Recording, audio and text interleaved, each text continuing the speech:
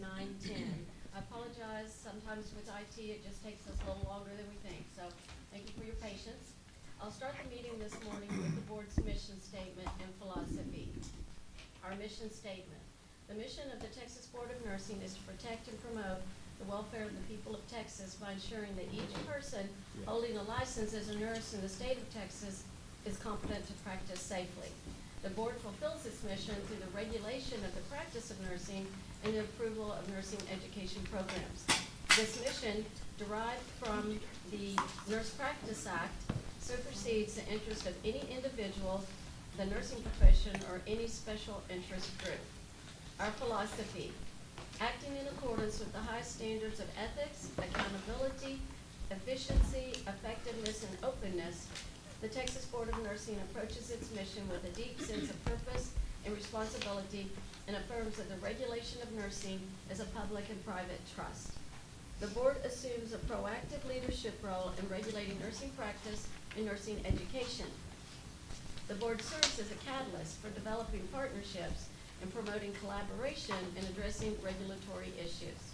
The public and nursing community alike can be assured of a balanced and responsible approach to regulation. So I would like to welcome all of our board members, board staff, and audience this morning to this board meeting. This meeting is being held pursuant to the Texas Government Code Section 551.127. Please remember to mute or turn off your cell phones. Today's meeting is being held in person at the Commons Conference Center located at 10100 Burnett Road, Building 137 in the Balcones Room, Austin, Texas. This is open for anyone of the public to attend or observe. We will begin with the board member roll call. Ms. Thomas? Representing Consumers, Daryl Chambers. Daryl Chambers, present. I don't know. Daryl Chambers, present. Thank you. Representing RN Practice, Laura Disk. Laura Disk, present. Representing RN Practice, Carol Hawkins Garcia. Carol Hawkins Garcia, present. Representing Consumers, Maisie Jamison. Macy Jamison, present. Representing LVN Education, Ken Johnson. Ken Johnson, present. Representing LVN Practice, Kathy Leader-Horn. Kathy Leader-Horn, present. Representing Baccalaureate Nursing Education, Allison Porter Edwards. Allison Edwards, present. Representing Consumers, David Saucedo. Mr. Saucedo has resigned. Representing LVN Practice, Melissa Scott. Melissa Scott, present. Representing Associate Degree Nursing Education, Tyrone Sharp. Tyrone Sharp, present. Representing Advanced Practice Registered Nursing, Kathy Shipp. Kathy Shipp, present. Representing Consumers, Rick Williams. Rick Williams, present. Representing LVN Practice, Kim Wright. Kim Wright, present. I'm just doing a, You have a four. okay, and is everybody coming through? We don't hear it in here We like it can't is. hear you. Okay, The mic needs to be closer. Well, maybe. okay. Should they turn it on? They are Yeah. turned on, Can I they're all just- on. Can we just take it off and pretend? Yeah. Spoon. I still don't put. Oh. Okay, is that close enough? Y'all don't want me Is it picking me up? Probably a little closer. Okay, we can do that.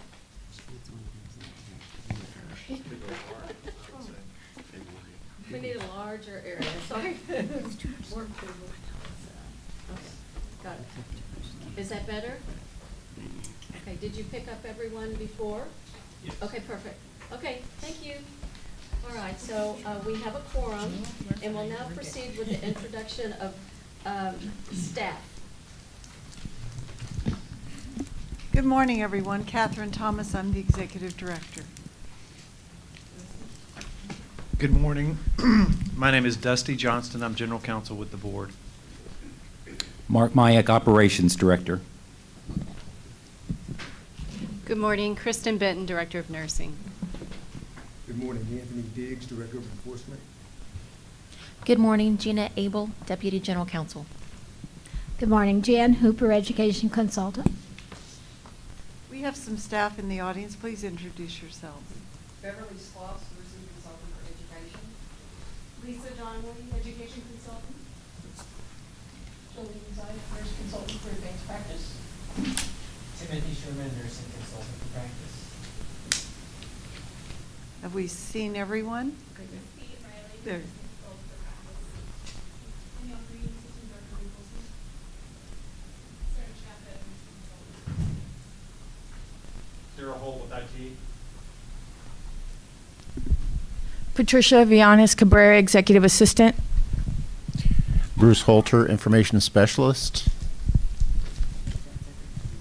Okay, and at this time, we will start and go around the room with our board members. They've already called roll, but they can tell you who they are. Good morning. My name's, can you hear that? It doesn't seem like it's coming through. It is? Okay. Good morning, Allison Edwards. I represent Baccalaureate Education from Bel Air, Texas. Good morning, my name is Maisie Jamison. I represent consumers and I live in Dallas, Texas. Good morning, my name is Tyrone Sharp. I represent Associate Degree Nursing Education from Houston, Texas. Good morning. I'm Kathy Lederhorn. I represent LVNs in practice, and I reside in Granbury but practice in Fort Worth. Good morning. I'm Carol Hawkins Garcia. I represent RN Practice. I'm from San Antonio, Texas. Good morning, I'm Kim Wright from Corpus Christi, Texas, and I represent LVN Practice. Good morning, I'm Ken Johnson, representing LVN Education, and I'm from San Angelo, Texas. Good morning, I'm Daryl Chambers, representing Consumers, and I'm from Grand Prairie, Texas. Good morning. I'm Melissa Scott, and I represent LVN Practice, and I reside in Granbury, Texas. Good morning, I'm Laura Disk. I represent nursing RN Practice. I am from Far, Texas. That's in the Rio Grande Valley. Good morning. I'm Rick Williams. I'm from Killeen, Texas, neighbor to Fort Hood, or Fort Cavazos, the great place. And consumers. Okay, and I'm Kathy Shipp, and I represent APR in practice. I live in Lubbock, and I do some women's health care there, and I'm faculty at West Texas A&M University in Canyon. So thank you all for being here today, and thank you, members and staff. Our staff works really hard to help us have this meeting quarterly. So let's get started reviewing the agenda. Are there any changes, corrections, amendments to the full agenda? And please note the following changes to the full agenda. Under 8.1, agreed orders, remove the agreed order of Curdy Maureen Helen, RN number 1048955. And also members, removal of 8.6.4, Joyce Elaine Turner, RN number 738810. There's no others. Dr. Edwards, can I get a motion to approve the agenda? Yes, Madam President, I move to approve the April 20, 2023 board meeting agenda with the noted removal of agreed order of Purdy Maureen Helen, RN number 148955, and removal of 8.64, Joyce Elaine Turner, RN number 738810. Is there a second to that motion? This is Maisie Jamison, I second. Thank you. Having a motion and a second to approve the agenda, if no objection from board members, the agenda is approved. This vote is being taken according to Board Policy 2.7, Simplified Parliamentary Policy, Rule 4. Board members, let's review the minutes from the January 18, 2023 board retreat and January 19, 2023 board meeting. If there are no corrections, Dr. Edwards, can I get a motion to approve the minutes? Yes, Madam President, I move to approve the minutes of the January 18, 2023 board retreat and the January 19, 2023 board meeting.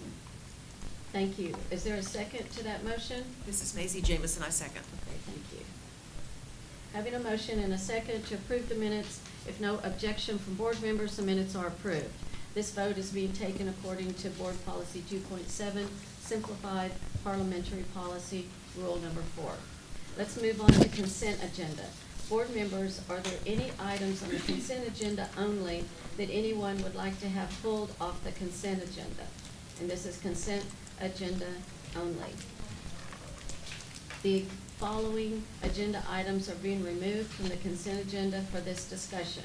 Agenda item 3.2.5, report of 2022 NCLEX RN examination pass rate for professional nursing education programs.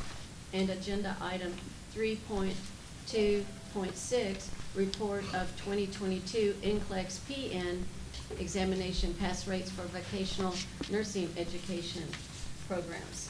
And continuing with the consent agenda, board members, are there any recusals for the consent agenda? And this is for consent agenda only.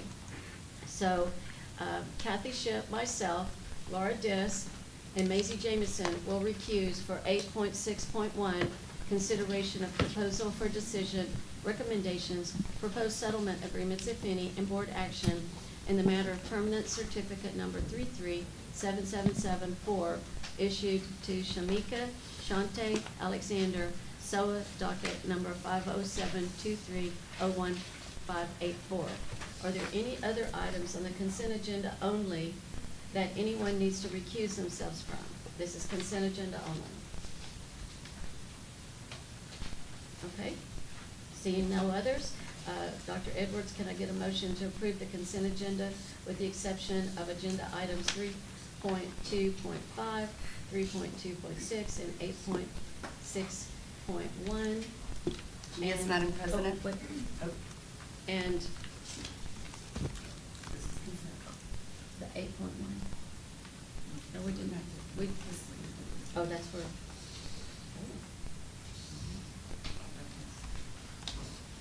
Okay, great. Yes, okay. Go ahead, thank you. Yes, Madam President, I move to approve the consent agenda with the exception of agenda items 3.2.5, report of 2022 NCLEX RN examination pass rates for the professional nursing education programs, and 3.2.6, report of the 2022 NCLEX PN examination pass rates for vocational nursing education programs, and 8.6.1, consideration of proposals for decision, recommendations, proposed settlement agreements, if any, and board action in the matter of permanent certificate number 337774, issued to Shamika Shante Alexander, SOA docket number 507-23-01584.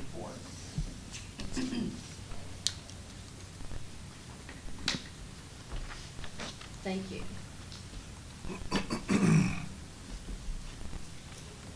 And is there a second to that motion? This is Melissa Scott. I second. Thank you. Having a motion and a second, we'll now take a vote. So you can vote in board docs, but we will also do a voice vote. Darrell Chambers. Darrell Chambers, 4. Laura Disk. Laura Disk, 4. Carol Hawkins Garcia. Carol Garcia, 4. Maisie Jamison.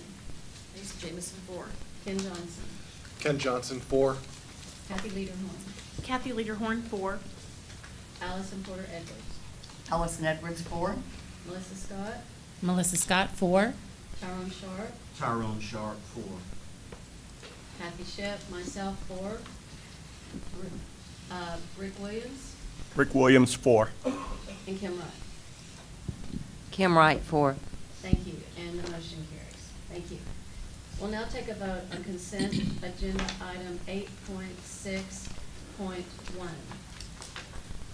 Can I get a motion to approve agenda item 8.6.1, noting the following board members recused from the vote on this item because they were on the E&D committee that voted to temporarily suspend the nursing license involved in the PFD, which is Catherine Shipp, Laura Disk, and Maisie Jamison.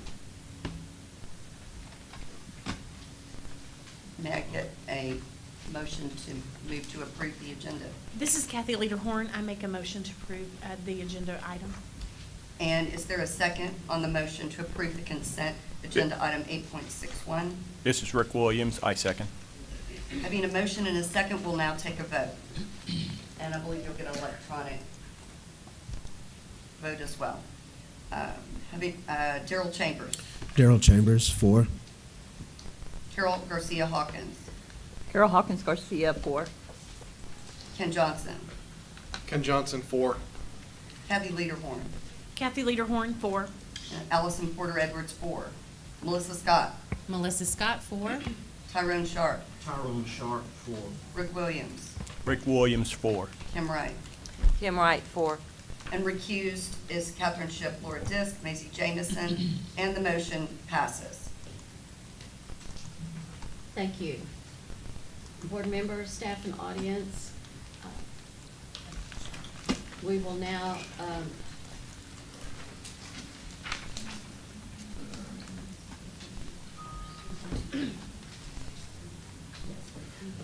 So usually we go to the executive director report, but right now we want to go to let me get my numbers. Yes, 3.2.5 for 2022 NCLEX RN examination pass rate for professional nursing education programs. So members, if you will go to that report.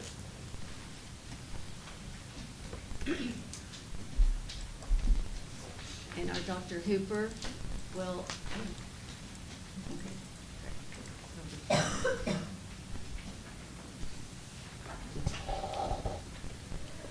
and Beverly Sposs, our other staff member. Thank you, ladies. So, the 2 reports are for the NCLEX reports, the NCLEX pass rates for 2022. Jan, can you move And I that wanna mic? thank Beverly's. I think it needs to be closer, we can't hear.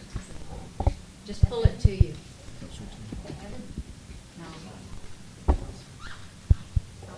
Okay, Can you hear closer. me?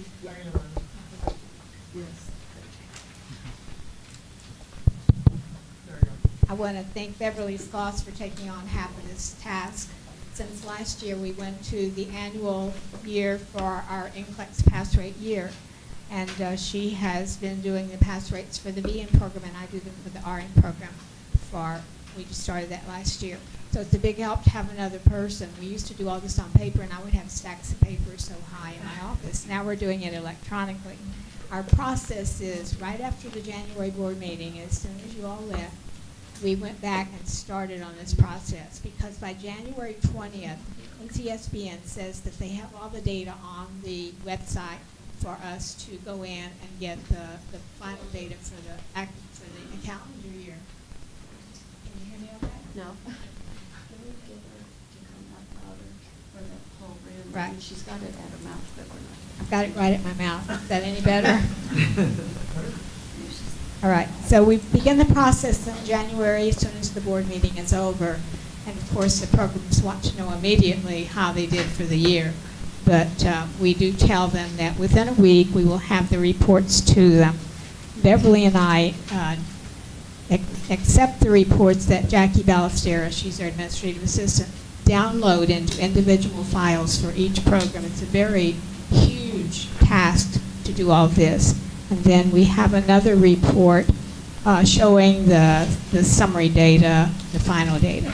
So as we go through the reports, we put together a new one for the year that shows each program and what their pass rate is and the number of students who took the exam.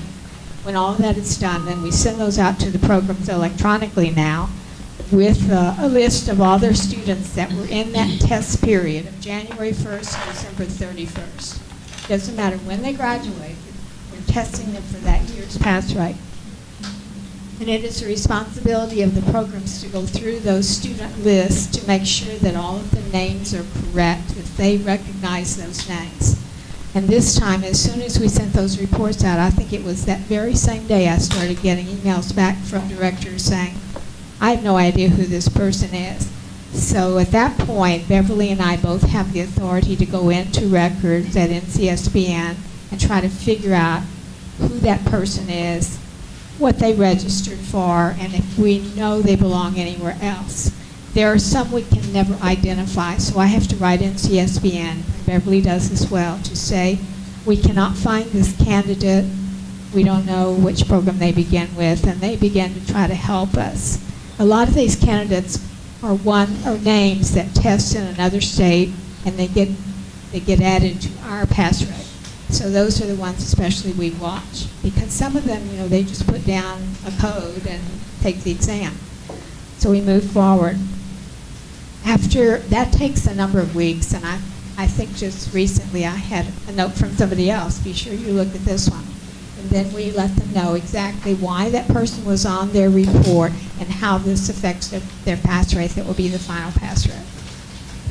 And then we want to present that to you. We're doing that today. We tell the program this is not public information until the board accepts it and approve it. And then we can post it on our website. So I want to tell you about the RN. Do you want to add anything, Beverly? Oh, I just wanted to say that I had one that tested for the first time. It's been over 10 years since they graduated from nursing school, and they went and tested in another state. So that was very interesting for me to see that. Did they pass? Yes, there are Did some they states pass? that have no limit. No, We have a they limit. didn't pass. We have a limit of 4 years. If they don't test in 4 years, they've got to re-educate. But some states have no limit. So students will learn that, and they'll play the game of finding a state that will allow them to test, and then they want to endorse back into Texas. So there are a lot of little loopholes like that. But it's good to watch the graduation dates on questionable names, because many of them will be in years past. And even if they took it in another state and they passed, and it was more than 4 years, we don't count it on our pass rate, because it's not following our pattern. But for the RN pass rate this year, it was down a little, as most across the country, because the national pass rate for RN programs was 79.91. We'd have everybody writing a self-study, wouldn't we? But for Texas, our pass rate for the 14,831 who took the exam was 84.28.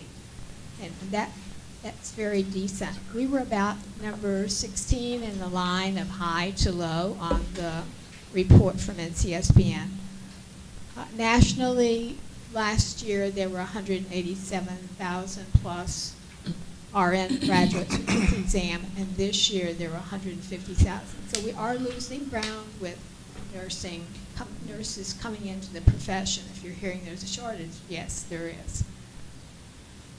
Texas is one of the largest producers of new nurses. We are one of 3, California and New York being the other 2 that produce a large number of nurses. Our list that you see in your report showing each program and their pass rate and the number who took the exam includes programs that have closed but they're in teach out. So they still took the exam, they still count on the state pass rate. Also, the list will include new programs who had their pass rate for the first time. And you are going to see reports about some of these types of programs today. That's why we have so many reports to read, because the pass rates came in and now we see the effect of the pass rate. There were 122 listed on the RN list of programs with a pass rate, 67 ADN with 1 diploma, 55 BSN. Our number of BSN programs in the state is increasing, and I expect in a few years it'll be fairly equal, ADN and BSN programs. There were 38 active programs out of the 122, well, not counting the ones that are closed, who had a pass rate of 90% or above. And we issue them commendations for that. There were only 5 that had 100%. It is very hard to have 100% on the RN test. I've seen those test questions. Chris has seen them because we go to review sessions, and definitely the RN questions are harder. I don't want to take it again. There were 20 RN programs that had a first-time pass rate of below 20%. And they're going to be writing a self-study and having that back to us by July. And, did you say 20%? What? Can you tell me that number again? 20 had below 80% writing. Okay, 20%. I thought you said below 20%, Oh, no. and I was like, I'm sorry, no, 20. It's going to be. We are listening. To put that into context, we usually don't have that many. Maybe it's 10 or something. 2014, when the pass rate was increased a bit at NCSBN, we had 30 programs that year that wrote a self-study.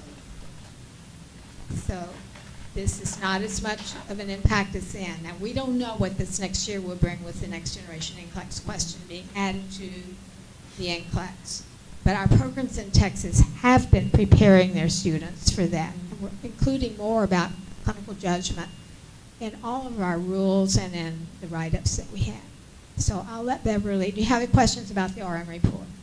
I just wanted to say something. So in 2018, it was 91.62, and we're in 2022, it's 84.28. And in there, we had COVID, which affected all of our schools, and I just wanted to show that. And at the time, we were still above the national average in 2018, and we still are in 2022. COVID definitely affected, and I think that we're now, programs have found out that face-to-face learning is much more effective than online learning, and that being in the clinical setting and learning the skills is more effective than having virtual clinical. So we've learned that. Let's put it to work. All right, Beverly will tell you about the VN pass rates. Thank you. Okay, the VN programs did very well in 2022 with an average in Texas of 87.38%, which is up from 2021. Okay, hold on just a second. So that's 3.2.6. Yes. For you guys. Okay, thank you. Right. Yeah, so that's up from 2021. From 2018 through 2022, it's gone down about 2%, but still it's very high for Texas. You know, our programs, our BN programs, have done very well. One of the things you will see here is that the number that tested has gradually gone down since 2020. That number has decreased from, in 2020, there was over 3,800 that tested, and over 4,300, and then in 2022, there was over 3,700 that tested. So we've seen a decrease there. But again, the overall pass rate was 87.38%, and the national average for BN programs, or PN programs, they call them in other states, was 79.93. So we are well above the national average. We're second to California in the number of candidates nationally, and then Florida's number 3 as far as the numbers of candidates. 45 active VN programs in Texas had a 90% or higher, which is a great number. And 18 programs scored 100% on the NCLEX. 4 programs will be required to submit a self-study report, and their pass rate was below 80% for the first time test takers, the first time, the first year. So overall, the VN programs did very well. So if you have any questions, I'll be happy to answer them. Madam President, I do have a question. Back on the RN report, I was just noticing Texas Women's University. We have Texas Women's University in Houston. Are they coding all the test takers via Denton, the main campus? If they're only listed once, yes, they are Okay. including all of them. That's interesting. Yes. Yeah. Because UT doesn't do it that way. Right. Yeah. I want to give you my hypothesis of why VN programs do so well. One thing is many of them in community colleges, they have master's prepared faculty. It has been shown through research that master's prepared faculty have a better outcome in programs than if they're not master's prepared. The other thing is the exam's not quite as difficult, but we do have fewer people going into LVM programs. I think the other thing, Dr. Hooper, is the clinical experiences. They have a much higher number of hands-on clinical experiences in VN programs. So a couple of weeks ago, Ms. Thomas and I went to the mid-year meeting for National Council State Boards of Nursing. And so it's basically a meeting the first day for executive officers and presidents, and we meet as a group. And so the Ohio new EO comes up to us and she's like, so what are y'all doing in Texas? Because we want to do it in Ohio. Wow. And so that just makes us proud. And so, historically, they do pattern and look at that. We have the decks in our programs. And so it was just exciting. So we had her talk to Dr. Hooper about some of the things that was going on, or did she not talk to you? Did she talk to someone Yes, else? she did. Yeah. So, you know, everybody wants to do well, and we know that this is a problem nationwide. So, any other questions or comments? I just had one comment. So the Army Practical Nurse Program, it says it's Fort Sam Houston, but do they test in Texas? I know it's a national, or do they all come to Texas? They test for a Texas pass rate. They are graduates of a Texas program, so they end up in our pass rate. Oh, okay. So there's not, they don't have programs in other states as well? No. They do some clinicals in other states. That's all. There's a lot. Yeah. Right here, the Army. Okay, thank you so much for that report, and I know the schools are always, one of my administrators was like, when do we get those numbers? April. And it has been different since we went to the calendar year, you know, as well, so that kind of worked with numbers and all. So thank you so much for your staff and what y'all do, Dr. Hooper, and thank you, Beverly. Madam President, may I make another comment? So, board members, I just ask that this be pulled from the consent agenda because as we are rolling out that next gen and the critical judgment model and all these schools are going to be testing with this new test, I think it's important for us to look at the schools that are really sitting on the border and really be watching those. So I just thought it was important that we all start looking at both of these test scores throughout Texas.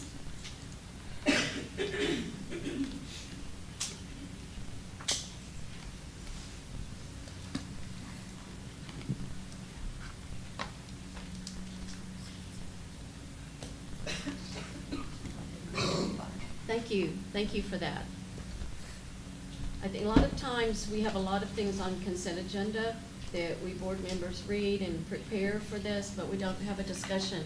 But periodically, we need to pull some of those things off of consent and discuss that. So we appreciate calling attention to that. So right now,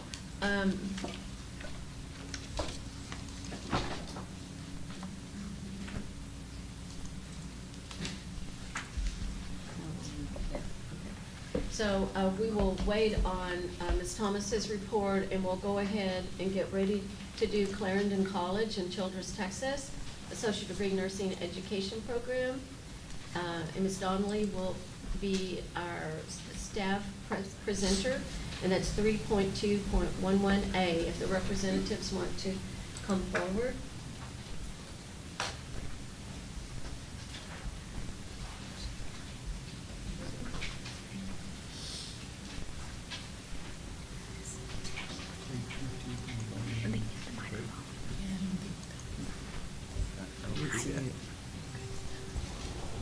Madam President, could you repeat the item? I'm sorry, 3.2.11A, Clarendon. Okay. Oh. Did I not- 11. There we go. So we're all looking at. 3.2, oh, 11. We're good. I was Okay. thinking, I was like, where's Yeah, that? going with the ones. I couldn't find it either. We usually don't go that high. So we have a busy education presentations today. So, good morning, and thank you for being here. Good morning. Thank you, Madam President and board members. This agenda item is to request board consideration of a change of approval status from full approval with warning to conditional approval for the Associate Degree Nursing Education Program at Clarendon College in Pampa. Based upon the 2022 NCLEX RN examination pass rate, the 2022 survey visit findings in the 2021 self-study report, and areas for improvement to align with Rule 215. So just some information about Clarendon. Clarendon was established in 1898, and it's the oldest institution of higher education in the Texas Panhandle. Clarendon College is accredited by Southern Association of Colleges and Schools, Commission on Colleges, and is approved by the Texas Higher Education Coordinating Board and Texas Workforce Commission. Clarendon College has a 107-acre campus in Clarendon and 2 additional campuses in Pampa and Childress. Clarendon College received initial approval from the Texas Board of Nursing to establish an ADN education program at the April 2014 board meeting. Ms. Sherry Denham was appointed as the interim director in January of 2023. The program submitted a self-study report in 2021 due to a 2020 pass rate of 75.76, and board changed the approval status to full approval excuse me, with warning at the April excuse me, sorry, allergies, April 22 board meeting, 2022 board meeting, when the pass rate was 66.67 for 2021. Dr. Hooper and I conducted a focused virtual survey visit in September of 2022. Due to that change in approval status, we made suggestions to administration, and although corrective measures were initiated, the pass rate for 2022 was 73.53%, which is a significant improvement over the 2021 test results, but still below the 80% benchmark. So Ms. Denham has been in contact with board staff frequently and is closely monitoring the ongoing outcomes of program improvement efforts. Representatives from Clarendon are here today to address you, and I would ask that they please introduce themselves and provide an opening statement and respond to your questions now. Good morning. Thank you for allowing us to come before you and speak. My name is Sherry Denham. I am the current interim director of Allied Health at Clarendon College. I've been at Clarendon for 5 years. I am entering my 6th year now. April was my anniversary date. I have been the interim director since January 2023. I'm Dr. Michael Davis. I'm the Dean for Career and Tech Ed at Clarendon College. I've been with Clarendon College since March of 2020. I got there just in time for COVID. Before that, I had 27 years in adult learning and nuclear training and qualification supporting the Department of Energy. Good morning, I'm Brad Vandenbogart. I'm our Vice President of Academic Affairs. I've been with Clarendon College for 12 years, and in this role currently as Vice President of Academics since May of 2020. Good morning. We do believe that we've made some strides that will help us in the upcoming year. When we performed the self-study, what we found is that basically we were not adhering to some of our own policies. And so since we have 2 separate campuses, and these campuses were rural, you guys, Childress and Pampa, and that the program's rules were not being mandated by the instructors as they should be. We have changed that. We have daily communication with both our dean and our vice president. We have daily communication across the campuses. We talk through Teams, text, phone calls, Zoom meetings, and as well as that, we have started utilizing our total program evaluation and our self-study to guide our changes. We have become a full partner in ATI, and so we are beginning to utilize more and more of that information. We have also started a program. We have students that are outlying that need to come in and test. So our program administration has been very, very supportive during this process, and they are paying for those students to have another ATI live review. In addition, they have started a promotional program where they can grow their own staff. We are severely short-staffed in this rural community. And so at this point in time, we have 2 employees that are furthering their education with administration's consent. We are hopeful that our changes, we are seeing some progress. The projected pass rate through ATI probability of passing right now is 91% for Childress, 93% for Pampa, and they are attending a live review right now. So we do anticipate being restored to full status within the next year. And we do welcome any questions you may have. Thank you. We know it's hard to be here today, and there are more coming besides you. I mean, we know that, you know, we're struggling in some places, and thank you for looking at yourself and your program and seeing. And so, do your administrators have something they'd like to say? We were blessed to have Dr. Hooper and Dr. Donnelly help us and do that self-study, guiding us through what we need to do to improve our pass rate. We're very grateful for that.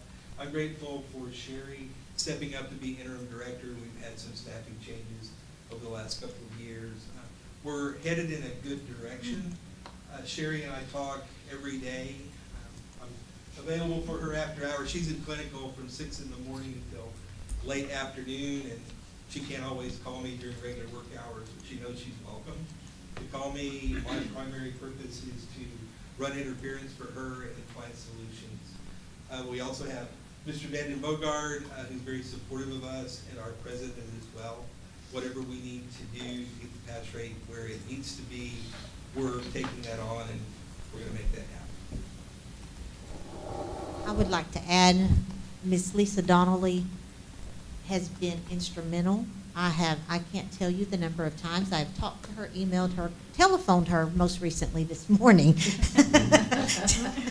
because I thought I was lost. So we do appreciate all of the board's help during this time. We know it's not a position we want to be in and not a position we anticipate being in again. I just want to say that we know it's uncomfortable and difficult, and we know that it's financial as well, and not where you want to be, but the schools, when this happens, always come back better and stronger when you have to take that deep dive, and nobody would have intentionally allowed it to happen, and we understand that, so we appreciate what you're saying. And Mr. Bugard, did you have anything you wanted to say? Or? Just thank you for having us here. I appreciate what Sherry and Mike are doing for us.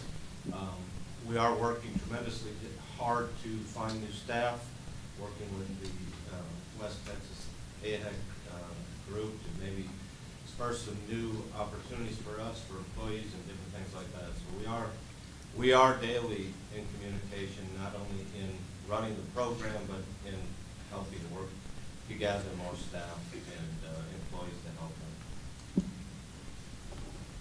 So I'm faculty at West Texas A&M, so love the Panhandle. I live in Lubbock, so I love the South Plains, that whole square of Texas. And our university just received a grant to add more nurses into the faculty role. And so we're just pedaling as fast as we can, and we were able to get 4 new people into our program. We already have them in our graduate program, but 4 is good, that are people in the Panhandle wanting to stay in the Panhandle. So I'm glad to say that you have had some help with that. So that's good news. So thank you. Any other questions? Yes, Madam President, thank you. Good morning, Clarendon College. I noticed on your self-study report that you had identified a readmission criteria, that you would adhere to that. Can you just tell us a little bit about your admission, well, specifically your readmission criteria? Yes, ma'am. Currently, our readmission criteria, you in our ADN program, our minimum passing score is 78. We do not round up. We don't do any extra credit. If you fail 1 course, you may return. If you fail 2 courses, you're not allowed to return at all. And sometimes I'm sympathetic to individuals, and the previous directors were sympathetic, but that doesn't preclude them from going to another nursing program that they may not come back to ours. Thank you so much. You're welcome.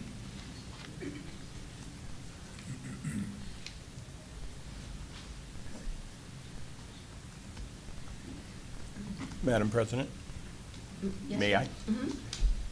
Clarendon, good morning. Again, looking at your self-study, one of the things you pointed out was inadequate faculty orientation. Can you give us a specific on exactly what that was and what has occurred to correct that going forward? Yes. Previously, an incoming instructor would mentor with a seasoned instructor for maybe a couple of weeks. They would watch one course, and then the faculty, the seasoned faculty or the director would watch the instructor teach, and then they were kind of let loose. Currently, what we have done is that any new faculty that comes in has 6 weeks where they are in the class in these seasoned faculty Zooms with the new oncoming faculty, and then slowly the new faculty picks up courses with support from the director, and we have an LVN coordinator with the LVN coordinator helping.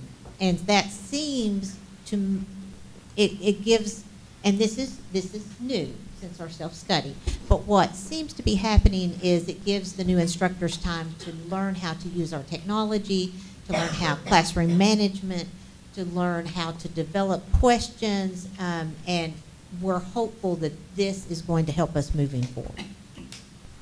Thank you. You're welcome.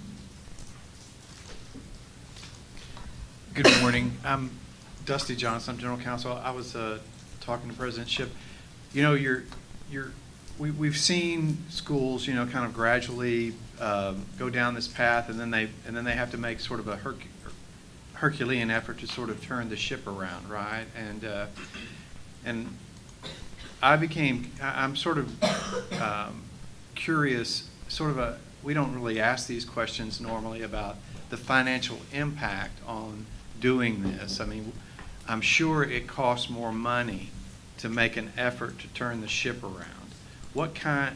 Is there like are you seeing like we're going to have to spend 20% more of our budget in this area, more than that? I mean, what are y'all thinking it takes to right the ship? Because it's clearly costing more. I would also need to defer to Dr. Davis. Dr. Davis has been instrumental. He has taken over the budget, and I'm slowly transitioning. So I would also defer to him, but I do know. It may be none of our business, but it does seem to. I think the board would like to know whenever they are doing this, what's the impact? Exactly. I do know that the college is, like I said, helping one of our instructors obtain her ADN. And then, in addition, we need other instructors, and I don't know what their salaries would be. I would defer to Dr. Davis. I mean, it can be in concept of percentage. So because we're enforcing our admission standards, the number of students admitted is lower. So that's a financial burden on the college because we can't afford to lose any more of our faculty members, right? They're too hard to replace. So we've got to keep everybody on boards. It's 20, 25, 30% less revenue because of fewer students currently, keeping all of the faculty that we have on board, trying to recruit new ones, at the same time as being fiscally responsible for the college budget. So our average ADN instructor makes, approximately $60,000 a year, and because we're rural, right, we don't have a lot of options in the Eastern Texas Panhandle to pull in qualified staff with an MSN to get them into the programs, get them teaching. Even for clinicals, we're having issues. So we know we've got to outlay the money. We have to have the faculty in order to have the program. So over time, we're having 25 to 30% less revenue from students in contact hours, but we've made that financial commitment to pull in the additional faculty to get the students the extra ATI live review, the things that we need to do to improve the pass rate. So does that answer your question? Well, like it's costing 100% more than it did last year, or 50% more than it did last year? I don't know that we have an answer on exactly how much percentage-wise it is costing us at this time, because we're evaluating that now due to the lack of candidates that we have, getting evaluated to gather more candidates. Do we need to go to a higher pay scale, which then if we're going to do that, we've got to be fair to our current faculty and raise them. And so there's a lot of those discussions happening right now. I will say our Director of Allied Health prior to our interim director, was our third highest paid employee. And so we are having to invest a lot of funds, just financially employees. And as Dr. Davis has said, we're currently down in enrollment. So we are trying to balance it. I don't have a percentage for you, but we are evaluating anything that we can as far as pay scale to bring in more employees, because that's, right now it is just locating the staff and faculty to help raise that pass rate. I think listening to your question, we haven't reduced what it's costing us. We're spending at least the same amount as we have the last few years. So none of that's been reduced, and we're looking at ways to increase what we're spending to improve the program outcomes. I can't give you a percentage of what that's going to No, it cost. sounds awful, right? You're spending at least as much as you have. You have to spend more to get qualified people to stay, and you can't, and your revenue has been reduced by probably 30% to pay for that. So you're squeezing, you know, I know it, I started out, hey, 30% more, whatever. Well, you've already lost 30% in revenue. That's, so everything after that is more than that. In my simple brain of what is this, how much more is this costing you? It sounds like you're on the verge of double, probably, is what I sense is going to happen, or whatever. I may be wrong, but my math's not that great. And I just want to add, this is Catherine Thomas, I'm the director, that it's probably fair to say that across public and private businesses, everybody's experiencing this increased cost of personnel, right? We had COVID, now we have inflation. So those are factors that are going to be there regardless of the situation that you're in right now. But I really appreciate your efforts to address those problems and in the face of all of this. Good morning. Madam President, I have one more question. Ken Johnson, representing LVN Education. I just wanted to ask if you could expand upon the full ATI partner and enhancing its usage. I'm assuming it's for this current class that's going through now that you guys have changed this, but what do you mean by enhancing its usage? Are you just doing tests? Are they graded? Are you using skills modules? How are you implementing this into your program so that you're successful on this upcoming NCLEX? Basically all of the above. We started using ATI a year and a half ago, and it was slow going in the beginning. Now for this current cohort, they have to have 100% completion on their virtual ATI, and we start that at the beginning of the year, so by the time they graduate, they should have 100% completion. We also utilize their testing systems. We utilize their grading, although we do grade like Next Gen, where we do partial credit for Select All that applied to get them ready for Next Gen. We also have ATI comes in and does seminars for our students on test-taking strategies. We have also utilized Board Vitals, where there's a certain number of questions we require them to do per semester. So ATI is incorporated into their clinical setting as well if they're going to, this semester they're in critical care. So if they're in critical care, we'll pull the critical care modules from ATI, and that's part of their clinical grade as well. And we've immersed our program now into ATI, whereas previously we had not. And ATI visited with us this in the late fall, winter, and now to help us further immerse our students. And how about the comprehensive predictor? How are you guys utilizing the comprehensive predictor? Is that a graded, or are you using that as a high-stakes testing? It's a graded exam in their course, and the percentage of that is 15% of their grade. And they have 2 chances to take it. There's practice A, practice B, and then they have 2 chances. And we go by ATI, their scoring system, where they have to remediate. Okay. My final question would be, why or what's going on with the students not testing? Because We- you have 5 that have not taken a test for the 2022. Exactly. We've reached out to those students, and there was a couple of students had children, a couple of students had financial issues. They all have personal reasons that they have not tested. And now I've reached out to them over the last several weeks because the college is being very kind and offering them another live review, and all of them have stated they would come. Okay. Thank you. Any other questions for Chris? Dr. Benton? Thank you, Madam President. Ms. Denham, I just want to commend you for stepping into this leadership role. It takes a lot of courage, and I know there have been a lot of people in your shoes before you. I just overheard a comment that you're spending a lot of time in clinical, and I just want to understand what is your teaching load, and do you have the time you need to implement the leadership role? Basically, right now, I am teaching critical care, leadership, and clinical because we do not have staff. Now, the college they are diligently looking for staff. Because I am doing that, Dr. Davis handles the budgetary items, and I deal with student items as the director.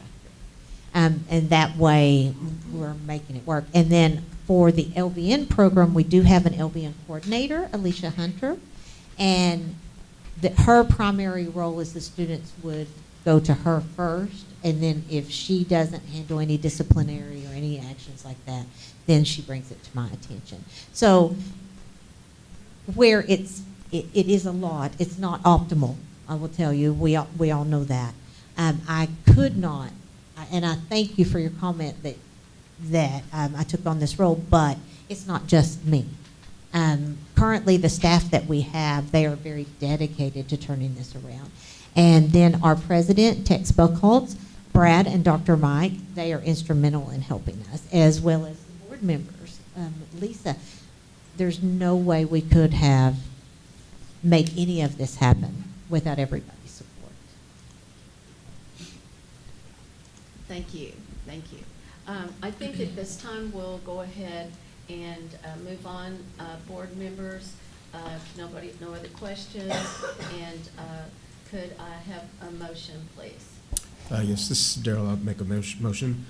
I make a motion to move to change the approval status for the Clarendon College Associate Degree Nursing Education Program in Tampa, Texas, from full approval with warning to conditional approval based upon the 2022 NCLEX RN examination pass rate and compliance with Rule 215, as indicated in the attached letter and board order. Kathy Lederhorn, I second. So I have a motion and a second. There's no other questions. If you'll please vote. And I'm going to take a oral vote. Daryl Chambers, Daryl Chambers, 4. Laura Disk, Laura Disk, 4. Carol Garcia, Carol Garcia, 4. Macy Jamison, Macy Jamison, 4. Ken Johnson, Ken Johnson, 4. Kathy Lederhorn, Kathy Lederhorn, 4. Allison Edwards, Allison Edwards, 4. Melissa Scott, Melissa Scott, 4. Tyrone Sharp, Tyrone Sharp, 4. Kathy Shipp, 4. Rick Williams, Rick Williams, 4. and Kim Wright. Kim Wright, 4. Thank you. The motion carries, and, that is the place we're at, but we look forward to seeing you reverse this next year, same time. Thank you very much for allowing us to speak. Thank you. Have a good day.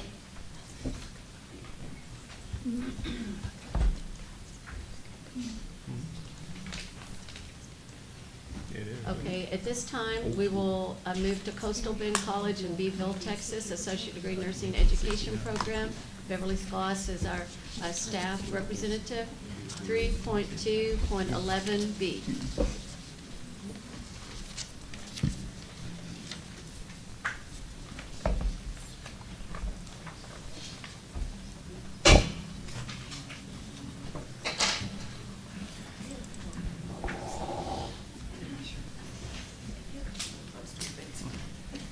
Cash status.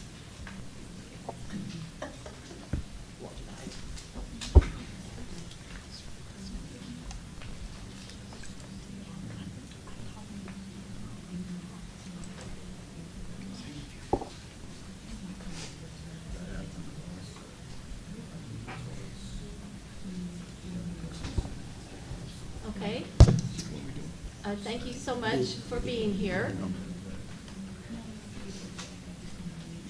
So we will have the presentation, Ms. Scott, Ms. Gloss. Thank you, Madam President and board members. This agenda item is to request board consideration of a change in approval status from full approval with warning to conditional approval for the Associate Degree Nursing Education Program at Coastal Bend College in Beeville, based upon the 2022 NCLEX RN examination pass rate, the 2022 survey visit findings, findings in the 2021 self-study report, and areas for improvement to align with Rule 215. The program was initially approved by the board in April 2008 and has 3 other sites in Kingsville, Alice, and Pleasanton. There are 2 program tracks, a generic track and an LVN to ADN track. The LVN to ADN track didactic component is delivered online with preceptors utilized for all clinical learning experiences. Ms. Luana Hernandez, MSN RN, has been the approved Dean/Director since January of 2021. In 2020, the pass rate was 69.14%, which required the program to submit a self-study report in 2021 that identified corrective measures to be implemented, including student remediation, increase in admission rigor, faculty development, faculty turnover, program evaluation, incorporation of the DEX into the curriculum, preceptor training, and standardized examinations. The program has provided several written and verbal updates to board staff regarding their corrective measures. Despite the efforts for improvement, the pass rate in 2021 was 62.82%. In April of 2022, the board changed the program approval status to full approval with warning and issued a requirement for a survey visit that was conducted by board staff in September of 2022. The survey visit focused on improvement strategies identified and implemented to improve program outcomes. At the time of the survey visit, all corrective measures had not been implemented. At the January 2023 board meeting, board members approved the survey visit report and issued a board order with 3 requirements and 1 recommendation. The requirements were 1, the director and faculty were to review the curriculum and make changes in the curriculum to include mental health didactic content and clinical learning experiences. Number 2 requirement, the program was required to develop a total program evaluation plan that includes all requirements of Rule 215. And number 3, the program was to develop clinical objectives based upon the DEX, develop a clinical evaluation tool that measures student clinical progression across the curriculum, and implement a formative clinical evaluation. The recommendation was for the director and faculty to review the program admission policies and the current processes for admission and ensure that policies are consistently followed. The program has made some improvements and implemented some of the corrective measures as identified in the self-study report. However, the pass rate for 2022 remains below 80%. Based on documents received by board staff via email in March and April of 2023, the program has fulfilled the board order requirements. However, after a phone call with Ms. Fernandez on April 3rd, board staff has a concern about mental health clinicals for current students. Also, board staff were not aware that the number of student admissions increased by 25% or greater for 3 academic years in a row, which would have been 2016 and 2017, 2017-2018, and 2018-2019. Rule 215 requires that programs obtain approval for increasing enrollment by 25% or greater. Currently, the program has 91 students, and the 2023 year-to-date NCLEX pass rate as of this Monday was 65%, with 26 out of 40 graduates passing. Representatives from Coastal Bend College are here today to address you. I would now ask that they introduce themselves, provide opening statements, and respond to your questions. Thank you. Good morning. Can you hear me? Welcome. Yes. Thank you. My name is Patricia Rehak. I currently hold the position of Provost and Chief Academic Officer at Coastal Bend College. I assumed this position in July of 2020. I've been there a little over 2 years, 2.5 years in that position. I am thankful for the opportunity for us to share our story and to explain the progress that we've made and where we're going. When I became the provost in July of 2020, in January of 2021, I was fortunate to be able to hire in Dean Hernandez as the Dean of Nursing at that time. I met with the faculty of Coastal Bend College in Nursing at one of their curriculum meetings in February, and introducing and talking with them about Dean Hernandez and her future role and what she was going to be doing. And I warned them at that time that we had a long road ahead of us. We were very much aware at that point of a lot of the challenges that we faced. I said it's going to be a tough road. We'd have to just keep pushing hard, and we're going to get through it. I wanted us to have one of the best and quality programs in the state of Texas. We've been working to do that. Dean Hernandez provided for me shortly after a complete comprehensive plan of action that we have been working very hard to put in place as quickly as we can. You know, it's like living in a house when you're building the house. Without just completely shutting it down and starting over, it's a lot of construction going on while you're still living in that house. So I'm very, very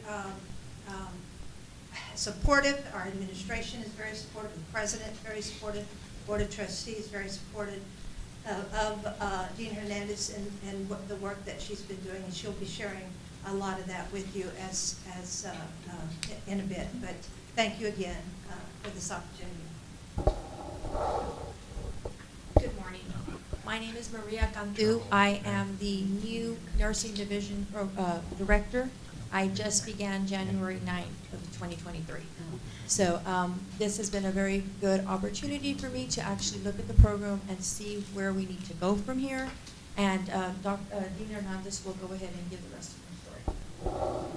Good morning. My name is Luana Hernandez. I am the Dean of Nursing and Allied Health. As everyone has stated, I started this position in January 2021. I have been with Coastal Bend College for 10 years, so I knew a lot of the history behind the program and was able to look back at some of the things that had happened. So I do get nervous in front of a crowd, so I did prepare a presentation. In the past 5 years, Coastal Bend College Nursing Program has faced many challenges, including faculty shortages, faculty director, and administration turnover. We also had to adjust to the pandemic. That was just a few of our challenges. In spite of these challenges, we have been able to provide students with their education and provide the rural community with over 300 entry-level nurses. We realize that we have many areas to improve, and we are continually implementing new strategies. Unfortunately, implementation occurs much slower than we would like due to the faculty shortages that we face. In the past 2 years, we have hired new faculty, a retention and recruitment specialist, a clinical coordinator, and moved our nursing support specialist to full-time so that they can offer more support to our faculty. We've also evaluated and updated admission criteria with faculty input, implemented a differentiated tuition to provide an industry adjustment to faculty salaries to try to recruit more faculty, incorporated objectives in clinical courses for specialty areas including mental health, maternal newborn, geriatrics, and pediatrics, incorporated the DEX throughout our curriculum, ensured progression throughout the different levels of the clinical evaluations, provided professional development for faculty on various topics including teaching strategies, item writing, clinical judgment, and curriculum revision, hired a nursing division director to oversee the administrative areas of the program, created a total program evaluation plan which will be utilized to guide as a guide to maintain compliance and improvement of the program, hired adjunct faculty to reduce the burden on our full-time faculty throughout the program until we fill the positions that are open. We've provided professional development to nursing simulation instructors to be able to deliver high-fidelity simulations for both clinical and didactic courses. We've moved testing from online to in-person testing at our testing centers to mitigate the academic dishonesty that we were discovering. We initiated weekly meetings and newsletters to make communication throughout the program. We removed our high-stakes standardized exam as a gatekeeper and now have it as 10% of the course grade. Strategies that we plan to implement this fall include providing additional professional development for our simulation instructors, to include an observation day at a local university sim lab, providing additional professional development for the faculty to include training on quality matters for online distance learning education, developing a training course for our clinical preceptors. Though we have had it budgeted for our preceptors to get a stipend and go through a training course, we haven't been able to implement that yet because of the shortage of our faculty. Requiring clinical faculty to make regular contact with their clinical preceptors to collaborate on student progress. Contacting new graduates to encourage them to take their NCLEX as soon as possible and provide tips to prepare for the exam. Creating more rigorous remediation plan, not only for the students that are failing classes, but also the students that are on the border of failing. Hiring more qualified faculty to fill open positions and maintain the 10-to-1 ratio. Further improvements planned for the new enrollment once we get our approval, because that is our plan to get fully approved once again, is to have a newly revised curriculum, including one entry per year. Right now, they enter twice per year for the LV into RN bridge. So that puts more strain. We have a lot more students. Requiring mandatory in-person orientation for all students prior to start date. Currently, since the pandemic, they've been doing virtual orientation. We're planning to have in-person labs for the hybrid students, making sure that they're coming in and meeting with their instructor at least once a month, maybe twice a month, to do labs and to do any kind of education meetings. Mandated clinical orientation with a capstone and simulated clinical experience prior to them starting their clinical rotations. The previous administration told the Board of Nursing Consultants that the nursing program was the heart of the college, but what they were referring to was that the program was their moneymaker. The missteps of the previous administration were not entirely felt until 2020. The current administration has shifted the mindset of the college's Board of Trustees, faculty, and staff from quantity mindset to a quality mindset. This administration strives to build the college and the nursing program to be the best it can be, with the goal of making it one of the top programs in Texas. Coastal Bend College provides opportunities for disadvantaged students in rural, medical, underserved communities. With the continuous improvements, we hope to be able to continue to provide these opportunities to our rural communities. Thank you. Thank you. Do administrators have anything else you want to say or add?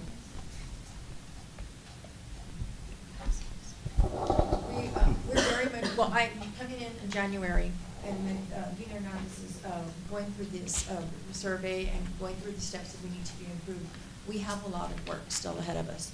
But I feel that coming into this program, I have seen the support from administration. I've seen the willingness that we need, they're willing to listen to what we need and to provide us with what we can. We're working diligently as far as to recruit faculty. The area that we live in, it's really hard to recruit, but we've already talked to, we're implementing stipends for the faculty, and then also once we get them, to give them the support that they need. They have the nursing knowledge, the nursing expertise, but we need to give them the education, support, the background, do some type of mentoring. And so that's one of the things that we want to work in, is do a mentor program for faculty that come in. That we have a lot of work ahead of us, but we have the support now from the administration to give us what we need.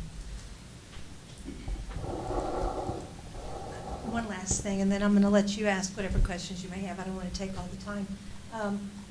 We have also worked very hard, the President and I and Dean Hernandez, with our partnerships. Krista Spahn is the system in the hospital system in our in our area where our campuses are located, and we have been working with them to see how we can work to deal with faculty sharing and in different ways, because there's such a big shortage in this South Texas region, in this rural area. So we've worked with them. We have conversations in place with Incarnate Word in San Antonio, who also is working with us to see if we can have some sort of faculty sharing and working arrangement in place. And so we've been trying to be as innovative as we can to work out ways to fill the gaps in the faculty areas. So I just wanted to share that when she mentioned the faculty. Thank you. Board members, questions? Good morning, Coastal Bend. I have quite a few questions, but I'm going to start with, you referenced the clinical coordinator that you hired, past tense. Can you tell us a little bit about the status with this, how you've improved this clinical affiliations to date with the hiring of this clinical coordinator? Our clinical coordinator is responsible for ensuring that students are ready to go to clinical as far as the requirements from the affiliation agreements. They do go to the facilities and maintain those relationships. The clinical affiliation agreements, they reach out to new facilities so that we can get more affiliation agreements, and they will also be in charge of doing the preceptor training. And they've already been out doing site visits, talking with preceptors. We were very fortunate that our clinical coordinator has been a preceptor for our students in the past, so she knew exactly what needed to be done. And so she's going out and making those visits and making sure that those preceptors know. We have a preceptor handbook for them, and they don't always look at it or follow it, so she goes over that with them. So specifically, what I'm referring to is one of those scope of the responsibilities of that clinical coordinator is to, because this is identified as a weakness at your specific college, that you didn't have, the students didn't have enough clinical hours or training. So what specific improvements have you made with clinical affiliations, or is this individual? We've been adding, we've added mental health clinical affiliations. We've had them in the past. The issue was that we would go to, we referenced to Krista Spahn. They had a big mental health unit in their hospital, but that hospital that they had that in got torn down.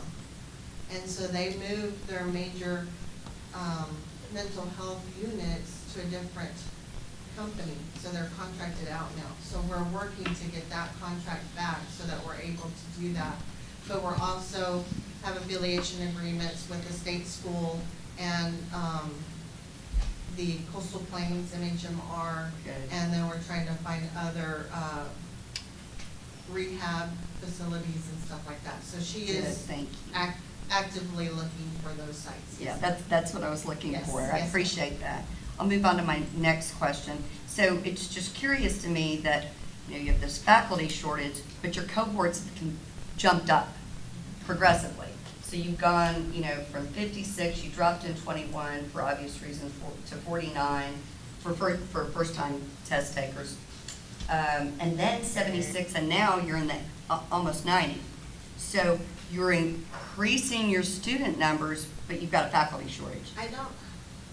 And you're seeing the numbers that are testing. Testing, so So part that's of two. that, yeah, Are part those of that is not repeaters? that they're repeaters. Okay.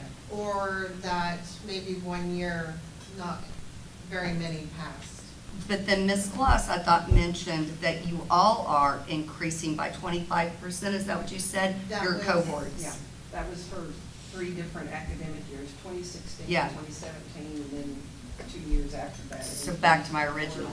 Yeah, that was. Why would you that was- increase? That was prior to me being in the position that I'm in. Okay. And so, and I'll speak a little bit toward, one of the factors of our increase in numbers. We did, in 2018, we enrolled a cohort for a generic program, which had not been done since 2008. And I didn't find out till recently that that cohort in 2008 was not successful either. But we started that under the pressure of the administration, not fully being ready to start another cohort of a different track. And we started that program with just 10 students, and it wasn't successful, but administration pressured for us to continue with that. And so those first 2 years that we did that, first year was 10, the second year was 30, and there was no admission requirements. So it takes 2 years to realize how that affects the program. Not only did we have a faculty when we first started the program, and she resigned spring break as the pandemic started. And so I had to step into that role as the instructor for those students at that time. And it put a burden on the instructors we already had in the bridge program because they were having to pick up some of that slack. So it's been a vicious cycle, and we're trying to recover from that. And we've had to, with the pressure of the administration, we've had to do one other cohort, and that's the cohort that we're teaching out now. We haven't admitted any more students into the generic program. Which brings me to my next question. Your admission criteria rigor, which you mentioned you had improved. Yes. Well, clearly that had an impact from 21 to 22 in the traditional program. You had a little uptick on your pass rates, right? Yes. So can you just speak to the admission criteria rigor specifically that you did improve? We made sure we looked at their GPA when they come in. We made sure that they had a TEAS test, which we hadn't previously made them do, and they had to score a certain score. And then making sure that they did the TEAS test, the GPA, have their transcripts, and have all that together. And then that way we could select the top candidates. In the previous cohorts, we only had 10 applicants, 30 applicants. So as we moved on, we had more applicants and we could be more selective. Good, thank you so much. Madam President? Yes. Good morning. I'm Rick Williams. I represent consumers. I see it talks about you had some problems with test security. And did I hear you say you've hired a curriculum specialist already? A retention remediation specialist? Okay, well, I misheard that. I guess the question I want to talk about is, one of the recommendations was the revision of your entire curriculum. And clearly that's a big job. Where are you along in that process, and when do you anticipate having that particular element completed? Right now, we are in the beginning stages of it. We've been meeting with the faculty weekly. We have a set meeting, and we worked on the mission and vision.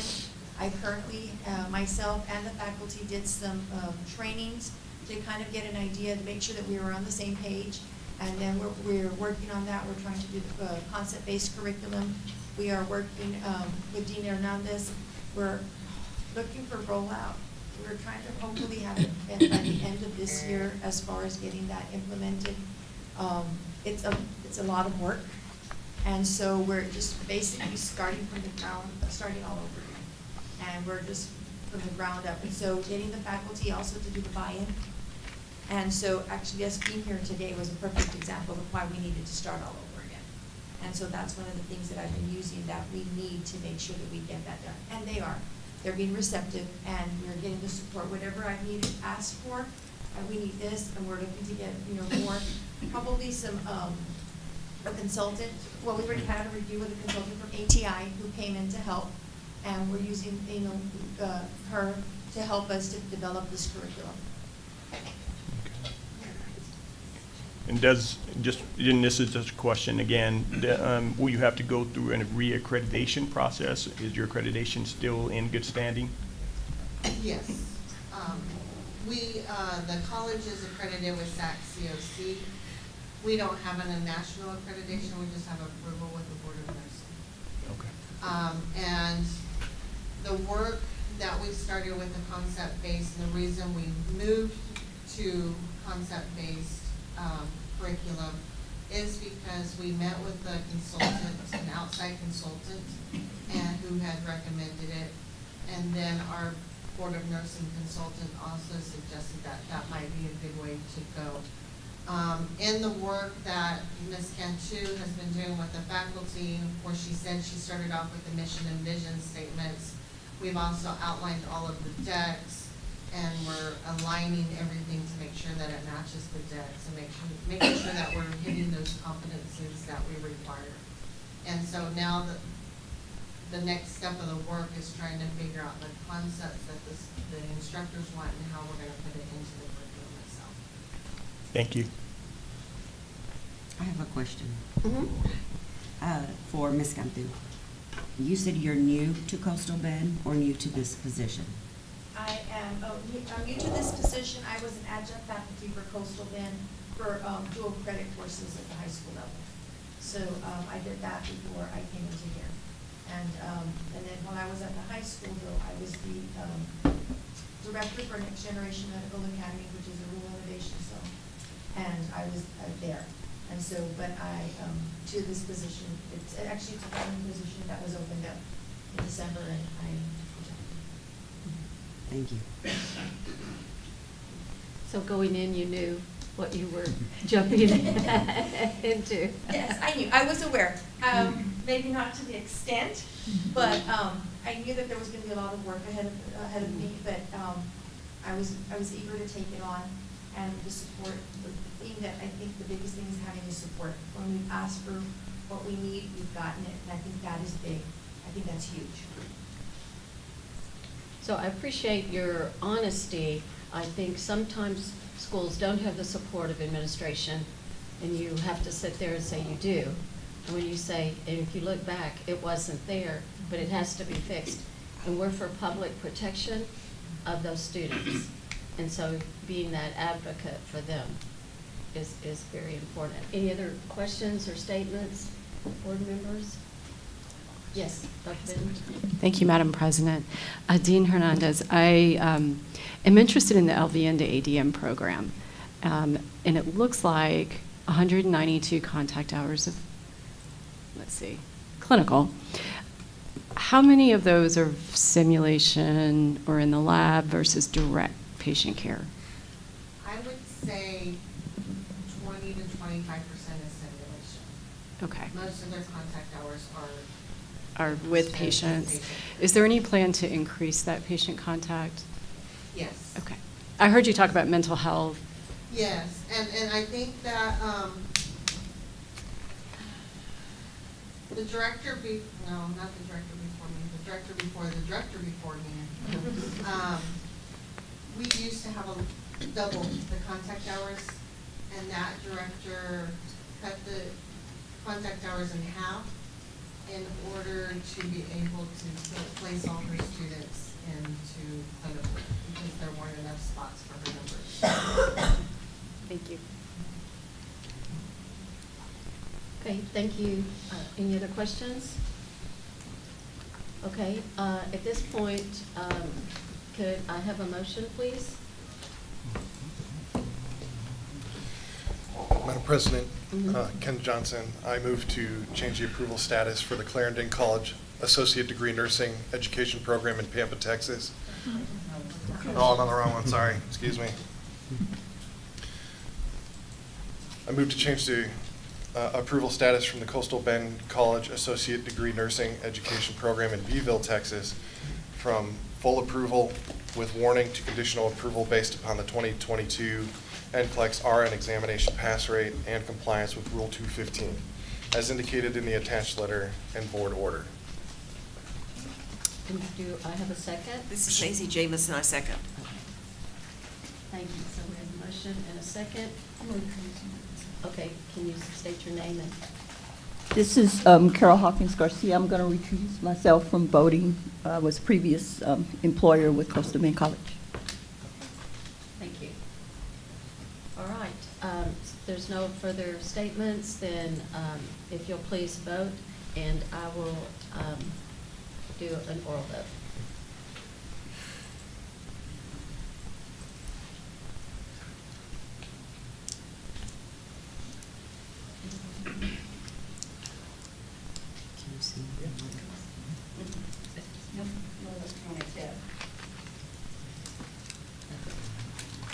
Okay, Daryl Chambers, Daryl Chambers, 4. Laura Disk, Laura Disk, 4. Carol Garcia is recusing, Macy Jamison, Maisie Jamison, voting for. Ken Johnson, Ken Johnson, 4. Kathy Lederhorn, Kathy Lederhorn, 4. Allison Edwards, Allison Edwards, 4. Melissa Scott, Melissa Scott, 4. Tyrone Sharp, Tyrone Sharp, 4. Kathy Ship, 4. Rick Williams, Rick Williams, 4. and Kim Wright. Kim Wright, 4. Thank you, members, and it does pass, and we look forward to you being successful in those plans that you have, and seeing you back next year with good results.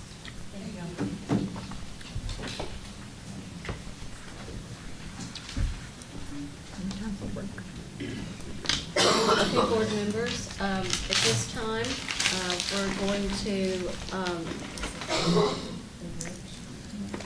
I think that we're running behind, and we have these schools set for 15 minutes. It's taking more than that. And so I think at this time, we'll come back at about 10 minutes. So we'll come back at 10:52, and we'll allow Houston Community College to be ready then. Okay, thank you.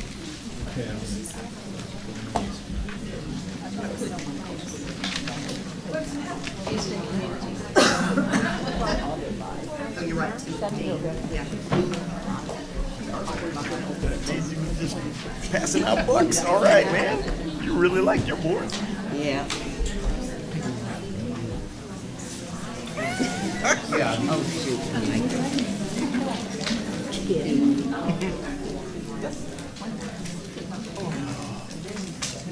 Oh, right.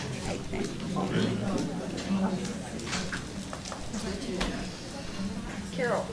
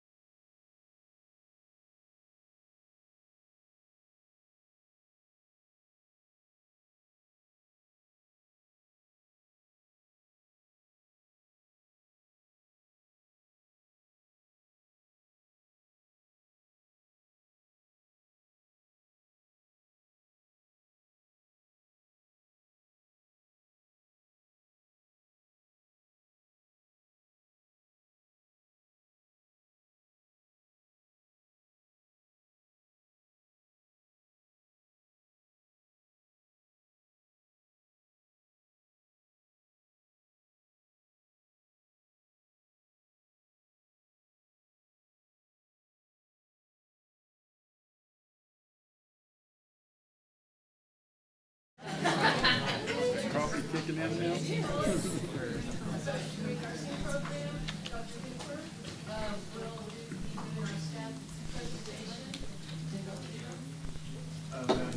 I would like to move, I currently work for Houston Community College as the director of the AVN program, so as to be in compliance with all of our ethical and meet my grant. Thank you.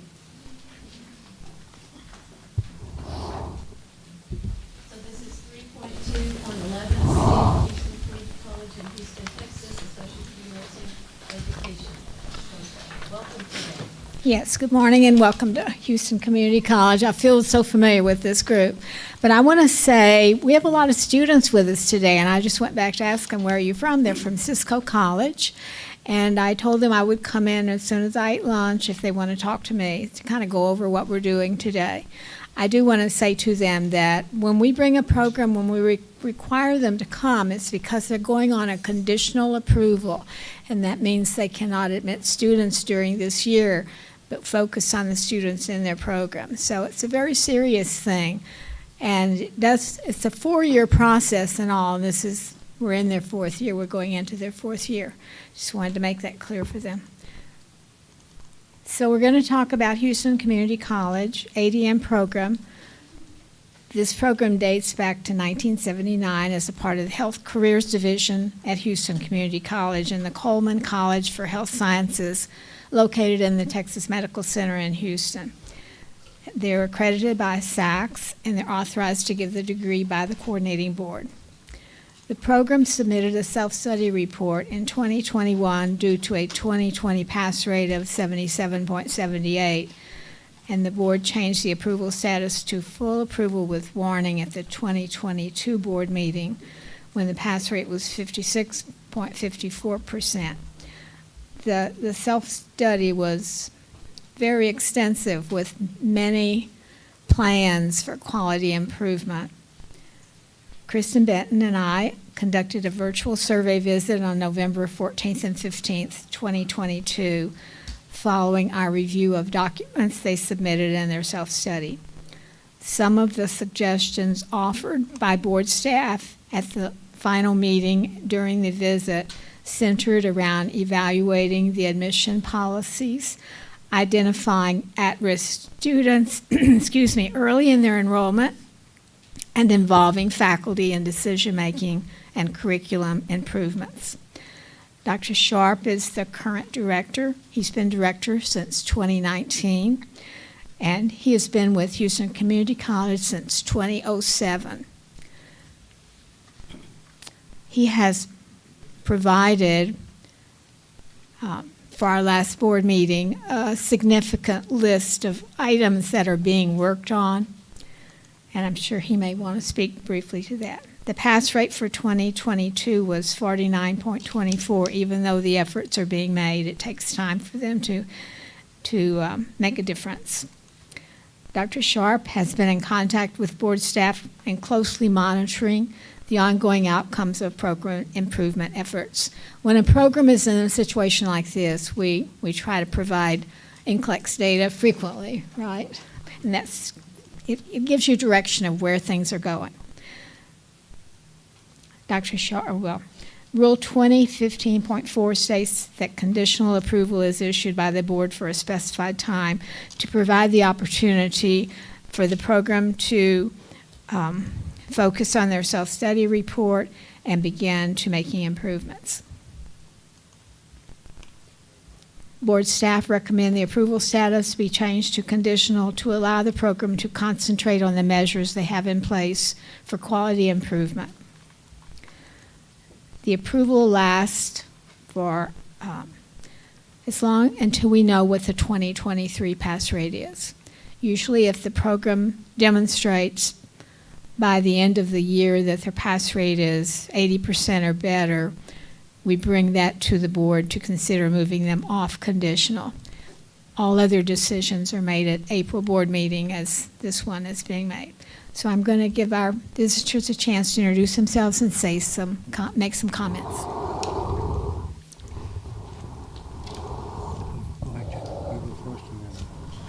Good morning. Thank you for having us and allowing us to talk. My name is Jeff Greekar. I'm the Dean of Health Sciences. I've been with Houston Community College for 27 years in my current position as Dean since 2017. I want to say that we have been working very diligently to bring those pass scores up.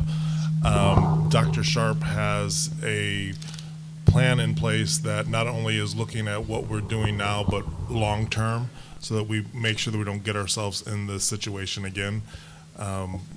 Administration has, Dr. Sharp has the full cooperation and support of administration, not only at our level, but from the president, the chancellor, the vice chancellors, everybody at the college completely supports Dr. Sharp's plan as we move forward. And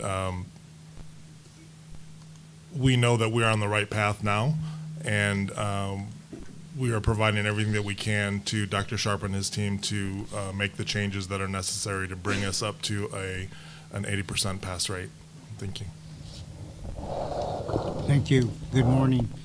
I'm Dr. Phil Nicotera, president of Coleman College of Health Sciences. I've been there 8 years, and I won't be redundant, but I will share with the board, we always have been supportive of this program from an administrative standpoint. We've always provided the necessary instructional and financial resources that the program needs, and we will continue to do so as we go through this difficult time period. Houston Community College is a large system of 6 colleges, Coleman College of Health Sciences being one of them. I want the board to also know that I, as president in the program, has the support of the system as well. So we're all on board in making the turnaround. So thank you.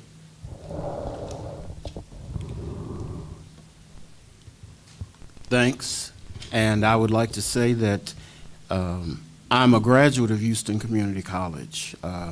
I graduated as an LVN student in 1974 and other education.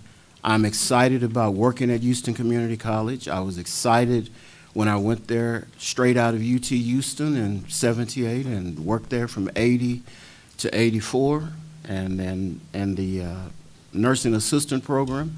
And then I taught there from '84 to '90 in the LVN program and RN program. So when I got back to Texas and they said there was a position, I said, well, I'm going to take that position at Houston Community College. Now, 16 years ago, I took a $42,000 cut in pay, and I've never regretted it. So it's a rough spot now, but I do believe that sometimes it is our difficulty and our difficult situations that help us and enable us to be better. So these are the great things about Houston Community College. It's a large community college. It's the only community college in the Texas Medical Center. The Texas Medical Center is the largest medical center in the world. So there are 52 institutions that provide health care there, and we are the only community college wedged between the University of Texas, Texas Woman's University, Prairie View A&M University, and on the far end, the University of St. Thomas. So we are a community college, and community colleges generally have part of their mission, their vision, their value, and that is to give everybody an opportunity to become all that they can become. Well, in the days of old, we could do that rather easy because the world wasn't as complex. Now that the students in the 2-year program, we've never had a 2-year RN test, so all of the students take the same test, and we're normed nationally with Canada and Australia, the United States and all of its surrounding areas. So that has forced us to look at things from an analytical standpoint of what are we doing good and what are the things that we need to do to be better. Now, we have to have an aspiring faculty that are excited about teaching students, and we have to have students that are excited about becoming RNs. So that's a whole bunch of stuff that we have to do. But what we've discovered is in our nursing, for the community college, the expectation is that a student have a C or better average. In the nursing department, we've been able to get it approved, so now for the ADN program, all students must have a B or better average. to be part of the associate degree nursing program. That's a huge change, and that required lots of political will and getting people on board throughout the college. So that's kind of where we are. I will say this because I always want to be as honest as I expect people to be with me. I want to be honest. We, for a long time before we knew better, so when you know better, you do better, right? We were using the, or a particular national test to determine whether or not a student got an affidavit of graduation. And when we know that that's not acceptable to do, we're probably seeing grades and pass rates now more realistically, because in the past, if the student had 850 or 900 on a nationalized exam, they were given an affidavit of graduation, they went to boards because the predictive value stated that most of the times those people were going to pass boards. So the students who did not meet that standard had an Associate of Applied Science degree. They never had an opportunity to take the board, so we never knew what their score could or would have been. And now, since we're doing right, you got to take the good with the bad, right? So we have seen some decreases in the number because for the last decade, we've gotten it together and we've been at 80 or higher, and 5 times we haven't. So that means that whatever we're doing, we got to do it better so that we can maintain where we are. So there's academic rigor now in all 17 of the courses. The students that are in the nursing program, in that final course that they graduate in, which is the capstone course, the nationalized test that we give them only accounts for 20% of the grade, and the other 80% is predicated on studying and good old-fashioned teaching and an aspiration to be a great nursing student. So that's kind of where we are. The plan is there. I don't want to just keep going back and forth about it. If you need clarification, I'm happy to clarify anything that is not clear so that you have the faith that we are going in the right direction. We were failing at 50%, and we do weekly checks to see where is Houston Community College. So at this point now, I think we are approaching 70%, and that's just for our class that graduated in December. So when I see the numbers going up, it lets me know that we're going in the right direction. But each of us in this room understand it doesn't happen overnight, because we have to fix a lot of things. Academic dishonesty was a big one. So we were a very traditional program, and we continue to be. We are a block program, we're not integrated, and we taught everything in person. And when we were gone for about 18 to 20 months, we went from being one of the most traditional programs to now being a program online. That ushered in things that we never thought about. And so we've learned from that. We've been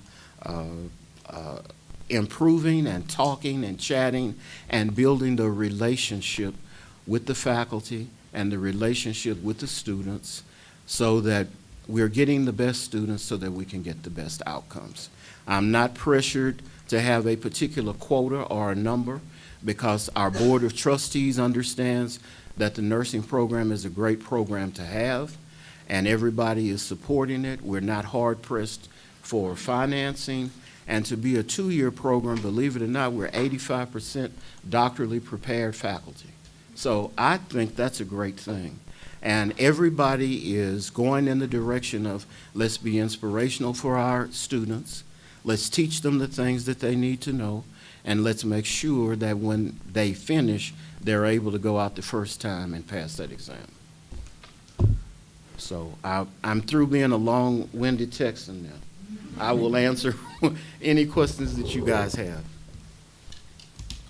Thank you, Dr. Stark. And thank you, Administration, for supporting. You're welcome. Questions, board members?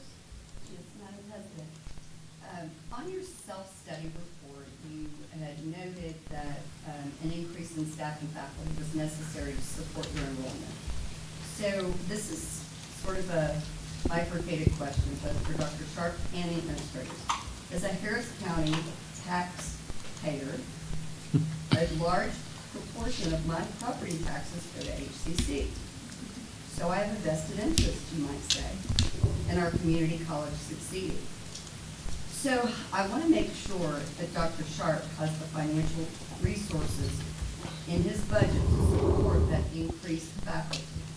So I'd like, you referenced that in your opening comments, that you are giving him those resources, those financial resources, but are you really giving him the financial resources for increased faculty? And then the bifurcated question is for Dr. Sharp.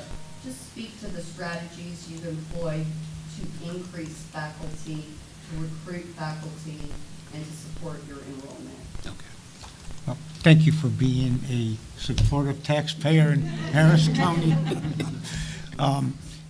When we realized that we needed more faculty, we immediately found funding for 5 new faculty members. And so I believe at this point we've hired all but one of them? We're full. We're full. Everybody. So we're full.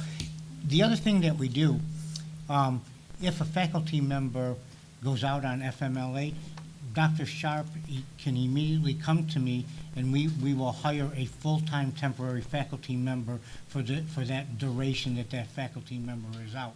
So we can replace that person in the meantime so we don't have shortages of faculty. We've increased some of our adjunct numbers. So in many cases, when we have faculty that are out for an extended period of time, we can reach into our adjunct pool. So we have funded 5 new positions over the past year and a half. So on that adjunct faculty, Yep. is that a line item? Is that separate in your budget from your FTEs? Yes. Adjunct faculty? Yes, yes, it is. They are in addition to Dr. Edwards. So, and we try to have the adjunct faculty ratio be more or less 40 to 45% less the number of full-time faculty that we have. Actually, we were approved for 5 positions, but we really got an extra in, so we have 6. So generally, it's not a difficult job to encourage people to come to community colleges because there's a base salary that faculty are offered, and then there are lots of stipends that are granted. Because it's a workforce program, the associate degree, there's a workforce stipend that faculty get. We encourage all of the faculty to become certified nurse educators. So straight out of the gate, once they're credentialed, then they're automatically given that for 2 years so that they can teach our students better. And we are always hosting graduate students either at the master's level or the doctoral level to get their teaching experience if their area of expertise is going to be nursing education. So generally, that hasn't been a problem. One final question that really doesn't pertain directly to your program, Dr. Sharp, but to the overall functioning of HCC. Recently, Chancellor Maldonado's contract was not renewed. Kind of a big deal. He's been there 9 years. How has that impacted HCC? So if I may speak on behalf of the Chancellor, it hasn't. He is continuing his role up to the day he leaves, which will be August 31st. The rest of the staff will continue to do their jobs as we always have. I can't speak for what will happen in the future in terms of will there be an interim or when will there be a new chancellor coming on. But I think that the Board of Trustees has their confidence in the leaders of the college for us to continue to go forward during the period of transition. Many of our board members have really embraced us moving forward in healthcare. They understand the needs of supporting the healthcare workforce today, and so they have a lot of support for what we do.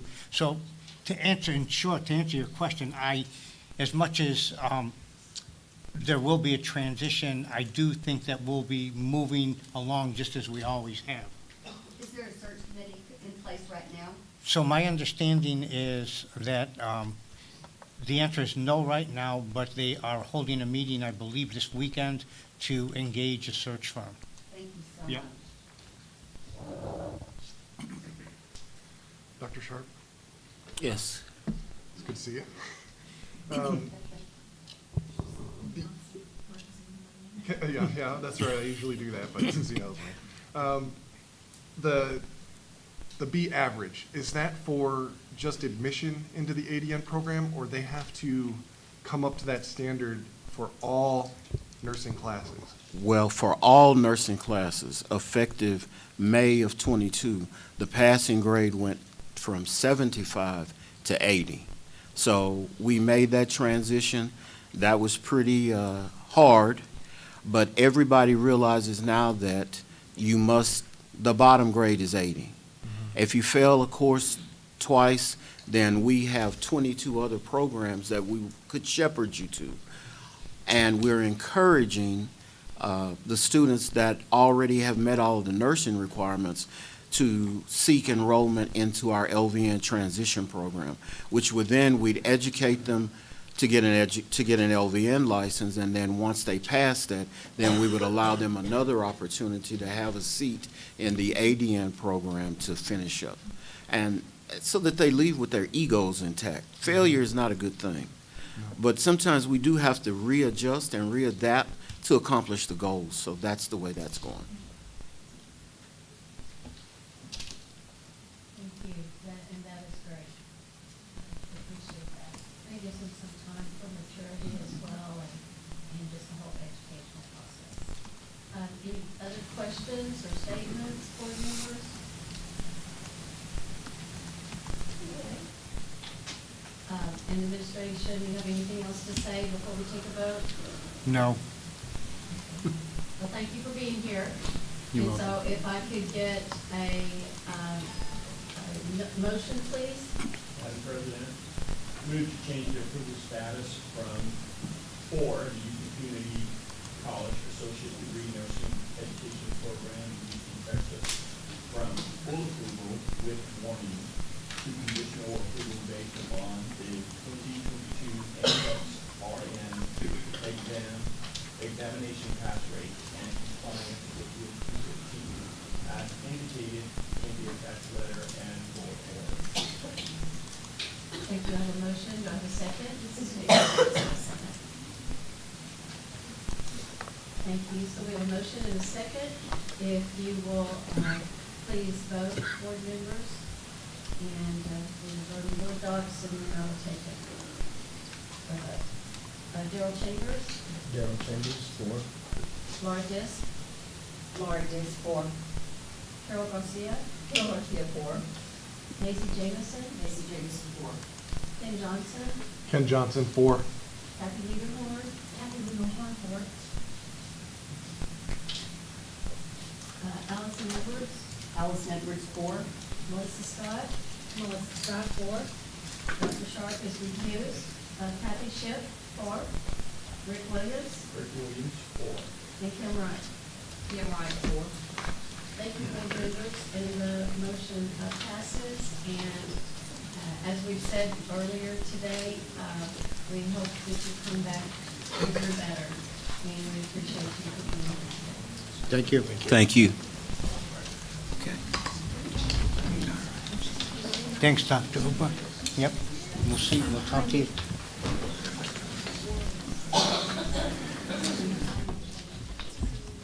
At this time, it is 3.2.11D, Hillgrove College in Longview, Texas, vocational education program. Dr. Virginia Ayers will teach us school, and due to some IT issues, our Dr. Benton, Director of Nursing, is going to handle that presentation. Thank you.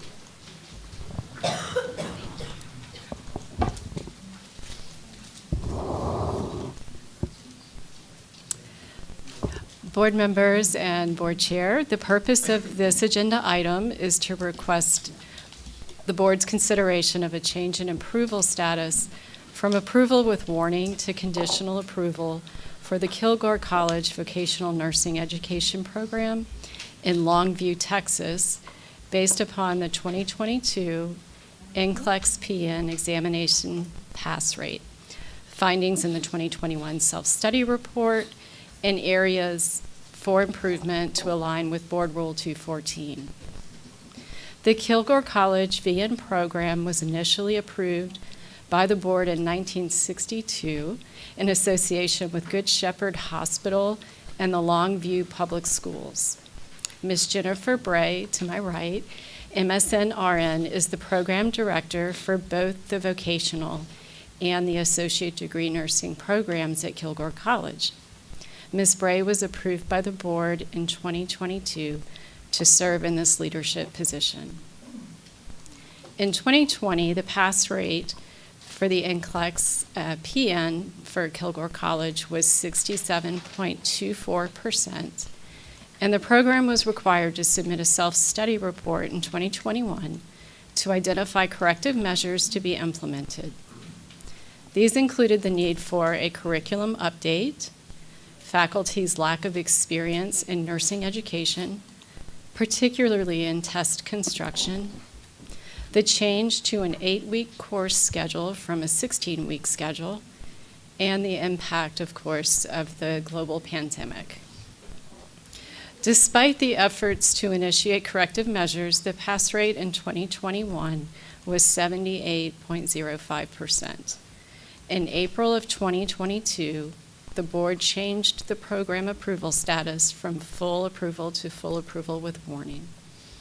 Although the program continues to implement corrective measures, the NCLEX pass rate for 2022 is currently 57.14%.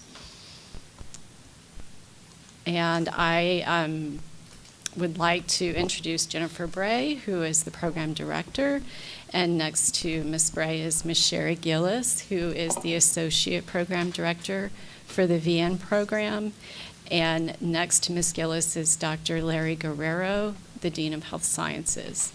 And I will turn it over to the program's representatives for comments. Thank you. Again, my name is Larry Guerrero, Dean of Health Sciences, and I've assumed this role in August of 2021. And after my first year, I've had the pleasure of hiring Ms. Jennifer Bray as Director of Nursing, and also Ms. Sherry Gillis as the Assistant Director as well. To share with the board, from the Board of Trustees, the President, the Provost, and myself, we have complete confidence in these two to lead the nursing program, and we fully support them in funding, in faculty, technology, resources, and certainly most recently, the President has invested in a large amount of funding for the building of a brand new health science center, a health science education center, to include both the ADN RN program and the LVN program.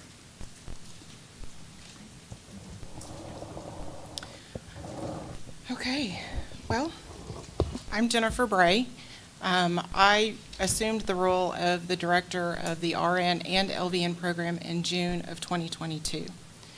My background is I've been in education now for the past 16 years. I was in education at the local hospital. I then went and started the Laterno nursing program with Dr. Kimberly Quiet, where I taught there for 4 years. Went back to the industry, and then was called by Kilgore College for the opportunity to embrace the program, as they needed a new program director. I have to say that I was completely aware of the program's pass rates for both the RN and LVM at the time that I took the position. It was very clear in my hiring to the college, to administration, that in order for me to take this position, that I needed full autonomy and 100% support of administration to be able to turn this ship around. I can say that I have been backed 110%. I do have full autonomy to run this program. I have full access and have not been told no yet. And we definitely don't have any financial concerns. Our budget is well equipped and prepared. If anything, I'm actually a little frugal, but we are well staffed. I say all that in that we are here before you today because of the, I want to say, previous leadership of the program and the lack of student and faculty accountability that was being provided, if you will. When I came on board in June, I did a very quick assessment of both the RN and LVN program. And I have to tell you that I did focus the majority of my time heads up on the RN program due to, I came on in June. The program was also on morning, and I needed to ensure that we were not going to go on conditions for 23. So with an emphasis of assessing both of the curriculums, we put a lot of focus in the RN program in my first few months. I also have to say in my first 90 days, I also had the self-study to write for our accreditation visit by ASIN. I knew nothing of our program, but I did that successfully. We completed our ASIN visit successfully with only one non-compliance, which is standard 6 of not meeting your pass rate, because we were at that time at 78, I believe. And so as of today, we are obviously at 80.88. I say that to you because our December graduates of 2022 were 24 for 24. So my efforts and my team have raised the bar in just a short period of time to a 100% pass rate at this time for the RN program. I say that to you because I am determined that what we are doing and what we have assessed with the LVN program, I will do the same. Upon my assessment of the curriculum for the LVN program, the curriculum had not been changed for 12 years. In fall of 2021, or I should say with the self-study report written by my predecessor, it said in there about the curriculum change. They were going to do a pathway, which was a MEP, to merge the LVN and RN program together. In theory, that may have sounded optimal. However, when they did that, embraced that in August of 2021, that basically did away with the traditional LVN program. The last graduates of Kilgore College LVN program was December of 2021. So your data that you are looking at are anyone in those 4 years and the students that graduated in December of the 50%. So when I came, I quickly asked about bringing the traditional program back on board. That is what we did. We started the traditional program again this January. We admitted 14. We had 20 applicants. The 6 that were not chosen did not meet our admission criteria, so we were very selective on our admission. We do have one full-time faculty, which is Ms. Sherry Gillis, which is also the assistant director. We have 3 adjuncts for those 14 students. The curriculum at the time is 47 credit hours. I have proposed, and back in July of 2022, again within my first month, assessed both of the curriculums and actually proposed a curriculum change to the Board of Nursing. I was not given information to proceed with that until just recently, March. So I tried to address this issue very quickly before bringing on a new cohort under the old curriculum, but I was not able to do that under the situation. But I have since been given authorization to move forward with our new curriculum in the middle of this term, which has also been approved by our Board of Trustees and Academic Affairs. So it has gone through all of our channels. The reason for changing it is because of the matter of stakes here, that we have this last group of 14 students to get us off of conditions. My concerns today is that I'm asking to the board to forego changing us from warning to full conditions because this group of student will graduate December 15th. That means that I have to somehow select the top few students to test before December 31st in order to be able to bring in a new set of students for the 24 academic year. So I'm gambling, and that's not something I want to do. We have invested and continue to invest in these students.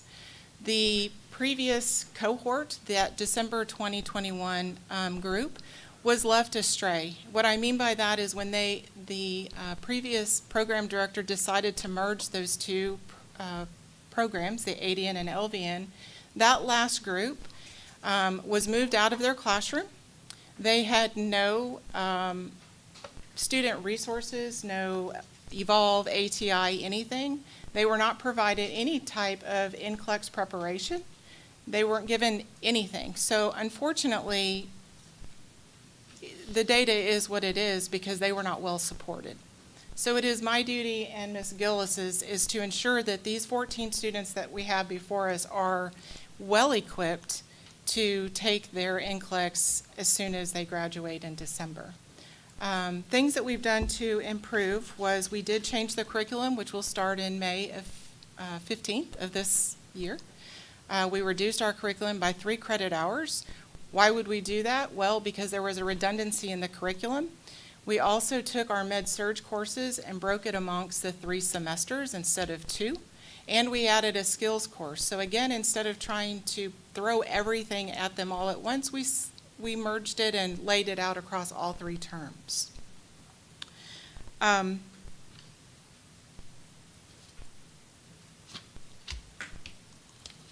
The things that went, or back to what we're doing to make sure their student success, we also implemented, they have a scheduled weekly tutoring with faculty. So every Monday there is time allotted, I believe it's 2 hours, that the students have a faculty dedicated to do any kind of tutoring sessions that they have. We also have scheduled open skills labs available for them for hands-on experience. Their clinical hours is one for this semester. It is 16 times 8. It's 8 hours a week. Next semester, it's 192 hours. Yes. I've got that in my head. So we have definitely plenty of clinical hands-on experience. The other thing is these students are embraced with the Evolve 360, which is a wonderful platform that provides them all of the electronic resources. And they will get 2 live reviews, one through Elsevier, the other one through Hearst. So they will be adequately prepared to take their NCLEX. The things that went wrong are, again, the previous program had low admission criteria. Students were being admitted with not meeting the admission criteria. There was lack of student and faculty accountability. There was non-adherence to the student handbook and policies. They were taking all written exams, no electronic or computerized testing. And they were all multiple choice exams. There was no other testing types of questions in the curriculum. So I am positive that by taking the MEEP program away and truly having a standard RM program and LVN program, that we are on the road to success. And I feel very confident that we are going to come out ahead just like we have on the RN program. But like I stated, I am asking to forego the conditions as this was something I inherited. I have done tremendous work in my 11 months. I think I could write a book about what every new program director could endure. And that is to include 26 pages of complaints that was given to the board in regards to me adhering to the standards, rules, and regulations of the Texas Board of Nursing and our student handbook. So I'm not afraid. I told administration from the very beginning, if you want quantity versus quality, I'm not your candidate. I want quality candidates out of my name and our college. So, questions?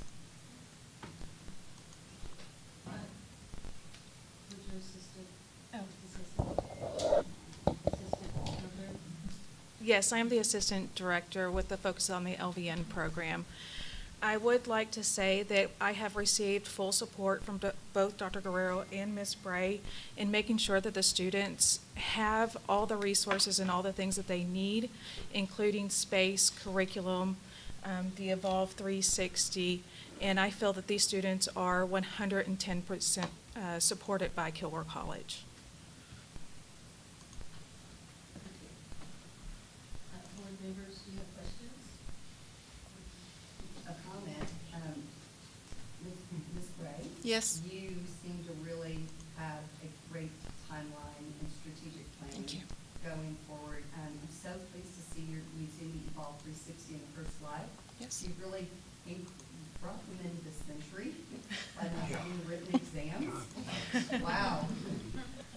So that's great. It really prepares them, well, they're gonna have to use it in HR when they get into lab practice, so it really prepares them in more ways than one. Yes. You mentioned that previously they weren't adhering to handbook Yes. policies. Can you speak specifically to maybe some of the more egregious ones that have been remediated? Sure. So again, within my first 90 days of assessment, it was very clear to me, as well as to the faculty, that across both programs there was lack of adherence to the student handbook and or college handbook. Specifically, we do have the 2 course failure. If a student didn't pass an exam, there was concession. If a group of students didn't pass an exam, there were concessions being made to pass them. So throughout the program, you know, once you open Pandora's box, it's very difficult to close it. So when I met with faculty from day one, I told them that I am very black and white. If it is written in policy, we adhere to it. If we don't agree to it, then don't put it in your policies. I think my background in the industry and risk management and compliance has led me to that. It will hang you. So we revised that handbook, and from day one and throughout, the students know there are no concessions. You have to get your entire faculty on board for that to be successful. I will tell you, in alignment with everything that's happened, I also had 100% turnover in faculty from both programs. So I have had to start completely over. When I say I could write a book, I could write a book. But it's okay. We were better off. They were complacent. It was time. Times are changing. We are embracing technology. And so academic dishonesty was another. I think my first 2 weeks I dismissed 2 students for cheating. I can't tell you how many appeals that have been against me. But again, if it is in our handbook, we are adhering to it. The admission criteria is the admission criteria. We are not going down. And our numbers have gone down. We are at 50% attrition for our level 1, both in the fall term and the spring. I have to answer to that to administration. I think I text Dr. Guerrero on a daily basis or weekly after an exam to let them know what's happening. But that is what led to the poor pass rates. You are allowing students to go through that were not equipped, nor were they ready. Do we remediate? Absolutely. But we can't require them to remediate. I mean, we did that, it didn't work. They just show up and want you to sign a piece of paper and move on. So the students that are going to be in our program and are going to succeed are because they are driven and they are confident to do so. We can do our part, we will give them the tools, but I can't make them be successful if they don't so desire. If you're giving them the tools. Yes, ma'am. And the time. I just have a quick question. Were you asking for us to not Yes. place you on conditional? Yes. That's your. So here's, Can you hear me? I appreciate all of your hard work. I know I'm probably not the type of nurse, I'm not as black and white and as data-driven as you are. But I find it curious that you're asking us, it's in our policy, it's what we're supposed to do, that's black and white, this is what we're supposed to do. And you're asking us to do the very thing that you refuse to do for your students So- with your staff turnover. Absolutely. And I appreciate that, and it's your program, and you do that. My perspective as a practicing LVN, I think that's a little dogmatic, and I understand, but I don't think that you should be asking us to do something that you're not willing to do. So I wouldn't normally ask that of you by any means. My concern is that on a timeline perspective, there will be no students. And in the East Texas area, that's a detriment to the amount of long-term care facilities, nursing homes, those sorts of things. I am just asking because the program was non-existent for a year, and the program was placed on warning, and now is going to be on conditions, I own that, right? I own that now as the program director, but none of that was prior to me. I'm just asking for consideration. I completely understand it is the rules. I guess my next question would then be, and I have asked this question with Dr. Ayers and Dr. Hooper, in that I'm going to be gambling, which means I might be back again in January if these students, how do I select 2 to 3 students to test before December 31st so that I can enroll? So it's really a matter of time and sequence, and how do I get us moving forward if I'm on conditions at this moment. And we are typically a 2-time enrollment program, or it was in the past. We are not doing that. We elected purposefully to only do this one cohort so that we could revamp and refocus. And I did try to move quickly, but unfortunately, I did not receive a response from the Board of Nursing back in the summer, so I was held to do what I needed to do. So yes, I am asking for grace when I would not normally probably give grace. Correct. So, board members, I think what we can do, if I'm interpreting this correctly though, to stay within the rules, is to postpone our vote. And that being because we have a December graduating pool that will test. Yes, ma'am. And we could postpone just until the end of April to get those results. And then, am I understanding that correctly? To stay within the rules. They have a graduating pool, they're gonna test at the end of this April. No.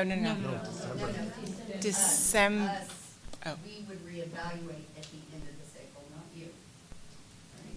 No, They don't test. no, they didn't have any students graduate last year. The only thing they have is this December coming. This Right. cohort. They will test. This decision's made on last year's. January, December. So she's just saying to come back and petition to remove our condition. To stay within the rules. Board President and board members, I might try to help clarify. So there is a pass rate to base today's vote on.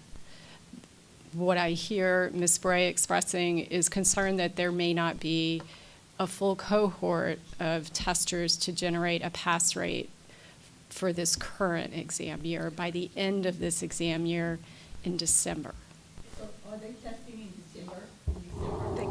We graduate December 15th, so I will be pressing for the board I can sign the affidavit of graduation, right, December 15th, but then I'm at the mercy of the board to process those affidavit of graduations, get an ATT, and get them tested before December 31st with the holiday. I'm concerned about the time constraints with the holiday in the middle of 2 weeks. I just don't know that I can get that done without gambling or selecting or encouraging a few students to test. And if so, that's a high stake for the program to take 2 or 3 students. Students are in the program right now? Yes, ma'am. And they're testing in December? They graduate. They graduate in December. So typically, a student's not going to test until January, which means the NCSBN data I would have 0 for 23. Well, let me just say one thing. There are students that get there are schools that get evaluated on 7 graduates. That's fine. I mean, that is what it is. I don't know about our attestation to test, how long it takes for those things to happen. Madam President, Mark Mayak, Operations Director. 2 things, I think, and Dusty, help me, y'all can help me with this. There's 2 things that we look at is that I think the rule states that you can deem, attest to somebody completing the program and/or graduating, I think. And I'm not saying, most people wait till they graduate for various reasons, but that's one area. So when they complete the program, and I think, Jana, y'all help me with this. I'm almost positive that's what the rule states. I'm not quite sure I know what you're asking. So our completion date is really that same, it's the same week. Okay. So we're not looking at much of a time difference there.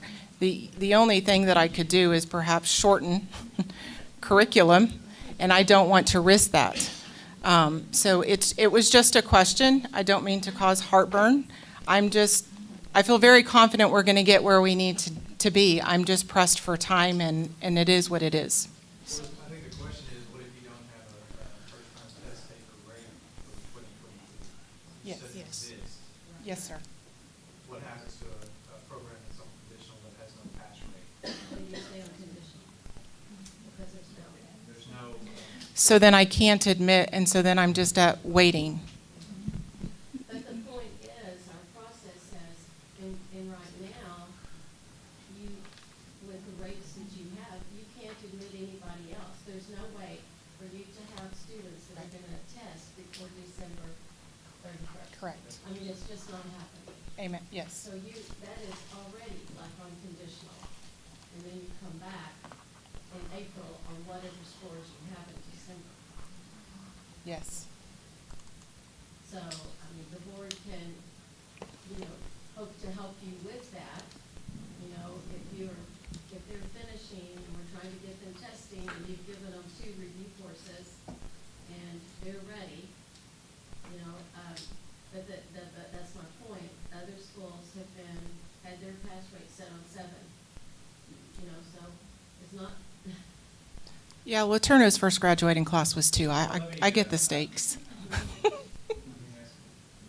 Dusty Johnson, General Counsel. So, you're asking the board to postpone a determination, more or Yes. less. That leaves you on, that's not staff's recommendation, I'm sure but if you assume you stay on the warning, that means you can admit students. I would not. And the reason I say that is because before I knew of our pass rate of 57.14% in December, I made it very clear that we would not admit twice a year until we were able to get that program back. So I was only committed to do the one-time admittance. For right now, my concern was the hopes that to trying to recruit for another cohort after. So even if you were to maintain, I would not put in another one until next fall. Well, moving on conditional would do that.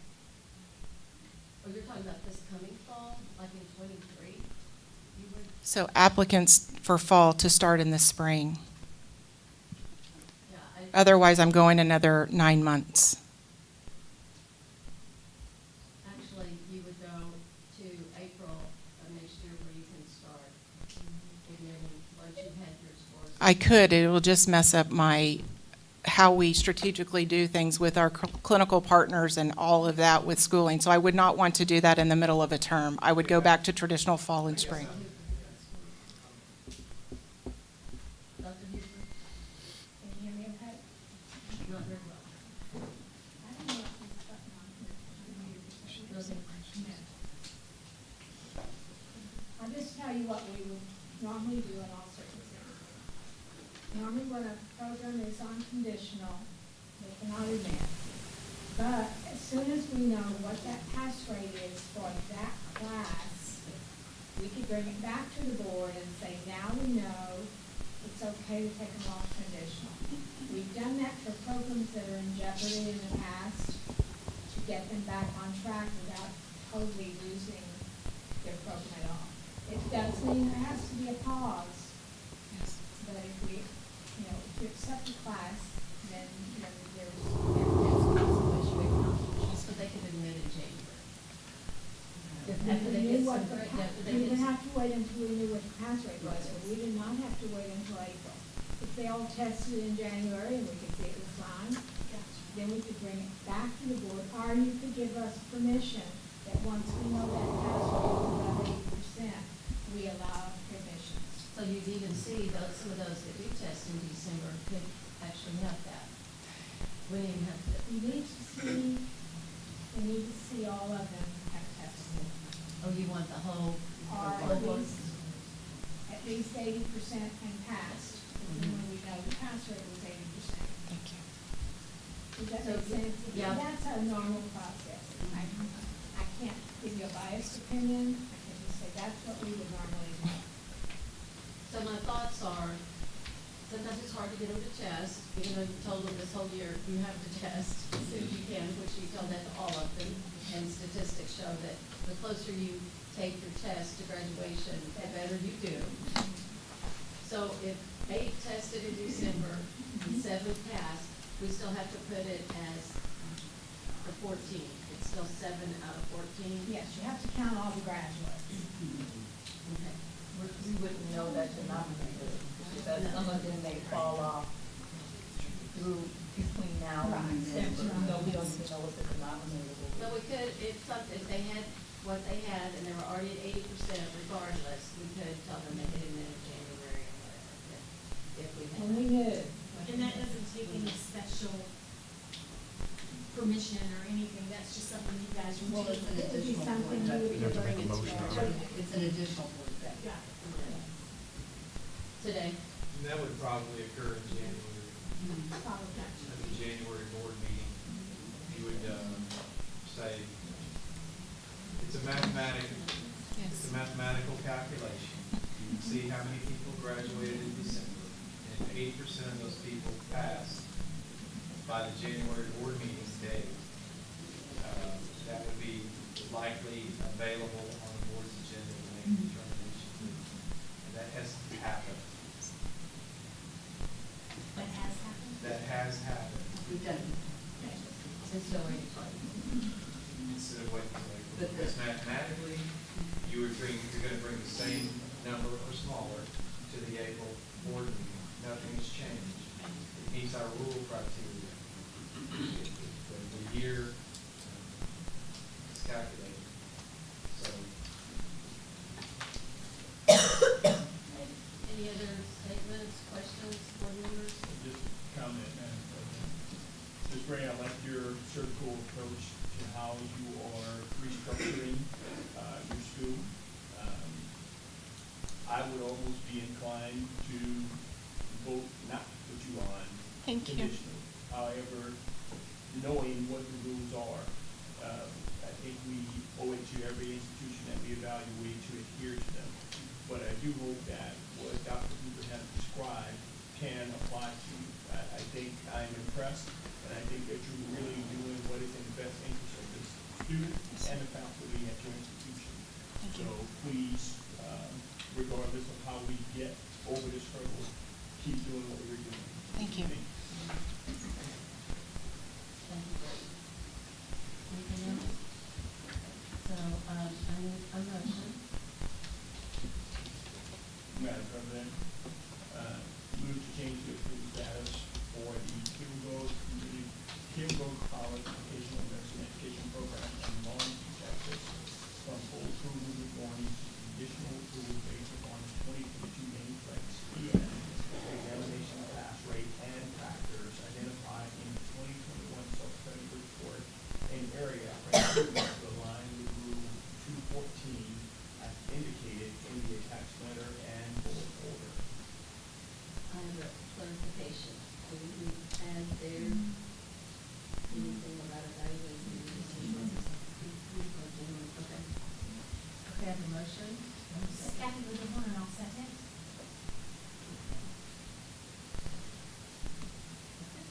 Have a motion and a second. If there's no other discussion, please vote.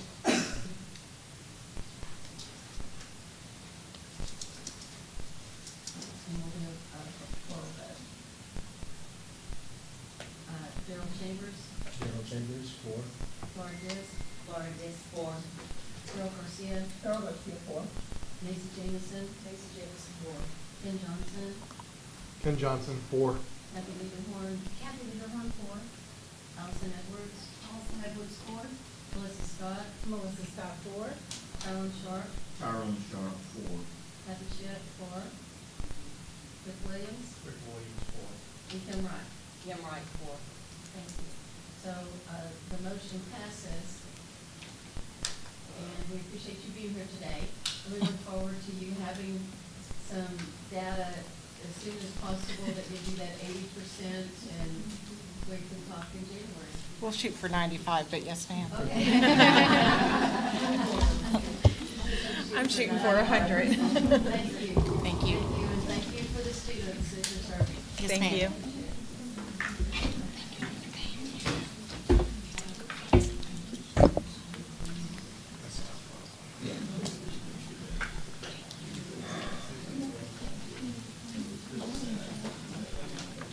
Okay, board members, at this time we'll do 3.2.11E, South You can Plains reference College the and affidavit of Wildlands, graduation as of Wisconsin. completion or graduation. Education program, and Ms. Dawn The other thing, will, do our staff you have to use in 2 or 3 days, Thank you. will make a difference for them. So, one thing I would suggest is this happens. Sorry for the delay.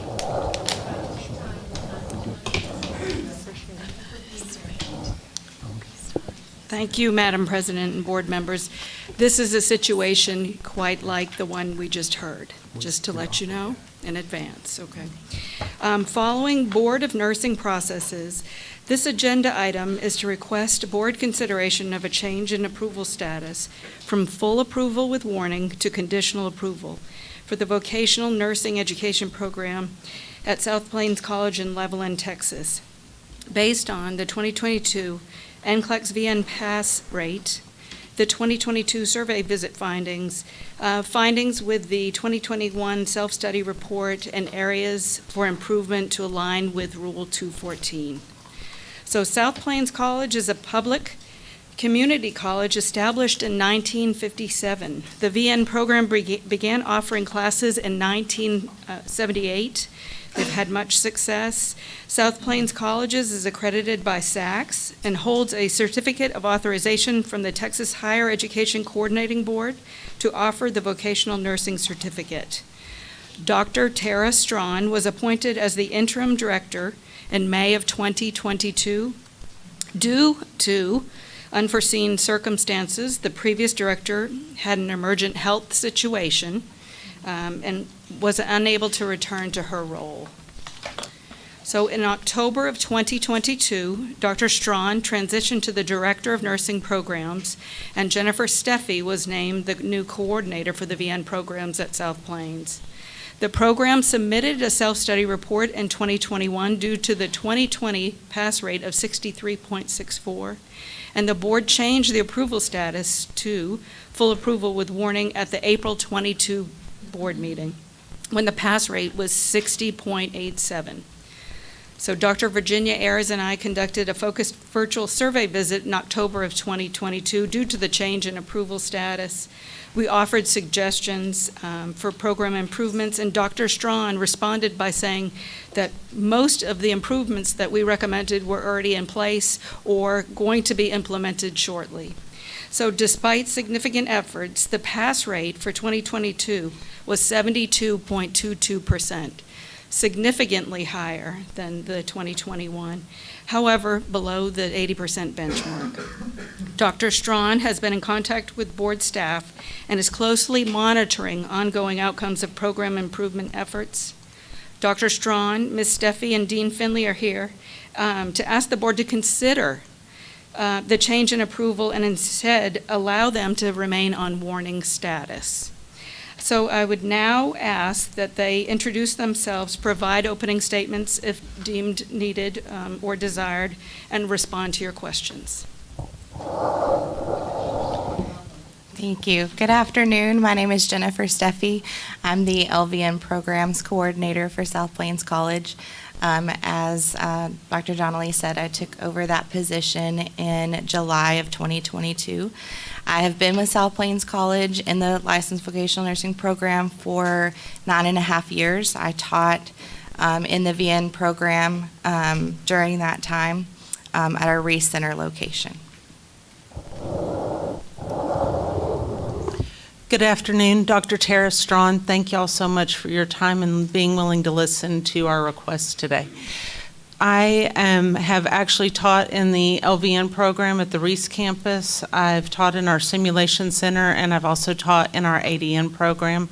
In May, my life kind of changed a lot because, as she said, our director had an emergent health issue. I got a call from Dean Finley, and I was, placed in the interim role, fully expecting just to be in that role for a few weeks, and then I would go back to my teaching duties.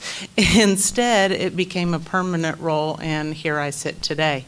So I'll let Dean Finley talk. It's good afternoon now. My name is Dr. Jerry Finley. I'm the Dean of Health Sciences at South Plains College. I've been with the college for 13 years. I've been in this dean position for just shy of 3 years. So I just want to thank you for taking your time to hear us out and kind of hear. I want to give you some of the historical perspectives of kind of what we've gone through the last 3 years.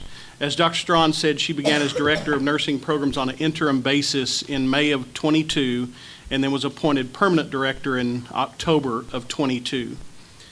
Our former Dean/Director of Nursing retired in December of 2018, which led to the appointment of an interim director in January of 2019 through June of 2019. During that time, a search committee was formed and a permanent director was selected in June of 2019, and at that time the interim director subsequently retired. Historically speaking, the new director was appointed in June of 2019 that had very minimal teaching experience and just barely met the BON requirements for director. That choice was in part due to a lack of qualified applicants that applied and the requirement that we had to fill that position. Unfortunately, due to some health issues that Dr. Donnelly spoke of, and during that time that that director was out, we came to the conclusion that that director did not uphold the standards of the BON or the college, and in an end, it was determined that it was a detriment to this department that led us to where we are today. Her last effective date in that position was May the 2nd, at which time Dr. Strawn took over. We also had a faculty member that had 30 years experience in the LVN program that retired in August of 2019 with only a couple of weeks' notice. We had a new LVN faculty member that began in August of 2019 that had no teaching experience. We had a faculty member that was hired in February of 2019 that had multiple health concerns and actually walked out on her class mid-class in March of 21. That was a great day. And of course, we had a new faculty that was hired in June of 2021 that had no previous teaching experience, but she has since transitioned in August of 22 to the ADN program due to family obligations. The COVID pandemic, as you all well know, placed a great burden on colleges nationwide, and we were no exception. The faculty members in place had no distance learning experience and were forced to teach online in a very short amount of time. As a small rural community college that only taught in-person classes, we were forced to shift to an environment that quite honestly was not conducive to our normal teaching methodologies. And we feel that that is partly what caused contributed to our 63.64 pass rate in 2020. A seasoned faculty member that was in place approximately 11 years made the decision to leave mid-semester for another teaching opportunity due to irreconcilable differences with the former director. A new seasoned faculty member was hired in June of 2022 that has over 5 years LVN experience and was a previous LVN program director, and she is still currently with the program.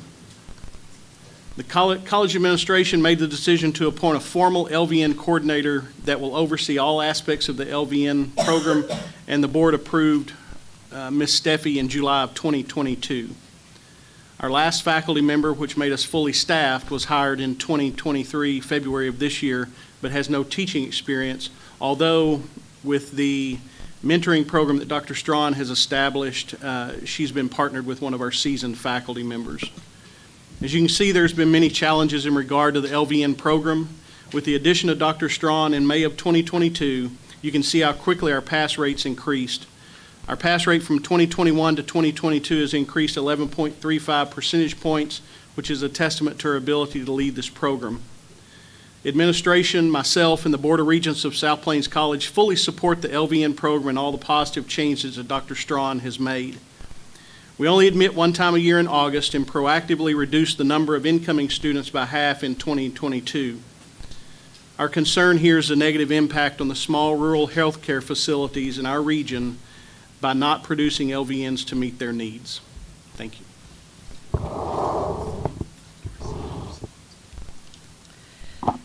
Thank you all. I appreciate it, Dr. Finley. As he's explained, we're trying to move forward from everything we've been through. There's been tons of challenges with turnover and not following the rules. So when I came on, as I said before, I thought it was just going to be a few weeks while she was out. I'd go back to teaching. She'd go back to administrating the LVN program because I currently had worked in the ADN program. But as time was passing in May, and I knew that our students were going to be testing in August, and I knew that the program already had poor passing rates, I thought, what can we do to make sure these students are going to pass? So at the time, we did use ATI, but the faculty wasn't using ATI to the full extent. They only used it for comprehensive testing. It wasn't high stakes testing, but it was some comprehensive testing. It was like a test grade, and that's how they utilized it. What we did is we still utilized it as a test grade, but I requested them to look at what it said their potential was for passing their state boards. On it, it said 61%. I was very concerned about that because that was tracking right along with what the pass rates had been for the past 2 years. So I met with the faculty and I said, we've got to do something. So what I visited with them about and what we came into agreement with is that we needed to do the remediation as set out by ATI. We looked at their remediation. We got a specific individualized remediation plan for each one of the students, and then we worked diligently with them. You have to remember I came on May, that didn't happen until late May. And what we did was we worked with them. We started doing case studies at the bedside so that they had those unfolding case studies, started to develop that clinical judgment. They had never had anything like that before. They also hadn't been on any type of electronic testing. They were still using Scantrons. They were still using just multiple choice questions. So we made some changes. Therefore, I think that's what contributed to us increasing our board scores. Yes, we didn't meet that 80% threshold, but we did go up to 72%, which I do think had a great impact. And I think if we could have had just a little bit longer, we might have made it. But unfortunately, time was our enemy instead of our friend. So a few other things that we have also done going forward when we admitted our next class. It was noted that we were not following our admission standards. We sat down, Jennifer and I did, and we made strong admission guidelines. They had to follow the guidelines. If they don't meet the guidelines, we were not admitting them. I also went to college administration and Dean Finley and I said, we're not going to admit 30 students this term. We're only going to admit 15 because that's what we needed to do. We had high turnover rate, we had faculty that was not properly trained, and we had faculty that really needed to dive in to the new curriculum that had already been proposed to the Board of Nursing and accepted. So we sat down, we made an application point sheet so that we could make sure that our applicants were meeting those standards, and that way we had qualified candidates and a committee that would help us with this new process. Currently, right now, we have 12 students in this program. We only admit, as Dean Finley said, one time a year. We admit every August, so they'll graduate in August. The 12 students that are left, one left because of financial reasons, one left because of personal reasons, and then one, of course, was dismissed due to grades. We also have implemented some retention strategies that were not there before. We're now doing what we call letters of success. Every student gets one if they're not at an 80% or above on their grades at week 4, week 8, and week 12. That way the students are aware exactly of where they stand in their courses, and then we're working with them on remediation and retention strategies. We've also hired a veteran, 30-year experienced LVN educator, and she is working with them with retention now. So we have a process in place where the faculty has a form they fill out, they send it to our retention remediation specialist, and then she works with them. And it's not just, okay, what do you think went wrong? It is a deep dive into what's going on in your home life. How did you study? Let's talk about note-taking strategies. Let's talk about what happened on this test. So there's a deep dive into this, not just at surface level. We also have a success coordinator that we utilize because, as Dean Finley said, we live in a small rural community. So our students may not have the same access to resources that they have in bigger cities. Dorothy, who's our nursing success coordinator, she works with our students all the way down to, we found out that a student was having trouble seeing the board because she couldn't afford eyeglasses. She got with the Lions Club and helped them give her eyeglasses so she could actually see the board. She helps them with scholarships. She helps them with Catholic Family Services and getting them gas money, babysitting money, all of the things that we know help to make our students successful, because sometimes life is against them instead of for them. And that is one of the biggest things that we have done with retention and remediation. I also alluded to the fact that they were only using Scantrons. We did go to ExamSoft in August of 22. The RN program had already been utilizing it, but the LVNs were never folded into that by the previous director. So we have implemented the new ExamSoft software. That way they can be exposed to all the new item types. They're actually testing like they would test for NCLEX. They're also giving us the analytics back so that we can see what are good questions, what are bad questions, helping us with item analysis. The faculty had never done that before. They had no idea how to determine if this was a good question or a bad question. We're also doing benchmark testing to allow us to see where they're at. That way we're remediating before they take that next benchmark, and that's allowing us to identify the gaps. We are going to be moving to ATI products in the fall so that they have the full plethora of products that they offer with modules, resources, and helping us with that ATI or the capstone. The other two biggest things that I've done since I've become full-time director, I actually did a full-time formal faculty orientation. It's put up on Blackboard. It's something that every faculty has access to, and all of our new faculty have to go through it. They have a checklist. They have to be peer evaluated, and then I'll evaluate them on their teaching strategies in the classroom. They also have the Texas Board of Nursing faculty module on there so that they have access to that. They have access to information on transitioning from practice into academia. As you all know, a lot of us have all worked at bedside but had never taught before, so that's a big deal. And then the next thing I've done is I've actually developed a mentoring handbook, and I'm pairing them with a mentor. I've developed an evaluation tool that the mentor and the mentee can evaluate each other. And then I've also developed a conversation tool so that when they're having their meetings, they can actually converse and ask questions appropriately and be able to document how that is going and see what other resources we can use. I've brought in professional development from the Nurse Educator Institute. They've come for a couple of days to help talk about NGN.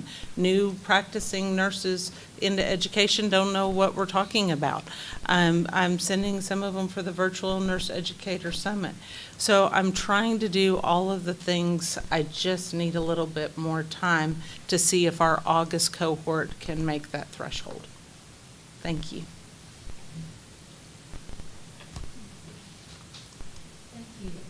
Any questions or comments, board members? Yes, Madam President. Hi, I'm Ken Johnson. I represent LVN Education. I just had a couple of questions. So you're not going, right now, currently, you're using ATI just for testing, but in October, you're going to start using, or August, you're going to start using skills modules and some of the other. So previously, they were using ATI only for testing. They didn't use any of the other modules. Okay. So how we have to do our approval through academic council, that meets it every April. So we just went back to academic council to ask for that back. The previous director did not renew that contract, and so we were without that all this time, but we will be renewing that for fall '23. Okay. And your entrance standards, your standards to get into the program, Yes. what are they? They, Or what have they been? okay, so previously, they had to be TSI compliant, and they had to pass the TSI A2 was the entrance requirement back then. Okay. Now it's they have to be TSI compliant, and they have to pass the Ts in English, writing, and math. And then they get extra scoring for a 40 or above on science, because it's, we did have it at 44, but what we determined through extensive research is that for the LVN student, that's not really fair, because they have not taken AMP1 and AMP2 as a prerequisite, and there's a lot of AMP on the science, so that was putting our students at a huge disadvantage, and we teach AMP in the first semester. Right. So we're giving them extra point on their scoring sheet if they've done well on that. It's still required to take it, but if they score a 40 or above, they get extra points. And your retention strategy, the letters that you send out, so your standard for the program is they have to meet an 80%? Actually, Or- that's not. It's actually, they have to meet a 76 as our pass rate, but we set it at an 80% because if you're already getting students at failure, they're already failing. We want to get students before they're at failing. So that's why we set it at 80% to get those students that were on that water line, and hopefully we can capture them before they're failing. And so so is this for like pretty much every exam that they take, or this is just at like the midway point where like, hey? Right, if they're not passing on their exams, we do it, but we always do it at week 4, week 8, and week 12. Okay, wonderful. Okay. Thank you. Just have a comment, Madam President. I really liked how you entitled the letters of success Thank you. positively, when it's really not good news for the student. Yes. But letting them, it starts off wonderful for them, because they're like, okay, letters of success, I need to achieve success. So it's a positive way of framing, we need to step it up and employ some of these Yes. strategies for remediation. Thank you. That was really nice. Thank you. I was like, did I hear her right? She said Yes. letters of success, but that's great. Yes. That's really nice. Thank you, and that's what we want to strive for. We want them to know they can be successful, so we set it out like a care plan. This is what we're going to do, this is what you need to do, so we can help you be successful. Thank you. Thank you. Any other questions, board members? Oh, I did have one other comment. On your self-evaluation, self-report. Yes. You had noted that test item writing for faculty courses was an issue. Yes. What are you utilizing now? So they have access to Nurse Tim, which had some test item writing, but I've also told them that I want them to get in on the NCSBN Good. test writing That's what I was gonna modules. recommend. Yes, Good, yes. good. I was gonna So that recommend is actually a link so that when they're ready and have the time, then they can do that, and then they upload their certificate. It's intense for these kids. Yes. Yeah, good. Thank you. NCSBN has a lot of resources on their Yes. website, and it's really a great source, and especially all the NGN. It was on there, Dr. Phil has worked really hard on all of that, and always at all of our meetings talks about what resources are there. Yes, in our faculty orientation modules, like I said, I have them all set up within a Blackboard course, and the NCSBN is one of the links that they have. Access to all the newsletters and all of that. And they have a NCLEX conference every year, and usually September, I think, that is just a one day, and it's excellent as well. Great, thank you so much. Any other questions? I just want to say a couple of things. I think you're in the same situation you heard the group we just talked to. Yes. And so I think you've heard about our policies and what we do and what we expect. Your group will graduate in August. Yes. You will have that time. And so when it see that same thing happens, that you see that you have 80% of the group, then talking to Dr. Hooper about them coming to us, if it can happen before April, is that option, I think is how we just talked about. So it's not a lot, but it gives you a little bit more room. We understand that it's financial, and we understand, I'm an educator, I totally understand enrollment, and we have a nursing shortage, and we understand that. We also are to protect the public, and the students are our public. And so when a student has worked hard and they don't pass, and then they don't pass again, and I'm faculty and I understand the burden that I have on with mine. I'm APRN, but it's still the same. Yes. When they've spent time and money and effort and are not successful. So we just take that very seriously, in our decisions, and we listen to our educational staff and Dr. Hooper and her group. And so we appreciate what they've done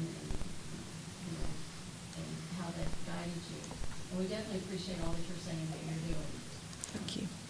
So is there any other statements or questions? Okay. So at this time, I need a motion on South Plains College and Levelland, vocational nursing education program. Madam President, I move to change the approval status for the South Plains College Vocational Nursing Education Program in Levelland, Texas, from full approval with warning to conditional approval based upon the 2022 NCLEX PN examination pass rate and compliance with Rule 214 as indicated in the attached letter and board order. Who's Rick Williams, that's that? Okay, so we have a motion and second. If you will please vote, and I will do an all vote. Gerald Chambers, Darrell Chambers, 4. Laura Gist, Lauren Dins, 4. Carol Garcia, Carol Garcia, 4. Lacey Jameson, Macy Jameson, 4. Ken Johnson, Ken Johnson, 4. Catherine Horn, Kathleen Horn, 4. Allison Edwards, Allison Edwards, 4. Melissa Scott, Melissa Scott, 4. Tyrone Sharp, Tyrone Sharp, 4. Kathy Schiff, myself 4. Rick Williams, Rick Williams, 4. and Kim Wright. Kim White, 4. So the motion passes, and I appreciate you being here, and I'm sorry, Margo, there was an error or something. Okay, thank you. And we understand, and many of us have been in the schools that have had issues like this and had to come back stronger, and I promise you, you do come back stronger than you already are. And so we look forward to this happening to you before this April with the work that you have. And you're proud of your position. Thank you all so much for your time.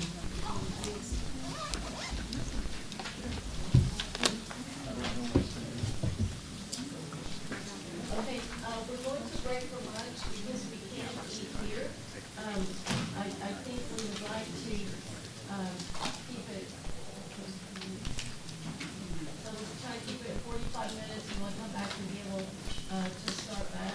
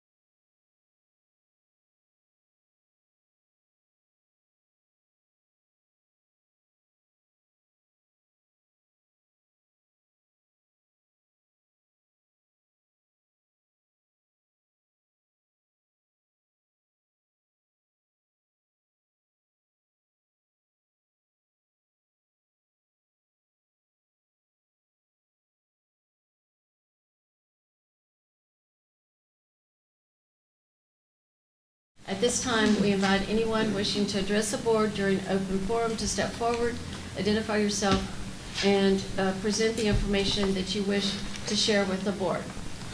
So if we had anyone file to present. So we don't have, we haven't received anything. Okay, so no one has presented wishing to present, and it is now 1:10, and open forum closes. Come on, nobody wants to out of the way. Okay, but we did our work. Okay, so now we will take care of some board business. One of the things that I wanted to say at the beginning, and I did not, is I wanted to recognize change of approval status from initial approval to full approval for some schools. They are not here, but if they're listening in, we want to commend them. Arlington Career Institute in Grand Prairie, a vocational nursing program, and that was 3.2.7.8. They're just on consent. Edwin's Healthcare Institute in Stafford, Texas, vocational nursing program, and Western Technical College in El Paso for baccalaureate.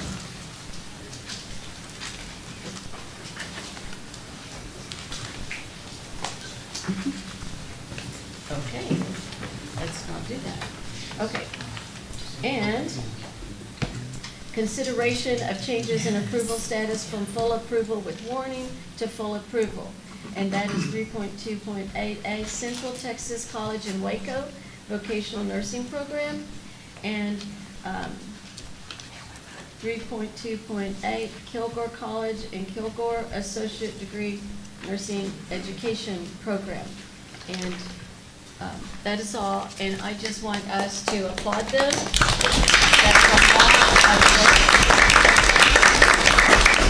And even though they're not here, you know, moving to full approval is a great accomplishment. So thank you for that.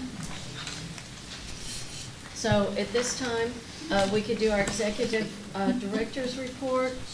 Ms. Thomas, 1.1. Okay, can you hear me? Okay. Thank you. You have a written report, board members. I wanted to highlight a couple of things.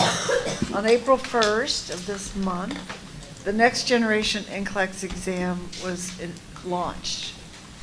So all the fear and trepidation that people are feeling about it is playing out right now with anxious folks taking the exam. However, keep in mind that this is not a replacement of the current exam. It is enhancement to the current exam. There are items added that are unfolding case study kind of items that remember that candidates can get partial credit for. So there may be multiple questions through a whole stream of a case, but they can get credit for the things they get correct. You'll also notice that on the candidate reports, the performance reports that come out after people get feedback on the exam, it's a lot more in-depth than it was before, so it helps the student dig down a little bit further if they need to see how they're performing and learn from that. A lot of this examination developed over time with many, many contributors. And I think that's really important to remember that this research, this investigation, the analysis and everything involved 250,000 people participating in the project.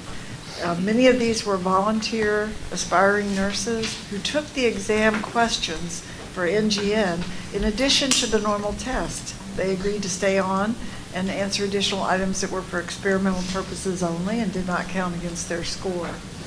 And so many, many thanks go to them for helping to refine the exam questions and make sure that they are defensible. So just wanted to share that. National Council released its 2023 environmental scan as a supplement to the Journal of Nursing Regulation in January. That's always a very good read. This one is called Nursing at the Crossroads, an Opportunity for Action, and calls on nurses and other healthcare professionals to work together to improve nursing education going forward to meet the needs of the workplace. It covers things like nursing education, healthcare delivery, workforce issues. What are the technological advances that we're seeing out in the technology world today that can benefit nursing? So I encourage you to read that. There's two things, well, maybe three things, that I want to announce about the notices you'll see on the website. First thing is that Operation Nightingale is highlighted on our homepage at the very top. This is a national, results of a national investigation or a federal investigation by the FBI and the Office of the Inspector General in the Health and Human Services Department. They collaborated on this investigation, which identified individuals selling fraudulent credentials from nursing school for people who wanted to take the quick and easy way out, pay for their degree without going to school.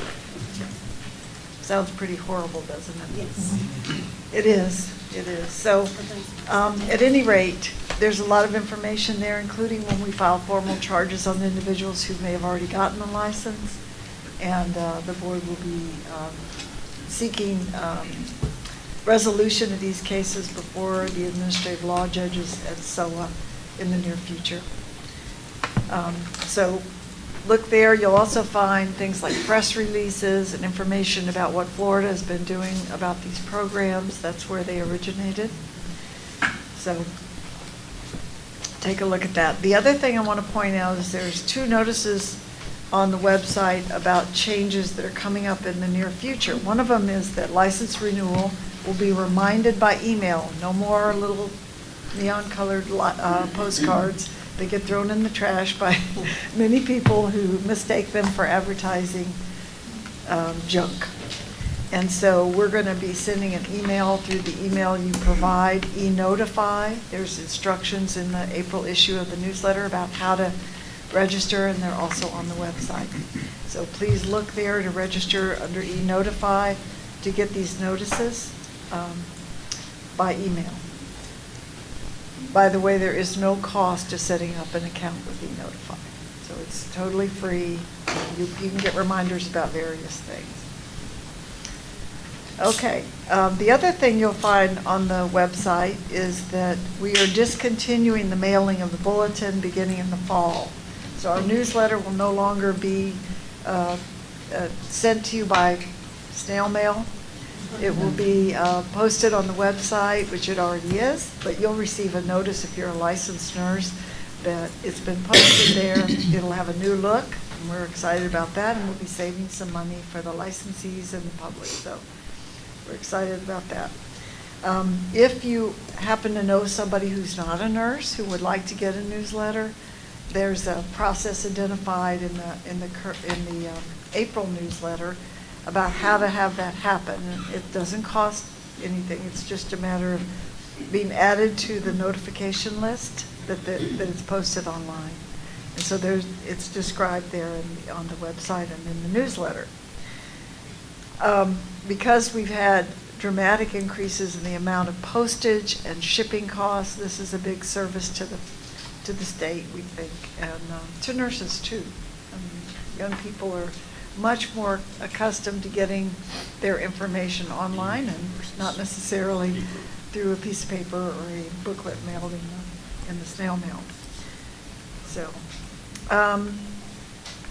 we are, of course, in our new building at 1801 Congress Avenue, and we're still struggling to get everything finished there, but we've made a lot of progress. So they are working on a boardroom within our building. It's on the 4th floor. We have a general idea what it'll look like, not a perfect idea, but we'll give it a try when it's available. And They say summer, I think maybe the end of the year is a good guess about when it'll be ready. For the April issue of the newsletter, we have a very thorough and good article on Operation Nightingale, beginning on the front page of the newsletter, so pay attention to that. We also remind you of the two things that I mentioned earlier, which is the newsletter going online and the renewal beginning by email in August. So take a look at the newsletter, make suggestions for anything you think would be good for us to cover. We have a couple of articles by staff on the use of antipsychotics and also the rights of patient, the rights of medication administration, what nurses need to know. And this is a very common error in nursing, so it's very good to make yourself as current on that issue as possible and to stay current on it. We have 3 new board members that I wanted to welcome, and I don't think any of them are here. Ron Carlson. Ron, you're not here, are you? No, he's not here, Kathy. Okay. Ron is on our IT team, and he came to us working as a contractor and was a IT help desk and network specialist, and now he's accepted full-time employment with us, and we're very happy to have him on board. And then in the operations area, Amanda Guajardo comes to us from the Austin Independent School District, and Jessica Gonzalez comes to enforcement. Let's see, the Workforce Commission is her most recent employment. So we welcome all of them. And I think that might be all I was going to highlight. I'm happy to answer any questions that members of the board might have. Madam President, I had a couple of questions. Ms. Thomas, I was wondering on the notification, when we get a notification that a new newsletter is posted, is that going to be email or whatever we've used to? It's going to be email. Email, okay. So that's the nurses will not have to sign up for that? It's automatically going to be done? If you're a licensed nurse, you'll definitely get it anyway. Okay, gotcha. Now, it'll be at the current email that you've provided Sure. to the board. Okay, and then, but all the other stakeholders, hospitals, compliant, that sort of thing? They sign up for it. They will sign up. It's in for the it. current newsletter and on the webpage. Okay. And just one other question, having been very interested in the Operation Nightingale, everything that I had read, it was Florida's Department of Education that was taking all of the disciplinary action. What has, or if anything, has the Florida Board of Nursing? The Florida Commission on Independent Schools has taken action on the programs. They're actually the ones in Florida who approved the school to be established, and they found some schools that they were concerned about that they temporarily suspended, and then they've taken further action at their most recent board meeting. And that's highlighted in the article on our news, or on our webpage. But was there anything with the Florida Board of Nursing, or? Florida Board of Nursing had closed many of these nursing programs already. Some of them were in a teach-out process, and in the midst of that, somehow were lured into or wanted to participate in this And so scam. do we have anything in place for us when we know that we have programs that have closed or Yes. a teach-out? Do we, every so often look and see if they've decided to open up again, or? Anything that looks unusual or we haven't heard of before, we might take a look at. But for the most part, we are focusing on these schools in South Florida who are commonly tied up in the scheme. And we take a very careful look at their transcripts, their curriculum. We have questions that are sent to the director, questions that are sent to the applicants. So. Thank you. You're welcome. Gina, did you want to add anything?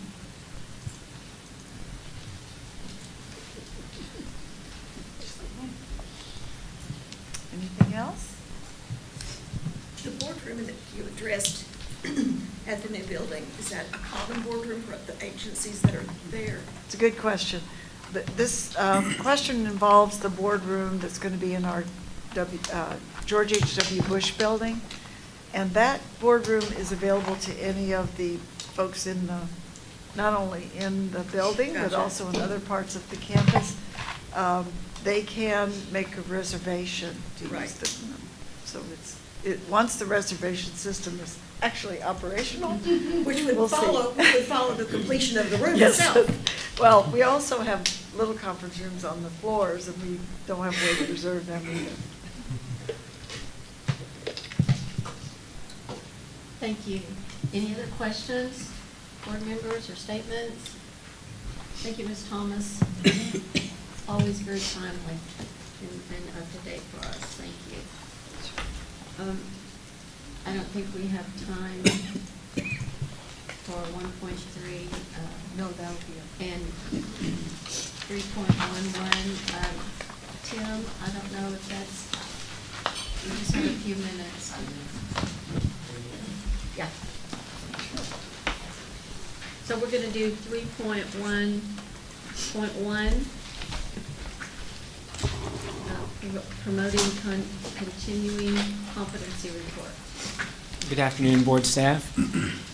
The Promoting Continuing Competency Report details information on currently available educational offerings provided by the board on its online course catalog and statistics associated with registration from the previous 5 fiscal years.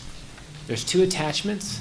Attachment A contains statistics on registration course, and attachment B lists all currently offered courses and the dates for the board's workshop for this current calendar year. This report follows an annual meeting held every January. This year it was on the 25th, referred to as the Annual Needs Assessment and Planning Meeting. With this meeting, it's open to all board staff. Those in attendance are considered to be a committee on needs assessment and planning, and they seek to identify relevant goals for continuing educational offerings for the next year and potentially other related resources.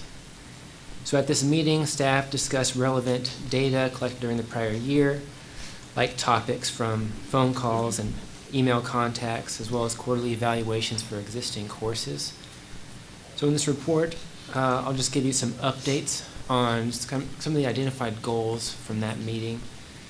The committee members decided that during this next fiscal year, we're going to seek to update multiple courses, particularly the APRN Scope of Practice course. Any course will most likely be subject to edit, assuming the legislative session results in some changes that may need to be, or those courses may need to be revised to take into account those changes. We also seek to make progress towards the development of 2 new courses addressing RN and LVN scope, which do not currently exist. And consultants have made changes to our tracking templates for email and phone conversations to better improve the relevance of the data we collect. That's the conclusion of this report. It's for informational purposes, no actions required, but I will take questions if there are any. Tim, when is the workshop that you're doing here this summer? June 14th will be the first in-person workshop since March of 2020. After March of 2020, we went virtual for the first time and everything became virtual.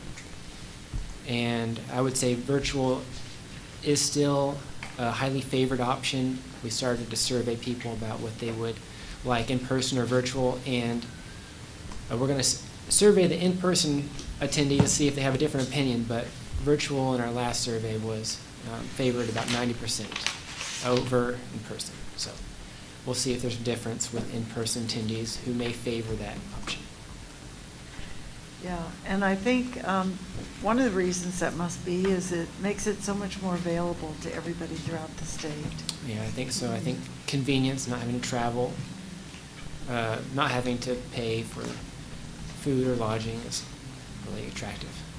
And the nursing team has done a lot of work on improving the presentations, making them maybe in a live format rather than a recorded format. They've had question and answer times and all kinds of other things that you might want to do. Yeah, it's definitely a continuously evolving workshop. In June, it's going to be really an entirely different workshop. A lot is going to be different in June. A lot shorter presentations with more presenters. if you've already attended before and you attended again in June, I think you would see that it's changed drastically. Well, thank you very much to the team. Y'all have done a great job. So I just want to say again how excellent they do. And sometimes I'm asked, like every year, to give talks, and they send me their slides, and I kind of add my stuff to it, and they're just amazing, and it's just so good, and you know, it's updates, and it helps everyone out there to be more up to date, and they're just such quality, and I wouldn't be able to do those talks if I didn't have the support, and it's just above excellent. So good job. Okay, I think now it's about 1:30, and so we're supposed to do 7.1.1, Texas Peer Assistance Program for Nurses Quarterly Report for the second quarter. Dr. Serena Bumpus, Chief Executive Officer for TNA.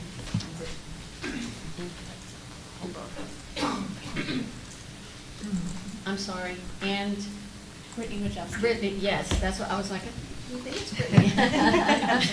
Go ahead and introduce yourself, and thank you for being here. Good afternoon. I'm Serena Bumpus, and I'm the Chief Executive Officer of the Texas Nurses Association and Texas Nurses Foundation. And I am very happy to have Brittany, our new program director for the Texas Peer Assistance Program for Nurses, with us here today as well. And I am going to hand over the reins and allow her to give you all the quarterly report highlights.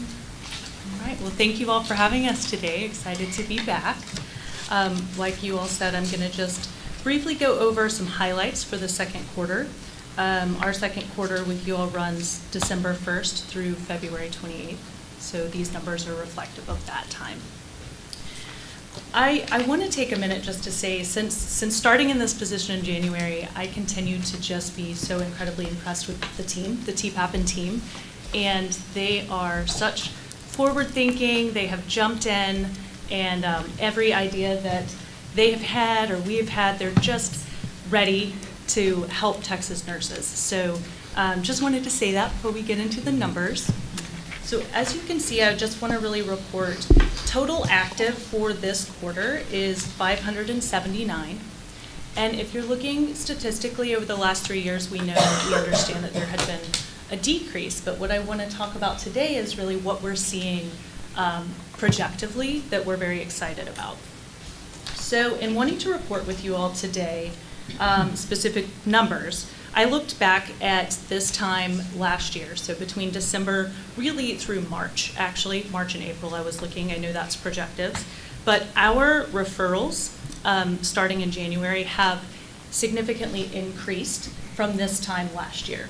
And we know that there's often a lag time between our referrals and then getting those cases moved over to active, but we're really excited about that. I think a big portion of that is likely related to all of the outreach that this team has been doing and has been working tirelessly to get out there in the community. I'd like to highlight just a few of the things that we've done recently, and lovely, several of them are with lots of support from you all, and so we do appreciate that.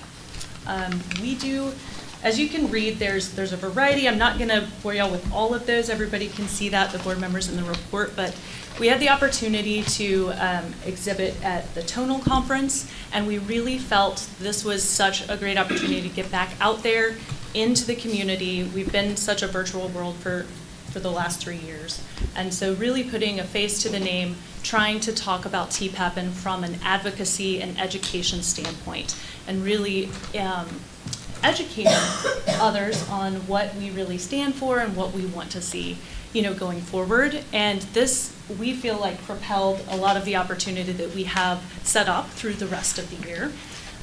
Texas Nurses Day at the Capitol, TNA did an amazing job. We were able to present there too, and that was probably one of the most inspiring things I have been a part of. So that also kind of propelled us with meeting all of those Texas nurses, hearing from them what the need is, as well as making sure that we are contacting not just major hospital systems, but academic programs to be able to do guest lecturing, offering CEUs, and that kind of thing. Our team lead, I do want to say, did an amazing guest speaking event for UT Southwestern as well, and that really was unbelievable. I got so much, well, we both got a lot of really great feedback, and so we'll be presenting to them pretty consistently, as well as some other major hospital systems. Most recently, this last Friday, we did have an opportunity to have an evaluator workshop, and I was so grateful to several of our board staff, including Tony up here, to come and watch that, be a part of that. So as an initiative, just to have those conversations with our psychologists who help inform our program as well. And I'm excited about that collaboration. I think it's really going to help us, take our program in the next step. So that was most recent. And then projectively, of course, March and April, we've had a lot of other things. And coming into May, being Nurses Month, I'm excited to say that almost every single day in May, we have an outreach activity, from guest lectures to exhibits, going to conferences, as well as CE events that we're offering. And so lastly, what I did not mention is probably one of the most important parts of our program is that peer assistance piece. Those are our nurse volunteers. And so we really wanted to highlight, how do we engage Texas nurses to see that there is a huge volunteer opportunity here at TPAPN for them to help other nurses that may be struggling with substance use or mental health. And so with the support again of TNA and the board, we have taken that program and really put some teeth to it. We have gotten the support to tailor the training and get CE hours for those volunteers. And we're really looking at ways to actively engage and initiate and get more nurse volunteers so that we can get out there in the community and continue to spread education advocacy with the intent to help nurses, but to improve patient safety as well. So that is what I have. Do you all have any questions? I have a question. So I was trying to kind of write and see, so you said you're talking to schools? We are. And so do you have it like virtual? I mean, I'm from the West Texas area. We have a lot of schools out there. So I don't know if you're doing anything that schools could Zoom in, if you've thought about that or you're doing that. And I know that face-to-face is better. Of course. But to cover a lot, that might be good for students that are getting ready to graduate. And I love that idea. I would love to talk to you, but yes, we have. So we have done both in-person and hybrid options, or virtual only, depending on, the budget of the program, what they're really wanting. We try to tailor it also, to hospital systems and schools, like who are we going to be talking to whenever we're presenting, so that we can tailor those talks. But so far, we've spoken with ACC's nursing program and their students, as well as UT Austin, but we definitely have some other schools that I would love to talk to you in the West Texas area. We also went out to TVCC, but we do have the platform to do both, and I'm absolutely. And some of the outreach with the healthcare organizations has been virtual as well. Yes. So the UT Southwestern presentation was virtual, so they could extend it to all of their nurses across their health system. great. Thank you. Brittany, I just want to say your enthusiasm is contagious, and we really do appreciate the outreach efforts that you're engaged in. We've been talking about that for a long time with TPAPN, and now, of course, that COVID has passed, or the peak of it at least, we can see more of that happening, and that's exciting for us. We think that that contact you make with these institutions kind of opens another door, a possible consideration for them, and referrals and so on. And especially if they can convince their nurses that this is a good thing for them, and will help them keep their jobs and continue to work in nursing as well. Well, thank you so much. I felt very supported by both the board, as well as, like I said, I can't sing my team's praises enough. So if you guys are watching, they're great. And the momentum that Brittany has gained in just 4 months is pretty impressive. Yes, So. it is. Very impressive. Can I? Brittany, thank you. Roland did a great job whenever during that UT Southwestern presentation, and if that's not a CNE, package ready to go, it really should be. You said a couple of things that kind of, you said that you're getting feedback from from your outreach. You got something specific that they're telling you that they want from TPAPN that? I think so. What we're seeing so far with that feedback, and we're still wanting to put together a more global survey, because of course this is feedback that we're eliciting just as we're talking to people. Our surveys, we have sent some surveys to participants, but Serena and I are looking at getting surveys out to the general nursing population as well, not just our PSPs, our peer support partners, or TPAPN, but we're really what we're hearing is just, again, that they're happy that we're out there educating. I think what we're finding is that there needs to be a lot more education around what we are and what we are not as far as our program goes. That supportive resource to help nurses stay in practice while practicing safely. So that is what I have seen a lot in just helping to continue to decrease the stigma associated with these areas in general. And then looking at alternative, interventions and creative solutions for our program. And that's something that we will work, I think, hand in hand with you all and Tony, and with our evaluator workshop kind of kicking that off. We want to, I would like to have better data to share specifics with you, but generally that's kind of what we are seeing. You said at the workshop that you kind of heard from the psychologist suggestions about going forward. Mm-hmm. Can you, what specifics? Yes. Okay. So that was last Friday. Uh-huh. So I mean, I'm happy to talk generalizations, but we actually also asked for a written evaluation, and we gave them 10 days to get that back.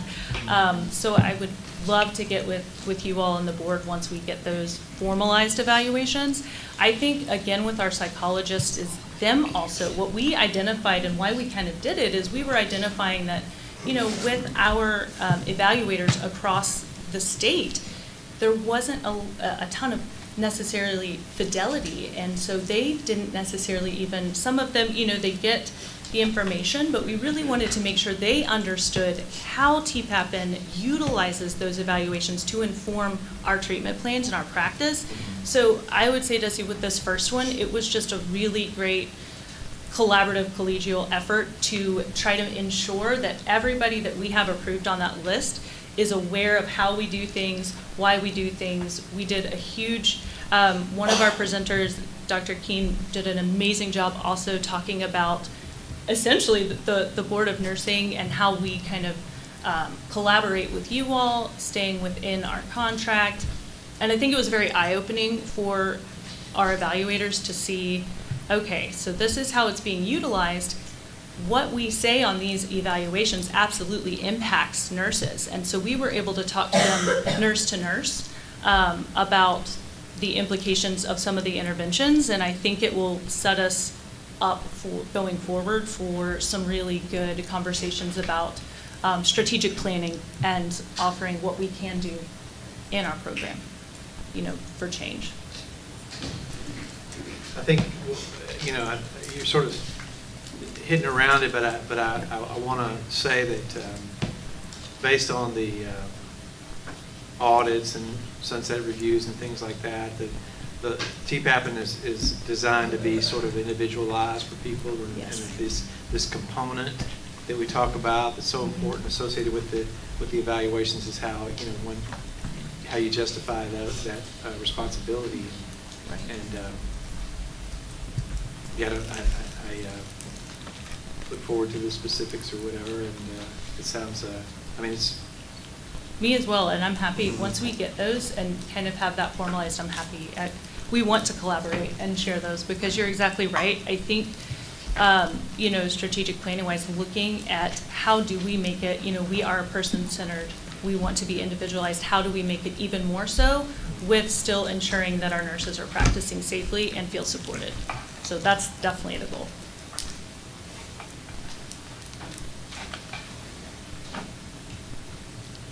Thank you.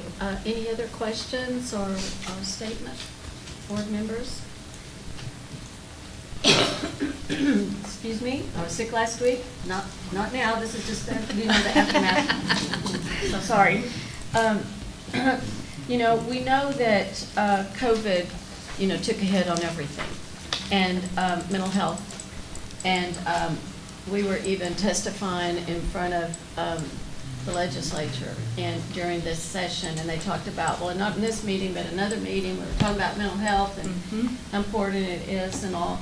So I want to know that we are really reaching out, and it is a good program, and that education is so important for nurses to know, you know, that there is help out there, so that some of this hurting and these mental health issues, you know, can help them stay in practice. We know we have a shortage, and so we want our nurses well and cared for.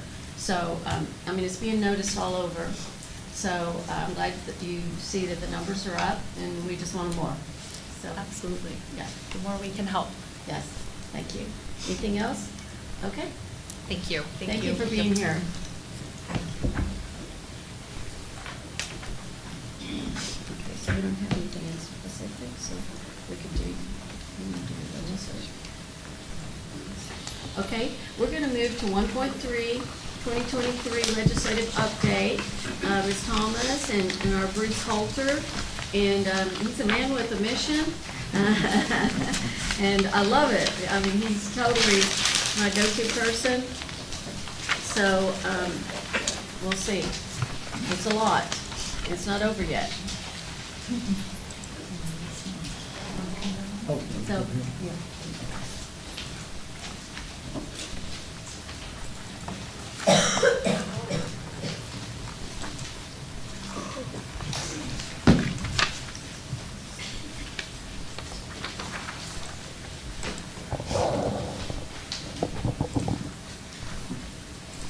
Madam President and board members, agenda item 1.3 is where we are at in terms of monitoring the 88th Texas legislative session, which is unique in several aspects. First of all, we have an unprecedented number of bills that were filed in this legislative session, which was a 13% increase from the 2021 legislative session. And we also have an unprecedented number of bills that would amend the Nursing Practice Act that have been filed. At the beginning of the session, we began with 31 bills amending the Nursing Practice Act, which is probably the first time this has ever happened in the history of the board. And what I'm going to do is I'm going to give you updates just on the bills amending the Nursing Practice Act. In total, we're monitoring almost 900 bills at present. And I should mention that on May the 8th, we have a cutoff coming where a substantial portion of those bills are going to be falling off of our tracking list, because if they don't get out of the committee that they're in on May the 8th, they have no chance of passage. So we're going to stop monitoring those bills, so we'll call those out. The total of the bills that we're monitoring at present are included in Board Report 1.3. We have added a couple of bills since then, and as we watch the hearings, we do keep an eye out for bills where we were not sure of what their intent was with the bills, and we add those bills accordingly if we see the need to watch them. And let me go ahead and get started going through the bills. And I know the first 4 pages of the report that you received is just bills amending the Nursing Practice Act. And for my report, I'm going to organize them a little bit differently, starting with the APRN related bills. We have had some updates since this report was done, and we're going to roll through the updates for each of the different categories. And we're going to start with the APRN bills. We'll talk briefly about what they do, but I'm not going to go into any detail on them. HB 4071 by Stephanie Click, which relates to APRN independent practice in rural or medically underserved areas. We've had no change on that bill since the report. SB 1700, which adds full practice authority for APRNs. Again, no change in status on that bill. It did get a lot of press coverage, but it's had no committee action since then. HB 4404, which has to do with the compact. It was left pending in House Public Health on Monday, and HB 4693, which has to do with APRN practice in rural areas. Again, this is one where we haven't had any action on this bill since it was moved into the House Select Committee on Healthcare Reform. Now, SB 1343, that is a bill where we have had some movement on that bill, and that relates to the composition of the Board of Nursing and procedures applicable to complaints against APRNs, which basically would add one APRN to the board and also one consumer member. On that bill, it was passed out of the Senate this morning. And the companion bill, which is HB 2635, has a hearing coming up this coming Monday. So both of those bills have seen some movement. And lastly, within the APRN bills, we have SB 1134 by Schwertner, which would require the board to post online information relating to APRN's prescriptive authority on the website. And this bill has not moved since March the 9th. So, and while we're on the subject of website changes, I'm going to go through the bills that did require or would require changes to the board website. House Bill 1770 by J.C. Jatan would require that the board create profile pages similar to the Texas Medical Board. This is another bill that it's just not moving in committee. House Bill 3221, which has to do with information posted on the website about disciplinary action and formal charges. This has been in House Public Health since March the 15th. Okay, next I'm going to talk about the continuing competency bills. We had two of those filed in this legislative session. HB 2552 by Sean Theory adds 1 hour of training on suicide prevention for certain healthcare practitioners. This one has been in House Public Health since March the 13th. Our other bill having to do with continuing competency offerings, HB 2651 by Donna Howard requires 2 hours of training and continuing education requirements for persons who provide medical care or other support to survivors of sexual assault. This bill was voted favorably on Monday in House Public Health. Next, I'm going to talk about the bills that have to do with nursing education in general. We had 7 bills filed that have to do with nursing education. First one I'm going to talk about is HB 4176 by Donna Howard, which permits annulment of fraudulently obtained nursing licenses without notice or hearing. That bill has had action this month. It is still pending, though, in House Public Health.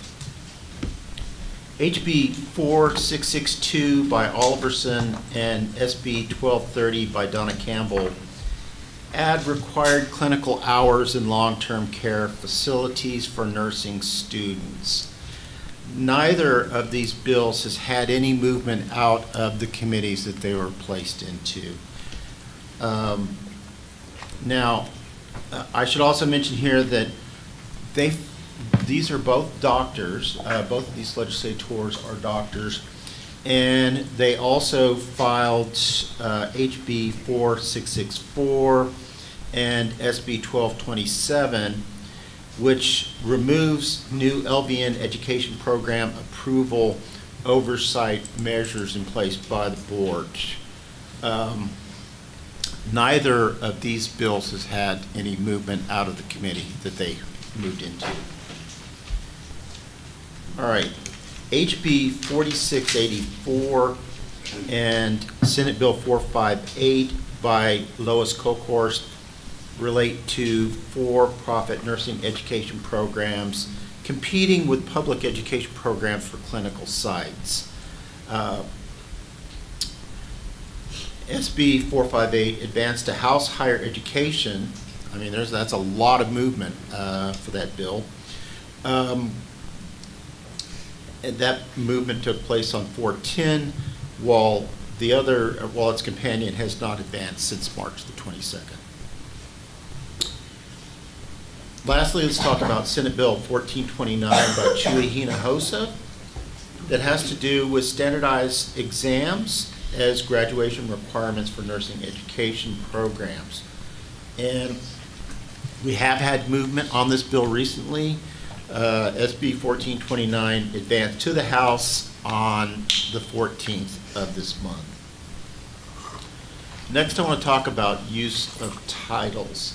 And in this case, we're talking about words such as doctor, residency, and fellowship. We had several bills that talked about these things. House Bill 2324 by Steve Allison prohibits use of the word doctor by nurses and restricts residency and fellowship to doctors only, and they add a prohibition against false advertising by nurses. This bill has not gotten a hearing in House Public Health. HB 4867 by Bobby Guerra contains the same language as HB 2324 concerning use of the word doctor, and it also has the prohibition against false advertising. Again, this bill has not gotten a hearing in House Public Health. Next up, we're going to talk about sunset bills. We have two sunset bills.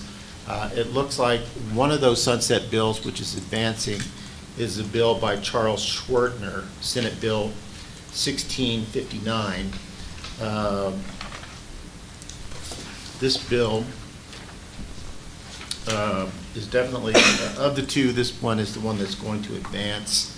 I don't think the other bill is going to advance. But the nice thing about this bill is that it would move the abolishment date for the agency from 2029 to 2033. And it's not singling out the Board of Nursing. These changes are being made for a number of different agencies. Okay, we're going to go through the criminal background related bills next.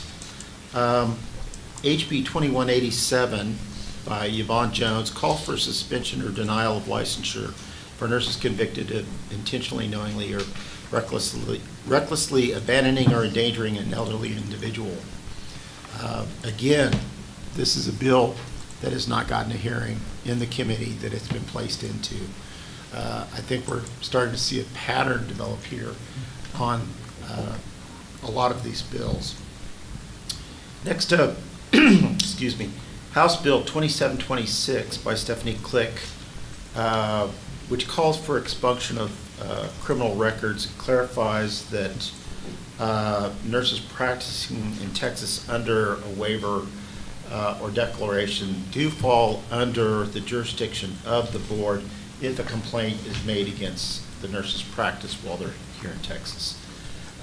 This bill remains pending in House Public Health.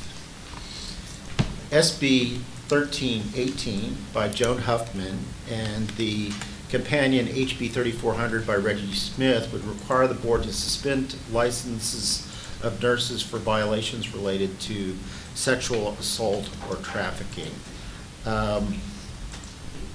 SB 1318 was referred to House Criminal Jurisprudence on 410, and SB 1318 was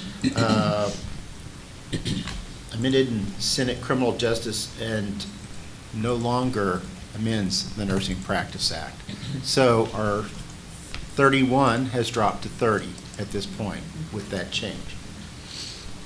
Now, I'm going to mention the other bill that dropped off of our list because of amendments, and that's HB 1847 by Donna Howard, which relates to reports issued by the Texas Maternal Mortality and Morbidity Committee. Following the amendment of the bill is now on local and consent calendar, it has advanced to local and consent calendar as of the 13th of this month. We've only got a handful of bills left that we want to talk about. HB 343 by Vicki Goodwin, which adds prescriptive authority for psychologists. This has not had any action since February the 23rd.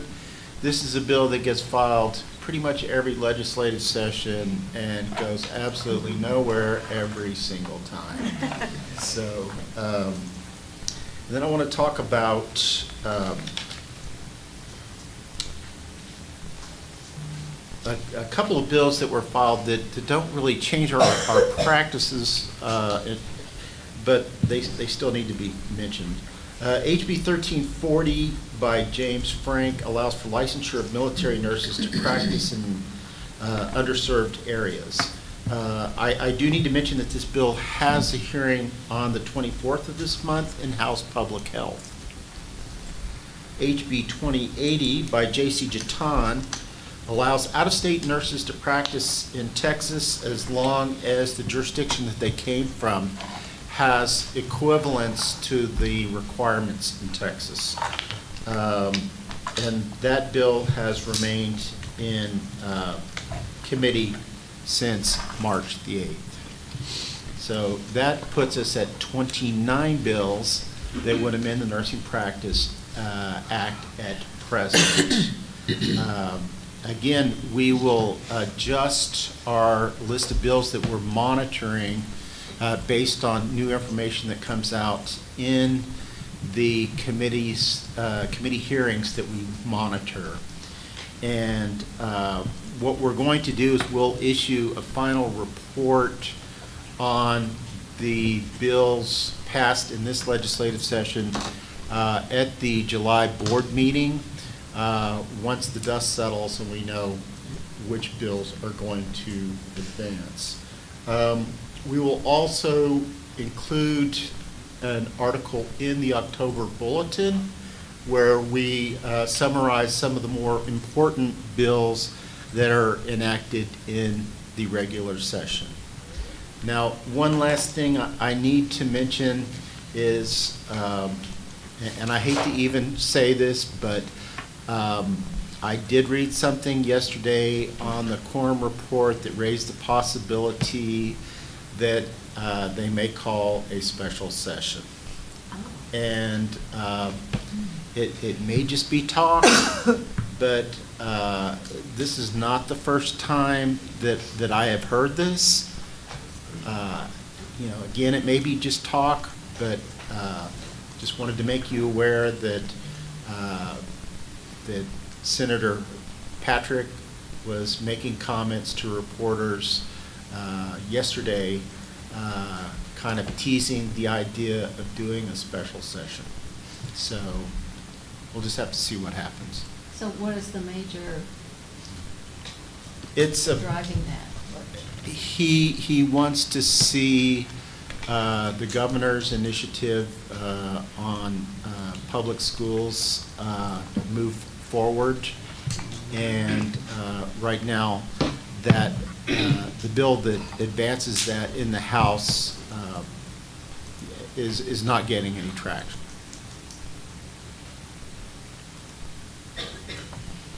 And that concludes my report. Thank you.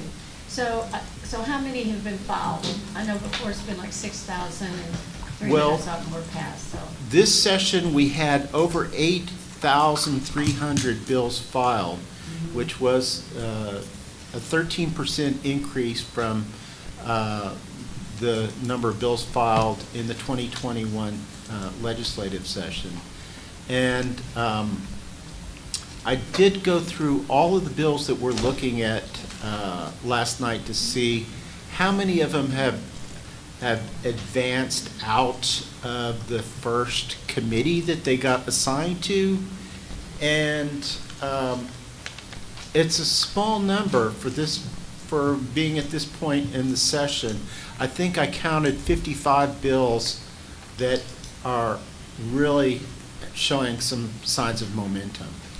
I think that when you have so many bills filed and every committee is leaving those bills pending until they come back the following week, where at the beginning of the meeting they release those bills, that has to factor into the low number of bills that are advancing at this time. And there are other factors involved with the progress on the bills as well. There was some discussion about how long it's taking for the committee chair people for each committee to get the bills on to the next step.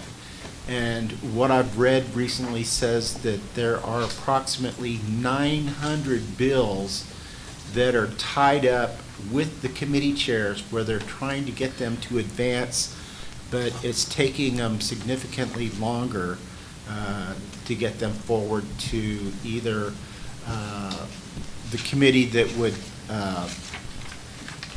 put them up onto the intent calendar. The delays that we're seeing are significant. Madam President, can I ask a question? Yes. So, in the past, it's about this time when we get that nice little Texas legislative handbook that outlines each committee chair. Is that published yet? I can get you a copy of that. Actually, I think it's great for all the board members to have it. We've gotten it in the past, and I know if they're delayed in getting bills run through, I'm sure they're delayed in publishing. What happened, and I had to make a phone call about this, they were delivered to the hobby building. Whoa, wow. And who was there to accept that? I would love to know. Scooby-Doo? The ghosts or the... That's what it looked, is Scooby-Doo. The homeless and Yes. in the basement. It's scary. Garage. Now, there's one last thing I want to mention. It's something pretty interesting that I discovered earlier this week. A lot of us who are now in the Bush building have been wondering what happened to the grand opening for the building. What happened to the what? Grand opening Oh, for right. our shiny new building. Right. Well, the reason why they haven't had the grand opening for the building is because they didn't have the money to do the grand opening for the building. And there's currently a bill moving through the legislature right now that will fund the grand opening for the building to the tune of approximately $14,000. It had some movement recently in the Senate, so if they get that bill all the way through, we'll have a grand opening for the Bush building. An engraved invitation. The 5 figure. 14 grand. Well, Yeah. Just go to the lottery downstairs. It's Oh, a I nice should- building. We love it. It is a nice building. One other thing I should But no mention coffee. too, the Barbara Jordan building just recently had its grand opening because a sorority group raised the money to pay for the grand opening for the building. So it was paid for by private donations. GoFundMe account. Okay. All right. Dr. Chris? Madam President and board members, I just want to give a huge thanks to Bruce Holter and Sierra Williamson. Bruce has looked through every single House bill, and Sierra has done all the Senate bills, and we have a well-oiled machine of staff who are assigned those bills, and they're monitoring them every day, and watching hearings and pulling, telecon summaries so that we're in the know and, Wonderful. have really good information. Thank you. Yes, I think it was more Bruce before, but now he's got to have a group around him. I mean, what'd you say, 8,300? More than 8,300 bills filed in this legislative Wow. session. And some of them do go in with others. Yes. Don't they, and get absorbed and all. Yes. So- One thing I'll mention too, one thing you have to watch out for towards the end of the session is sometimes legislators will move language around into different bills if the platform that they're in looks like it's not viable. We do run searches at the end of the legislative session to make sure that nothing like that slips through. So we're going to remain vigilant till the end on language amending the Nursing Practice Act. Thank you. So to Keep the our eyes students in the audience, you should be a registered voter. You should know who your representatives are that they work for you. You should go to their town halls. And, if you want to know what's happening that's the best for your state, then you need to be active in that. And your state senator, you need to know your Yeah, state senator. Yeah, your senator and your representative. Absolutely. So, great. Thank you so much. Again, Bruce, we appreciate it. I knew that was going to take a while. Thank you. All worth it. Okay. So we can look at 5.2.1. There's no report. Which is advanced practice advisory committee. We did our scope of practice before, so we don't have any report from Dr. Jolie. In 5.2.2 nursing practice advisory committee,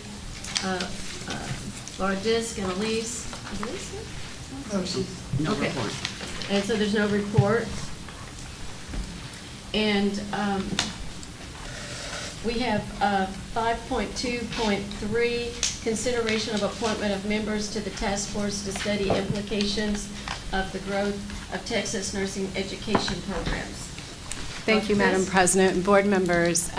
So this is an action item report, and it asks for your consideration of nurses and other members who've been nominated by their organizations to take part in the task force to address the new charge.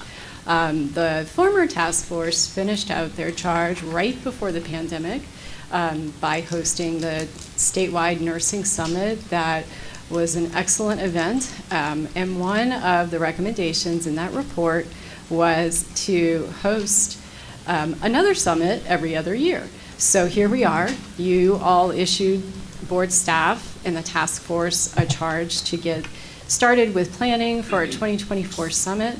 So we need the experts to help us do that, and that's what you have before you for consideration. Toward the end of the report, you'll see there's 16 nominees.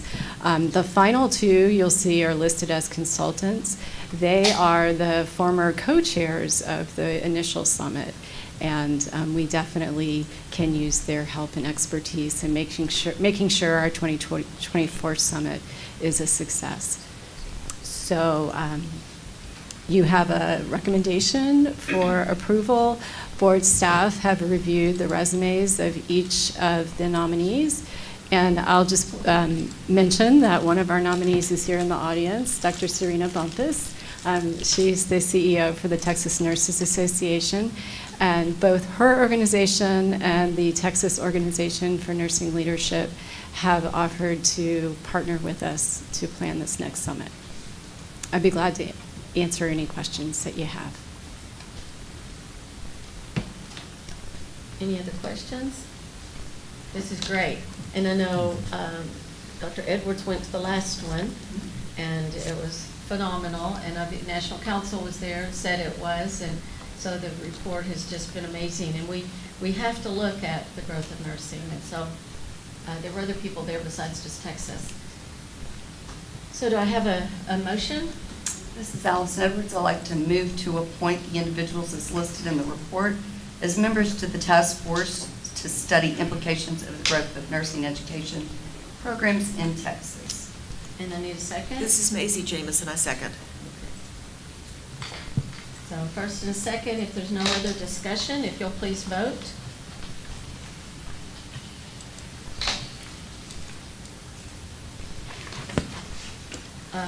Then I'll take an oral vote. Daryl Chambers? Daryl Chambers, 4. Laura Disk? Laura Dis, 4. Carol Garcia? Carol Garcia, 4. Maisie Jamison? Maisie Jamison, 4. Ken Johnson? Ken Johnson, 4. Kathy Lederhorn? Kathy Lederhorn, 4. Allison Edwards? Allison Edwards, 4. Melissa Scott? Melissa Scott, 4. Tyrone Sharp? Tyrone Sharp, 4. Kathy Ship, 4. Rick Williams? Rick Williams, 4. And Kim Wright? Kim Wright, 4. Thank you, and it's unanimous and passes. Thank you so much. And I look forward to this. Okay, we can go to 5.3.1A, which is report on the National Council of State Boards of Nursing mid-year meeting held March 28th through 30th in Seattle. So Ms. Thomas and myself attended, and we had a day of presidents and EOs meeting together, and then I chair the presidents, and Ms. Thomas was in the EO group, and then we had some updates on education. Dr. Hooper was there, and it was, I think that some watched virtual, some staff maybe were watching virtual as well. So it was a good meeting. I was going to talk about the presidents. So that meeting was really great, and every year we have CNOs and we have deans of schools, and we have practicing levels of nursing education that are the presidents of the 50 states. There's 25 territories, so not all of them are there, but we have people from Ireland, we have Guam that's there, Philippines, different ones. And so it is really enlightening, and everyone is having the same problem, wanting to get their board scores up, concerned about the nursing shortage, the new, the NGN coming this month. And so, but it's a serious group of what are we going to do? It's time to do it. So that environmental scan of NCSBN is talking about what they're trying to do on those same topics. So I have a meeting next week with some of the directors at National Council to talk about what we talked about in that president's meeting, about what we need to do. And some of them attended the summit, and so they will want to be part of that. And we just, we're at a crisis nationally, and so what we've talked about is sharing some of those best practices. Until we have a chance to do really huge things, what can we do on a shorter time frame, like who's doing something that has helped and been a significant difference for their group. And there are some health systems that are partnering and paying their nurses more to precept students, and they stay with the same student, and they've done it for about a year, and it's been amazing. And then some of those students tend to work for those systems, and so they have a better prepared workforce, and they've had a team. And we did some of that back in the old days with our diploma programs when they worked in the hospitals, and many are doing some of those kinds of things. So we've talked and shared in those groups of what people are doing, and like I said, how Ohio was like what is Texas doing? And so even what do we need to do in Texas to do that? So I think that we will see more advancement in some of those kinds of areas, to hopefully some things to put some meat into, to just examples that they could use in some of the areas. You know, our rural areas are hurting. And so it's very, I'm honored to be part of that group, and it's a really, we have 3 hours for that meeting, and we are on it the whole time, you know, really talking, sharing ideas, and it's a really great opportunity. So the president and EO always go to that mid-year to work together as a team and build that relationship, but also for that. And so,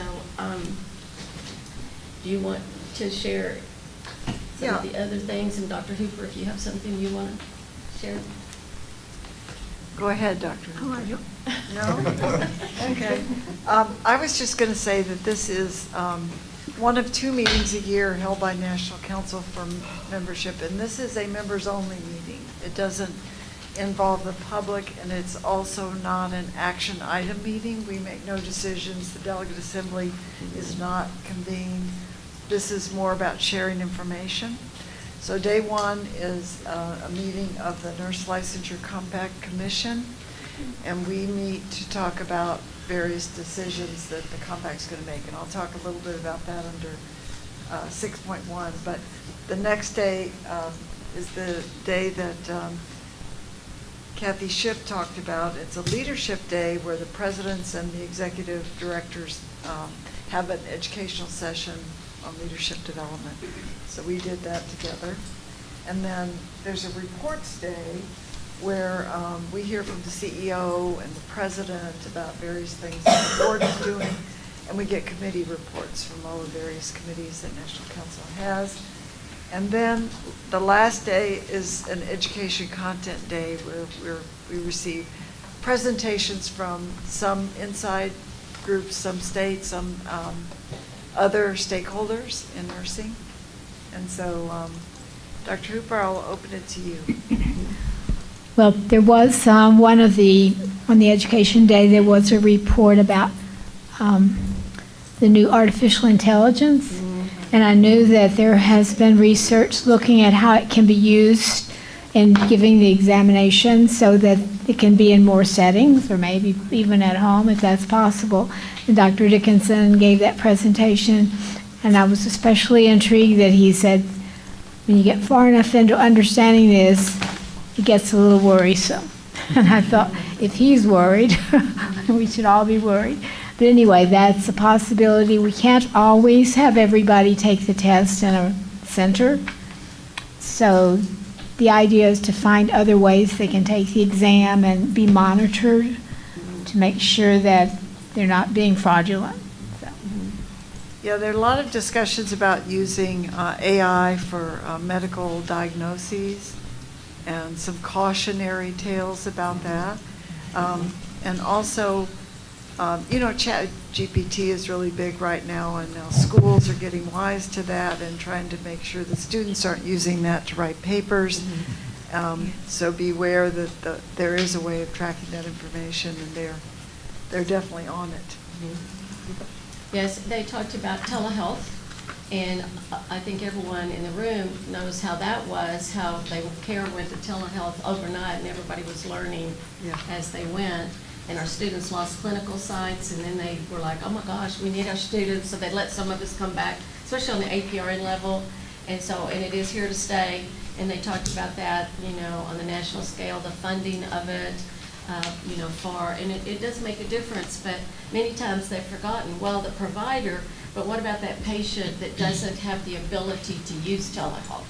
And they're the ones that probably need it, but they may not even have the bandwidth where they are or the skill to even do it. So it's not a be-all for everything, and it definitely is a great tool, but so that was really interesting. And Dr. Dickinson, who's the one with the NGN and all, and I don't even know that he sleeps. His brain is always going really fast.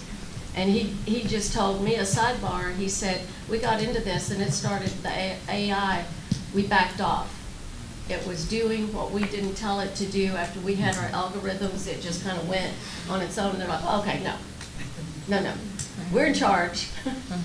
That's not in charge. And he said, it's a tool, you know, and working, and Kathy and I didn't get to hear that whole one, but it was, so it's just real meaningful, and we didn't have any other members to go, but we hope that some of you will want to maybe next year, if you can, and whoever is the president next year, whoever is the EO next year, be doing team building. So I think, and that's just a report. And then I think we'll go on to 5.3.1B, which is talking about who will attend. I can't get it up. Where is it? I guess we don't have anything on there. Oh, 531B. Yeah, so this is just a report. So Ranging 2 is going to attend National Council State Boards of Nursing annual meeting. What we try to do, we're on limited funds. Mark always keeps us in line about what we can spend and what's available because we want to be good stewards.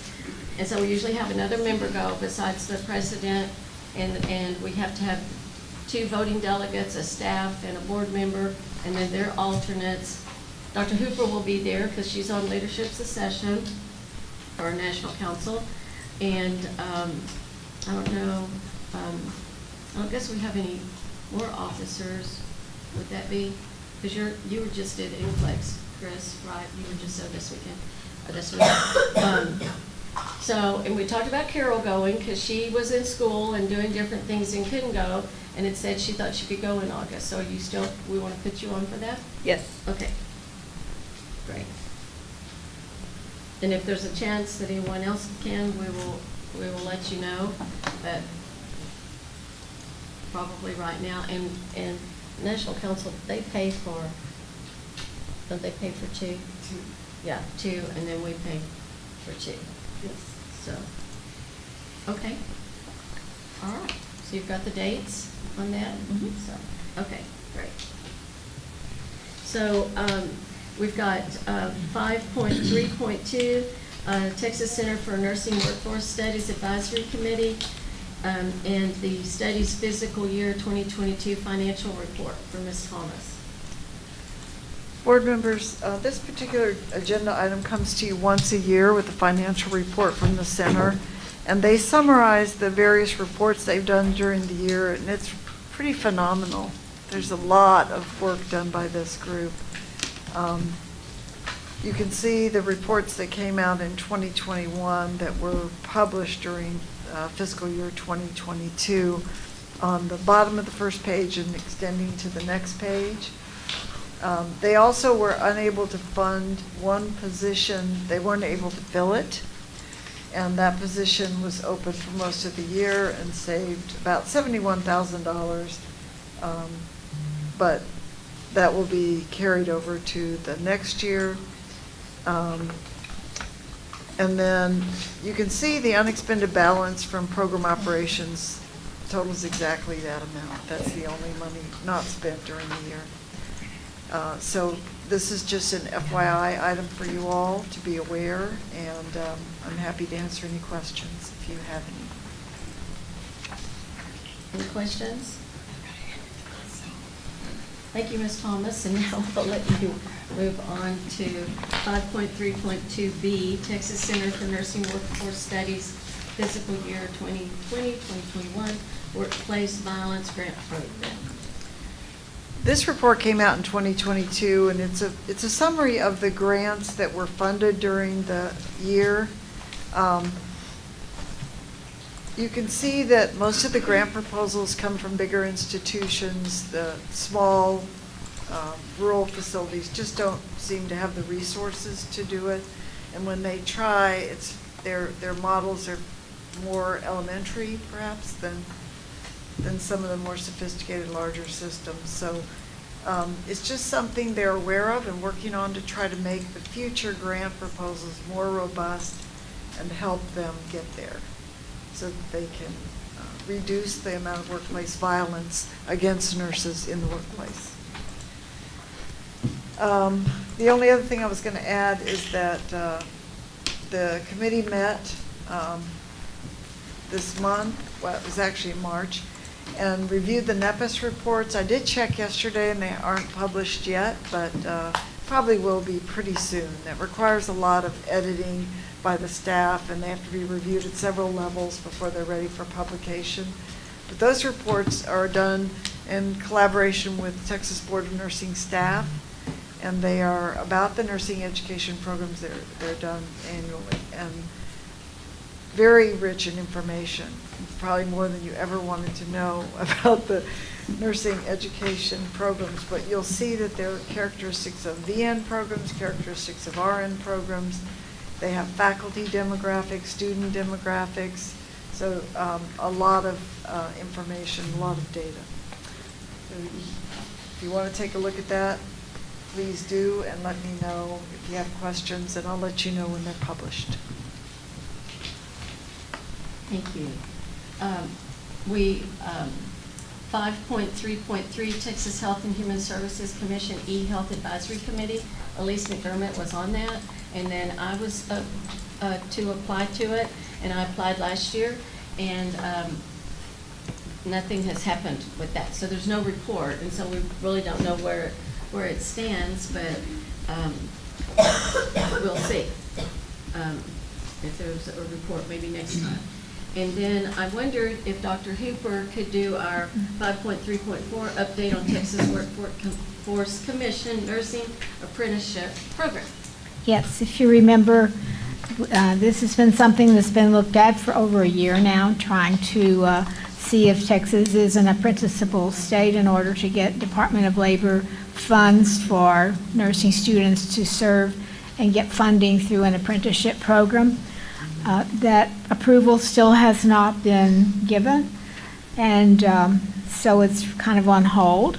There were 3 programs that let us know they were interested in applying for approval, and one actually had a very good workable plan, and a report had already been written up to bring to you today, but because of the delay in getting approval from the Department of Labor, the hospital that was the partner decided to back out, and it was because of so many regulations with the Department of Labor if they entered that contract.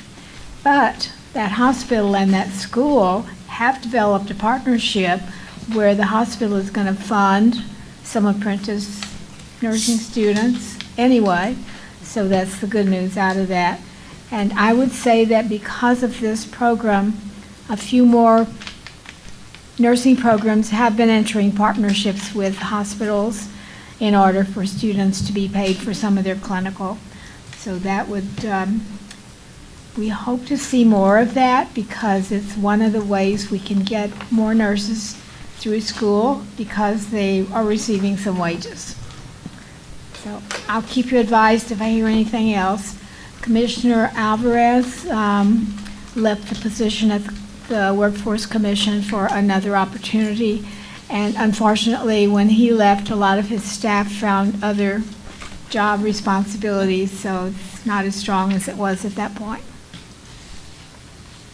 You know, that's the same thing like you're saying. So if it's successful, and that was like the Maryland one that's paying the preceptors $10 more an hour to take certain students, and then paying the students but giving them some clinical, and just like that, then they don't have to have so many loans. Right. And sometimes they can get loans maybe for school and tuition, but not for essentials Yes. and groceries and things like that. So just coming up with ideas. So that is great news, even though the initial didn't work out. I know. So to have a byproduct like that, that's just great. Okay, we're going to take a break in just a few minutes. I'm just trying to hold on with me here, and board members, and we're going to have a small ceremony and some cake. So it's worth waiting for. So we've got 6.1 nurse licensure compact update. Ms. Thomas? Okay, I don't want to stand between you all and cake, so I'm going to try to make this brief. The nurse licensure compact did not add any new jurisdictions last year. There remain 39 jurisdictions. 2 of those are territories of the United States, the Virgin Islands and Guam. However, it was not the big session for any state, and so this year we have bills introduced in Hawaii, Illinois, Massachusetts, Minnesota, Nevada, New York, Oregon, Washington, and Alaska. All these bills have some form of opposition from unions who have long-standing positions against the compact, just not wanting people to come into the state freely. And so that's something that remains to be a strategy evolving, try to figure out how to please individuals in these groups and at least to minimize the opposition. There have been a couple of bills introduced in Congress, actually passed in Congress, but we're trying to figure out the implications of them. One is H.R. 7939, which is kind of a big bucket bill for the veterans. And it's called the Veterans Auto and Education Improvement Act, which tells you it's nothing to do with licensure, however it does. If you read Section 19, provides portability of professional licensure for active duty military and their spouses. It has a carve out for compacts, and we're still trying to decide what the resulting implications of this bill will be, if any, for us. And there's also the SHARE Act, which is House Resolution, or H.R. 1310, and that provides access to FBI information for compacts. Again, it doesn't seem to change a lot for us. We still have to, I mean, we have access, we can share that with other states, but we can't use the actual reports. We have to obtain our own information. I think I have that right. It's complicated, but we're looking at that. The compact designed a new web page. It's really kind of user-friendly. I invite you to look at it. There's a link for it in my report, which is nursecompact.com. And it contains information for nurses, employers. It contains information for administrators, like the compact group that I belong to. And it's very useful, and if you have feedback on it that you want to share with NCSBN, I think that would be great, and I'd be happy to forward anything the members might have. There's also a compact connection, and for members, you have to sign up for that reminder, and it's just sort of an update on what's going on with the compact. It includes things like how our states, our bills moving through various state legislatures, that kind of thing. I also want to point out that when the compact administrators met at mid-year, they decided to propose new rules, and those rules are available right now for comment. If you go to our website, on the far right in red is a notice about the rulemaking for the compact.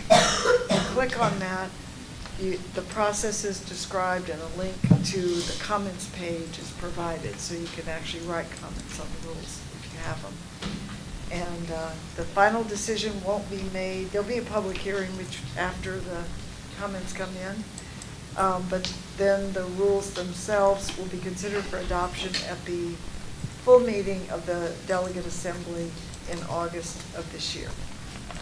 So those rules will be adopted, modified, whatever they are. And finally, I just want to add that the APRN Compact right now has 3 states in it. Texas has a bill introduced this session, as does New York, Montana, Maryland, Kentucky, Hawaii, and Arizona.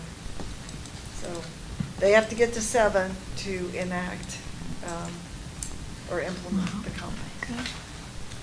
So that's where we are with the compact. I'm happy to answer questions. It's so exciting that it's at 39 now, and that APRN is close, for 3. We need 4 out of those 7 that are trying, and some are in good condition, which just helps us be able to have access, and especially if you're on a border and you're going back and forth, it can make such a difference. So, yeah, Ms. Thomas, I'm just curious, of the bills that are now in the various U.S. states, Are there any that are sort of floating to the top that are really advancing of any of the states, or just the compact, not the APRN? It's really hard to say. The NLC, just like our legislature, sometimes toward the end is when we really figure out what's going to move and what isn't. Some of these states have support from their governors who are putting it in their own budget bill and promoting it with the members of the legislature. Others, like Oregon and Washington, are big union states, so is Minnesota. So they have a lot of opposition that's historically been there, and these bills have been introduced many sessions. So it's hard to say whether there's enough progress made to move it forward or not. They have a lot of support, but they also have the opposition to deal with, so. I think COVID helped a little bit because of access and mobility. I mean, just winning some over, and some they thought weren't ever going to get there are looking like they might now. And I think that was 9, wasn't it? So it's like 7 for APRN and like 9. I mean, yeah, so it's a lot. You know, and the last compact only had 25, and we're already at 39. So, right. So that's good. Okay. Can we do 7.2, review of Health Professions Council annual report? Okay, you're making me stand between them and cake again. I know. The Health Professions Council puts out an annual report every year, and it's on their website, and I provided a copy for you today. I wanted to point out a couple things in this in the report. It starts out with kind of a historic view of the Health Professions Council, which was established in 1993. So it's been there for 3 decades now, and mostly serves as a information sharing and IT support for the boards that license healthcare professionals here in the state. And primarily the smaller boards who have less resources, it's been a big help to them. They have a regulatory database that's serves 6 agencies and has been really well maintained over the years with lots of resources for them. So it's a sharing kind of agency. It used to not be an agency, now it is. So the other thing I want to point out is that every time this report comes out, it compares the cost of licensure with other similar states. So in this particular report, you find California and Florida as comparisons because they are big states like we are. And in California, the cost of a license is $139 more than the cost of a Texas license per renewal period. In Florida, it's about $35 more than the Texas license cost in our state. And that's been the case since they've been producing this report. It's always higher in the other states than in Texas. And then periodically we have enough data from New York to analyze that data too, but not always. New York has a very, let me think how I put this. Their system is very, very different from any other state. They're regulated by the Department of Education, but then they have silos where discipline is done over here and licensing is done over here. Everything is divided and siloed, and they don't talk to each other. Their board mainly makes policy decisions, and that's it. So, like California and Florida, the cost of licensure in New York is much higher. And then, let's see, the Board of Nursing has a data report, as do all the agencies in the Health Professions Council. It includes things like performance measure kind of stuff, like how many licenses do we issue and how many RN, LVN, APRN licenses are issued. What are our efficiency measures? What are our outcome measures required by the state? And they're all in there. And then there's also a list of the agencies that are served by the regulatory database that I mentioned earlier in here: the Behavioral Health Council, the dental examiners, pharmacy, plumbing, optometry, funeral services, and geoscientists. So it's a hodgepodge of different kinds of agencies. And, you know, we are fortunate to have a very nice database system. We don't have to get in line with any other agencies right now, so. You know, and it's really good for those smaller agencies, and, you know, our agency helps some of those smaller, you know, like she Yeah. said, and so we share resources, and, I mean, and that's good. That's good for state business and to do those things and share that interprofessional opportunities. And particularly Mark's staff has been very helpful to other agencies. Mark used to do a lot of training for the other agencies, for example, EEOC and things like that. And then his finance staff used to do financial services for the optometry board, and they've moved on and finally found someone. And then recently they've met with the Funeral Services Commission on the findings of an audit that they underwent, and some advice from our staff to theirs on how they might address those particular issues that came up in the audit. So I just want to say one thing about that she brought out, about how low our fees are for every 2 years. My husband is geologist, and he pays $209 a year for his geology, where our LVNs are 45 and RNs are 65. 68. Not 68. Okay, so we went up $3, but Mark is amazing, because if we ever have any money left over, we tell the legislators that we're going back down. We were at 65, and so we had to go up. APRNs, ours is 54? No. 54? No, for AP APRN. is 100. Oh, Well, it's yes. 54 for renewal above their RN. Right. Yeah, so it's 54. I was like, no, it's not $54. 2 times, but if you add that to the RN, because we do the RN, that's on top of that, but some of those funds pass through and help our prescription monitoring program at the Board of Pharmacy for our controlled substances. So, you know, we try real hard to keep those fees down. So, okay. So now, just a little quick thing. So what happens in how we become board members? The governor appoints board members for 6 years. And then you can be reappointed.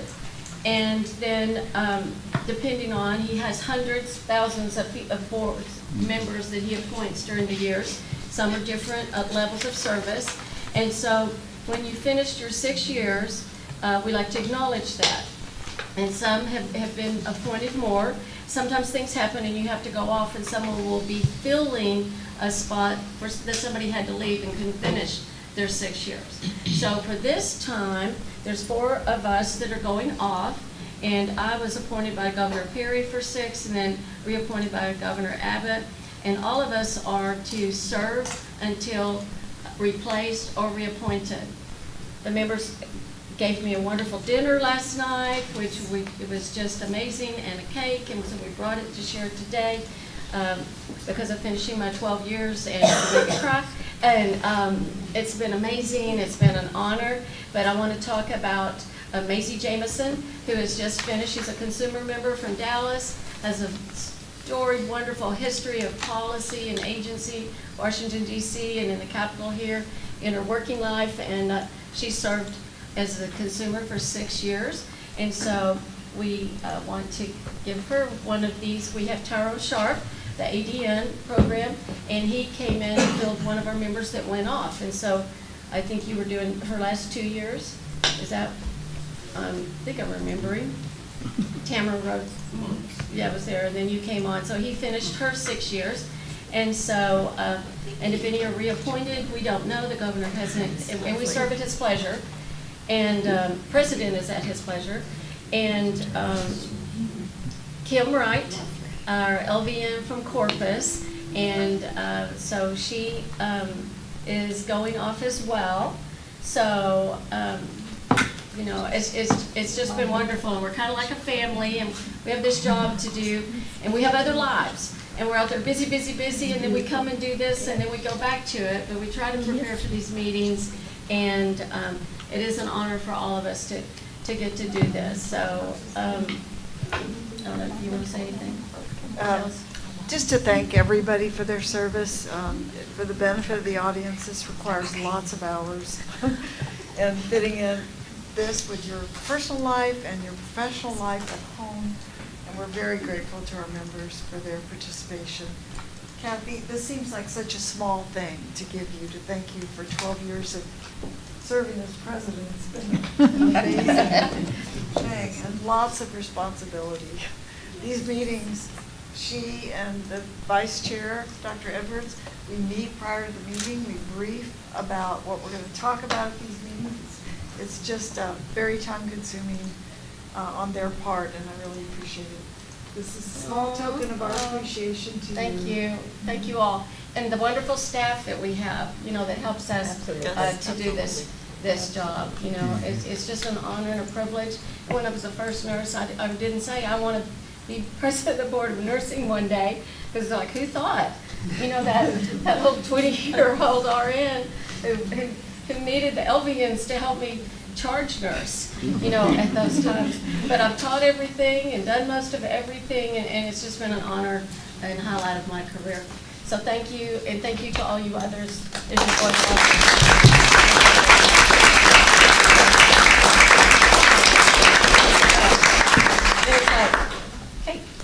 Time for a break and cake. So. These students today are from Cisco College. I'm going to go back and mingle with them. Okay, thank you. You're looking forward to a wonderful career. No.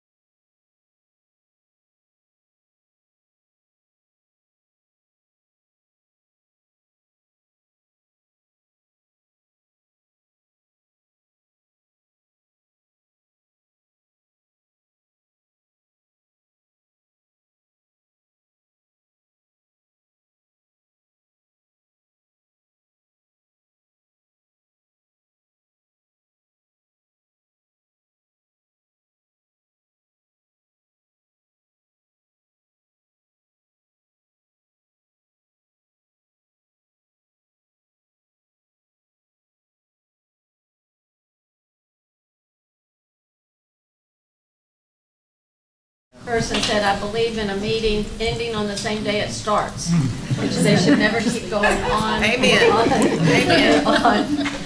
So, but we want to do our job. So we have our schedule here that is, on the website, and so if I didn't have my marker, last meeting I didn't have a marker, I was like, where is my marker? So I definitely have my marker so we can keep up with these things, and so, don't you students, don't you think it's amazing, all the stuff we cover and what's going on, so your Nurse Practice Act means more now in your license? Good. Okay, so, now we're gonna move on to, our Assistant General Counsel, Ms. Gina Abel, and we're gonna do 7.3, consideration of proposed amendments to 22 Texas Administrative Code, Chapter 214, relating to vocational nursing education. Thank you, Madam President. Board members, good afternoon. This agenda item includes rule amendments. It's been a while since we've done the education chapters, so this is the entire chapter for vocational nursing education. It includes all the current sections except for 2, which didn't need any amendment, but the remainder of the sections are included in Attachment A. The majority of the changes are pretty editorial in nature.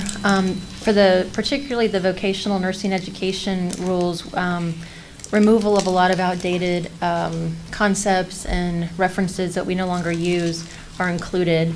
There is some clarifying language that talks about changes in program status and just sort of helping clean up those sections so people can understand a little bit better about what the intent of the rule is. The biggest change you're going to see is the way that we reference the education guidelines. We've decided to simplify those. Instead of including titles, it gives a little bit more flexibility for the consultants when they choose to make changes to titles and things like that without having to go back and necessarily change the rule. So I've also included a proposed revised guideline index in your packet so you can see how those would look. It's going to include a number and then still reference to our website where those are going to be located with the index. But that will help out staff quite a bit. And I'm happy to answer any specific questions that you might have about any of the proposed changes. Ms. Abel, I just have one question. On 214.9 in the program of study,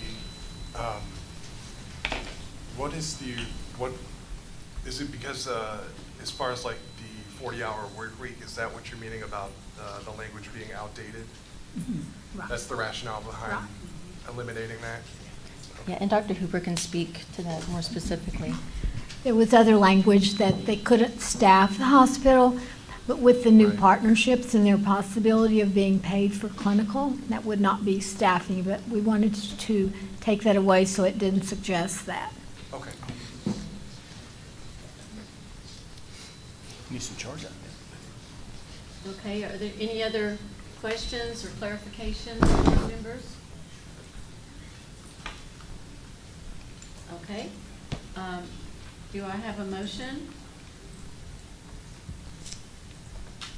Yes. Okay. Yes, you Yes.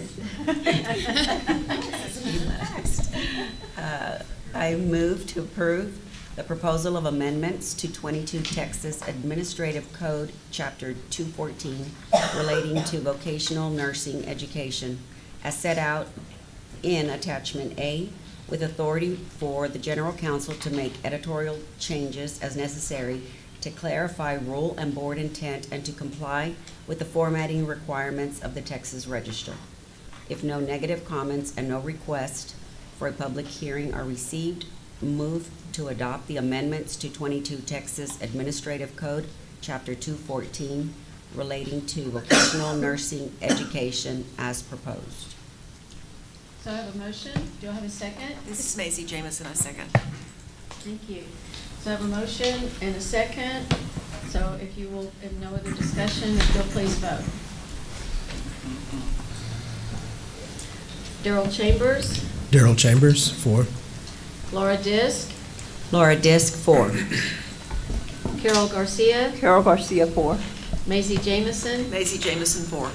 Ken Johnson, Ken Johnson, 4. Kathy Lederhorn, Kathy Lederhorn, 4. Allison Edwards, Allison Edwards, 4. Melissa Scott, Melissa Scott, 4. Tyrone Sharp, Tyrone Sharp, 4. Kathy Ship, 4. Rick Williams, Rick Williams, 4. and Kim Wright. Kim Wright, 4. Thank you. So the motion carries. Thank you, Ms. Abel. We'll move on to 7.4. Consideration of proposed amendments to 22 Texas Administrative Code 215 relating to professional nursing education. Thank you. Thank you, Madam President. Board members, this is very similar to the one that we just looked at. This is for the professional nursing education rules. It does involve, again, the whole chapter, except for the 2 sections that didn't need any changes. Very similar to what you would have reviewed in the other agenda item, editorial changes, clarifications, updating references, and it includes the same reference to the guidelines that I explained in the earlier agenda item. And if there's anything specific in here, I'm happy to answer any questions. Thank you. Are there any questions, board members, or clarifications? Okay. Yes, I'd like a motion. Madam President, I move to approve the proposal of amendments to 22 Texas Administrative Code, Chapter 215, relating to professional nursing education as set out in the attachment A, with authority for the General Counsel to make editorial changes as necessary to clarify rule and board intent and to comply with the formatting requirements of the Texas Register. If no negative comments and no request for a public hearing are received, move to adopt the amendments to 22 Texas Administrative Code, Chapter 215, relating to professional nursing education as proposed. Thank you. And do I have a second? Jamison, a second. So I have a motion and a second. If there's no other discussion, please vote. Darrell Chambers, Darrell Chambers, 4. Laura Disk, Laura Disk, 4. Carol Garcia, Carol Garcia, 4. Maisie Jamison, Macy Jamison, 4. Ken Johnson, Ken Johnson, 4. Kathy Lederhorn, Kathy Lederhorn, 4. Allison Edwards, Allison Edwards, 4. Melissa Scott, Melissa Scott, 4. Tyrone Sharp, Tyrone Sharp, 4. Kathy Ship, 4. Rick Williams, Rick Williams, 4. and Kim Wright. Kim Wright, 4. And the motion carries. Thank you, board members. So I've looked through here, and I think that we've covered everything except going down to our category miscellaneous 9. And so the review of the board quarterly meeting evaluation. So one of the things, when the board does their evaluation of the meeting every time, then the president gathers those and does a report. And so the first, well, it was a little wordy this time, which is good, so we're just going to go over it. And it is, the agenda was clear, supported by necessary documents, and circulated in sufficient time before the meeting. So the preparation and work put into the meeting is superb, so appreciative of all the work. As always, agenda prep is direct link between board prep that enhances a good board meeting. So this is what the members have said, and 10 were voting this. Today was a condensed agenda. It had a lot of material, but appreciated the one-day meeting. Agenda is succinct and well-prepared and planned. So, that's what our staff does, helping us to be able to have a succinct meeting. Number 2, all members were prepared to discuss materials sent in advance. Yes, members are prepared for discussion on agenda. Very appreciative for the educators on the board and the input and recommendations with that vast experience. We feel board members are serious about advanced preparation. Some board members were missing and hope they get better. I think some were sick. Yes. And they couldn't be here, for whatever reason. All these voices matter, all the different input. So this is a great meeting. The only one that isn't here is our David Sacedo, who has resigned. And so this is a full board. and it matters. Reports were clear and contained needed information, so reports are very clear and presented in a manner that's easy to follow and understand. I look forward to the various reports. The effort is so appreciated. Clear reports generate great dialogue, always on point. Jenna was awesome in executive session in her presentation and guidance of all acceptable options. Number 4, we avoided getting into administrative management details. So some agenda items demand detailed discussions, but not every agenda item. Although we tried to avoid it, there were some discussions that were unavoidable. So not everyone makes comments. These are just the ones that I received. A diversity of opinions was expressed and issues were dealt with in a respectful manner. The more I get to know the multiple members, I am so impressed with the diversity of the board members and what they bring to the table. And as always, and then every board member has a strong and unique voice. And we do, in voting, I mean, if we did disagree, it's a majority rules and we speak with one voice, whatever that is. Today you've seen that we've been voting and we have agreed. Sometimes we don't, and it's okay, and everyone's opinion is valued. Number 6, the chair guided the meeting effectively, participated responsibly, so they put that I'm a great board leader. Thank you very much. Kathy always does an excellent job in guiding our meetings, always, so thank you. Future issues identified, none were on there. All members were present, so we had 3 members absent. Board absence is clearly understandable when someone is ill and has family issues. All members' participation is valuable, and when they are not here, they're missed, and illness cannot be helped. And so we do want our members to be here if all possible, and they all tried to be. The meeting began and ended on time, and it says promptness always appreciated, and one-day meeting.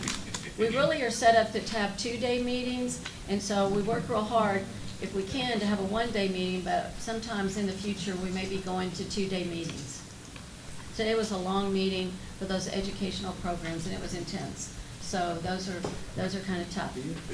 But we need to have board development, so we'll be doing that next time. The meeting room was conducive to work. Can't wait to be in our new building for our meetings. Pickle is a good facility for the meetings, easy for parking. A cafeteria close is nice to allow for quick lunches. It's a meat locker. It's an ice box, they said. When is our new conference room ready? Room temperature is an impediment. So it can be where we're covered. We have blankets. Yes, this time was better. We did good. We started out cold. Okay, miscellaneous. IT does a great job. Those guys keep us going. I appreciate the facility and all the work the staff did to prepare in a new location because they have to travel from downtown to do this for us. A lot of material covered. This meeting really went well, and excellent work by staff for preparation allows us to do our job efficiently. So it's great. I appreciate your comments, and everybody's been given their form. So make sure you turn it in, so I'll have it ready for the next meeting. So we're good with that. And so at this time, our 9.3 is consideration of approval of board succession planning for position of executive director. So the students will have to leave, and I don't know who your instructor is, but so it's, you shouldn't come back. I mean, we're not going to. You can stay, but you have to leave for this, and then you would come back in and, yeah, and we come back and we just vote on what we talked about, because we have to follow Opens Meeting Act about how we do things. So it's really not, so our wonderful Kathy Thomas has been with the Board of Nursing for 34 years. She has been almost 28 years as executive officer. She is known internationally, nationally, and statewide in many states. She has been, her fingerprints are all over National Council almost. It's 45 years, she went there the whole time, but She is part of all of those policies, and the nurse licensure compact, she helped write that, the APR compact, she helped write that. She was president for National Council, and she has had all the awards that they can give. There aren't any others that are there, and we would vote for all of them again. And so she is decided to retire the end of August, and so we have a job now to have a selection committee, and all good organizations have to have a succession plan in case that person is leaving by choice or not. And so she's just been a great mentor to me, and part of the reason our meetings and the whole agency does so well is her leadership. So we are going to go into executive session, and everyone has to clear the room, about those of us and our attorneys and our HR. So we're glad you were here. Thank you. Hope you enjoyed it. Travel home safe.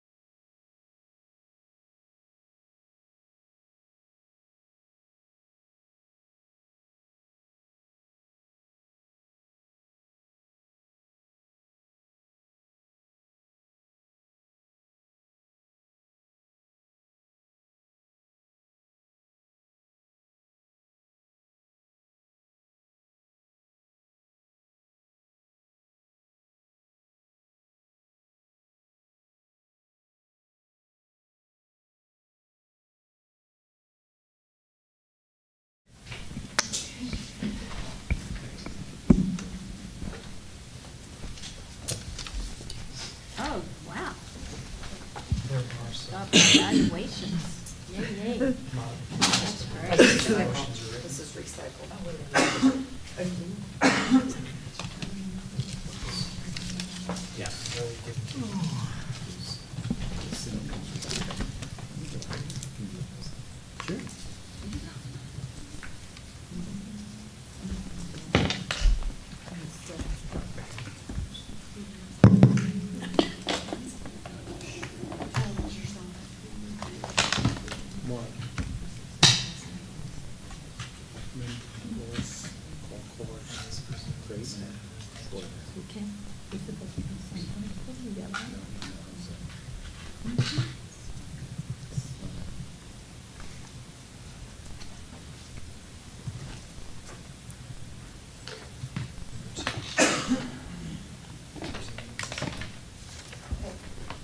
I saw you going for that. Is that your second one? I had two. Absolutely. For the two. Who had to? Two slice club.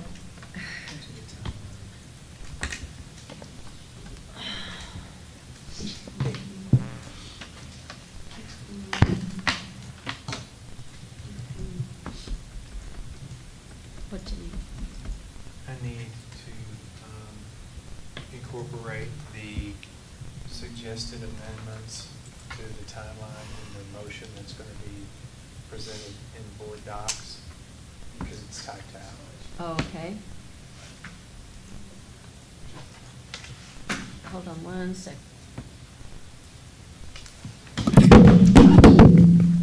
Good gosh. Now for your next trick. Oh. There we go. Yeah. Oh, I think I wrote Thank you, ma'am. Oh, thank you.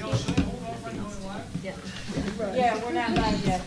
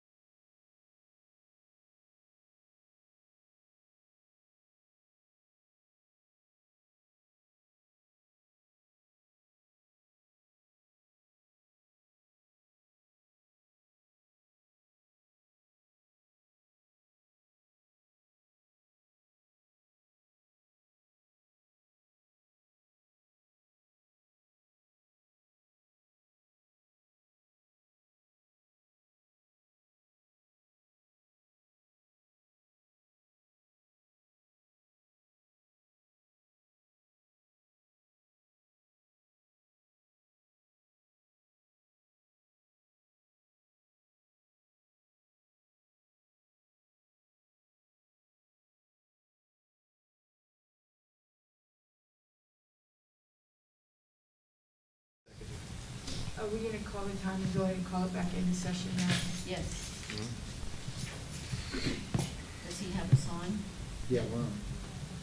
Okay.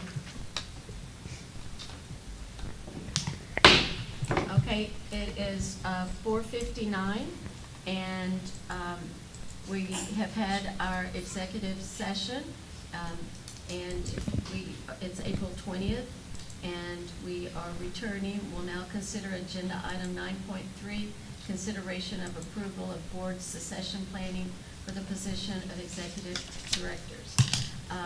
We have completed. Say what time it is. 4:59. Okay. 5 o'clock, okay? And board members and staff have completed all the items on the agenda, except this last item, and we are now going to deal with agenda item 9.3. So, board members, I need a motion on number 1. Move to adopt the amended executive director's succession policy, and it is attachment B. So moved. Daryl Chambers, I second that motion. Okay, is mine counted as a motion? You clapping? I was You making. should, you made the motion? I made. Well, she read it and Rick said so moved. I would get Rick. Daryl? Okay. He seconded. Okay, so Rick's gonna do the motion? I did. You read it. He did. You read it, I did it. Okay.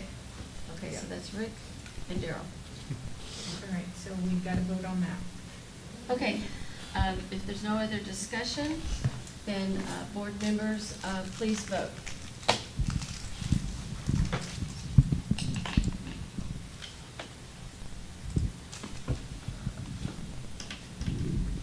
Daryl Chambers. Daryl Chambers, I second. I'm sorry, Daryl Chambers, 4. Laura Dis. Laura Dis, 4. Carol Garcia. Carol Garcia, 4. Macy Jamison. Macy Jamison, 4. Ken Johnson. Ken Johnson, 4. Kathy Lederhorn. Kathy Lederhorn, 4. Melissa Scott. Melissa Scott, 4. Tyrone Sharp. Tyrone Sharp, 4. Kathy Ship, 4. Rick Williams. Rick Williams, 4. And Kim Wright. Kim Wright, 4. And motion carries.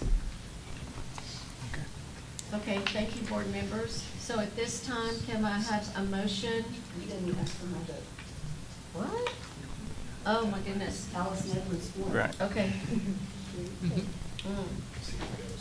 So it's the motion passes.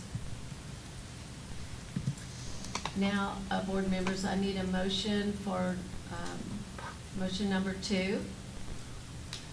Madam President, move to approve the timeline for selection of the executive director's successor by June Yeah, June 21st.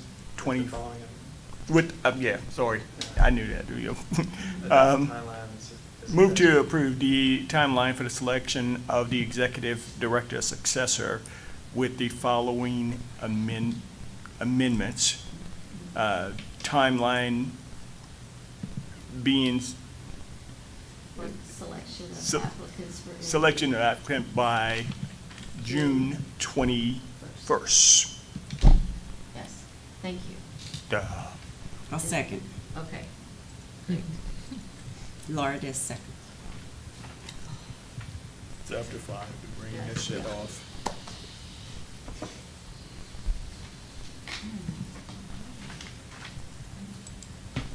Okay, so that was, Brooklyn. Okay. And now we need motion number 3.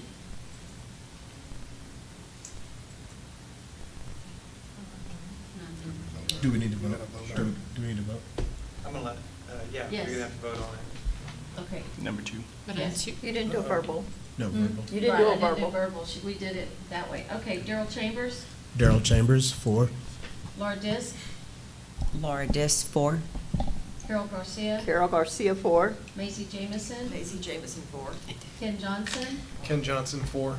Kathy Lederhorn. Kathy Lederhorn, 4. Allison Edwards. Allison Edwards, 4. Melissa Scott. Melissa Scott, 4. Tyrone Sharp. Tyrone Sharp, 4. Kathy Shep, 4. Rick Williams. 4. Rick Williams. And Kim Wright. Kim Wright, 4. Okay, so the motion number 2 passes. So now I need a motion with the members for the committee.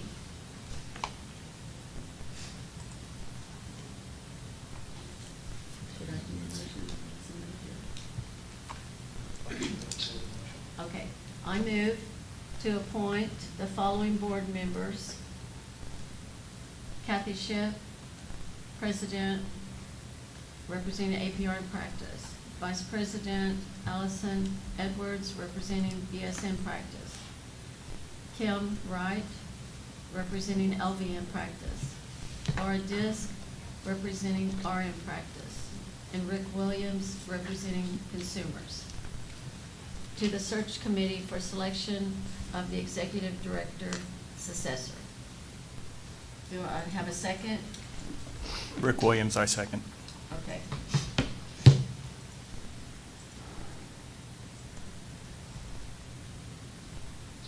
Okay, let me call the vote. Darrell Chambers, Darrell Chambers, 4. Laura Disk, Laura Dis, 4. Carol Garcia, Carol Garcia, 4. Maisie Jamison, Maisie Jamison, 4. Ken Johnson, Ken Johnson, 4. Kathy Lederhorn, Kathy Lederhorn, 4. Allison Edwards, Allison Edwards, 4. Melissa Scott, Melissa Scott, 4.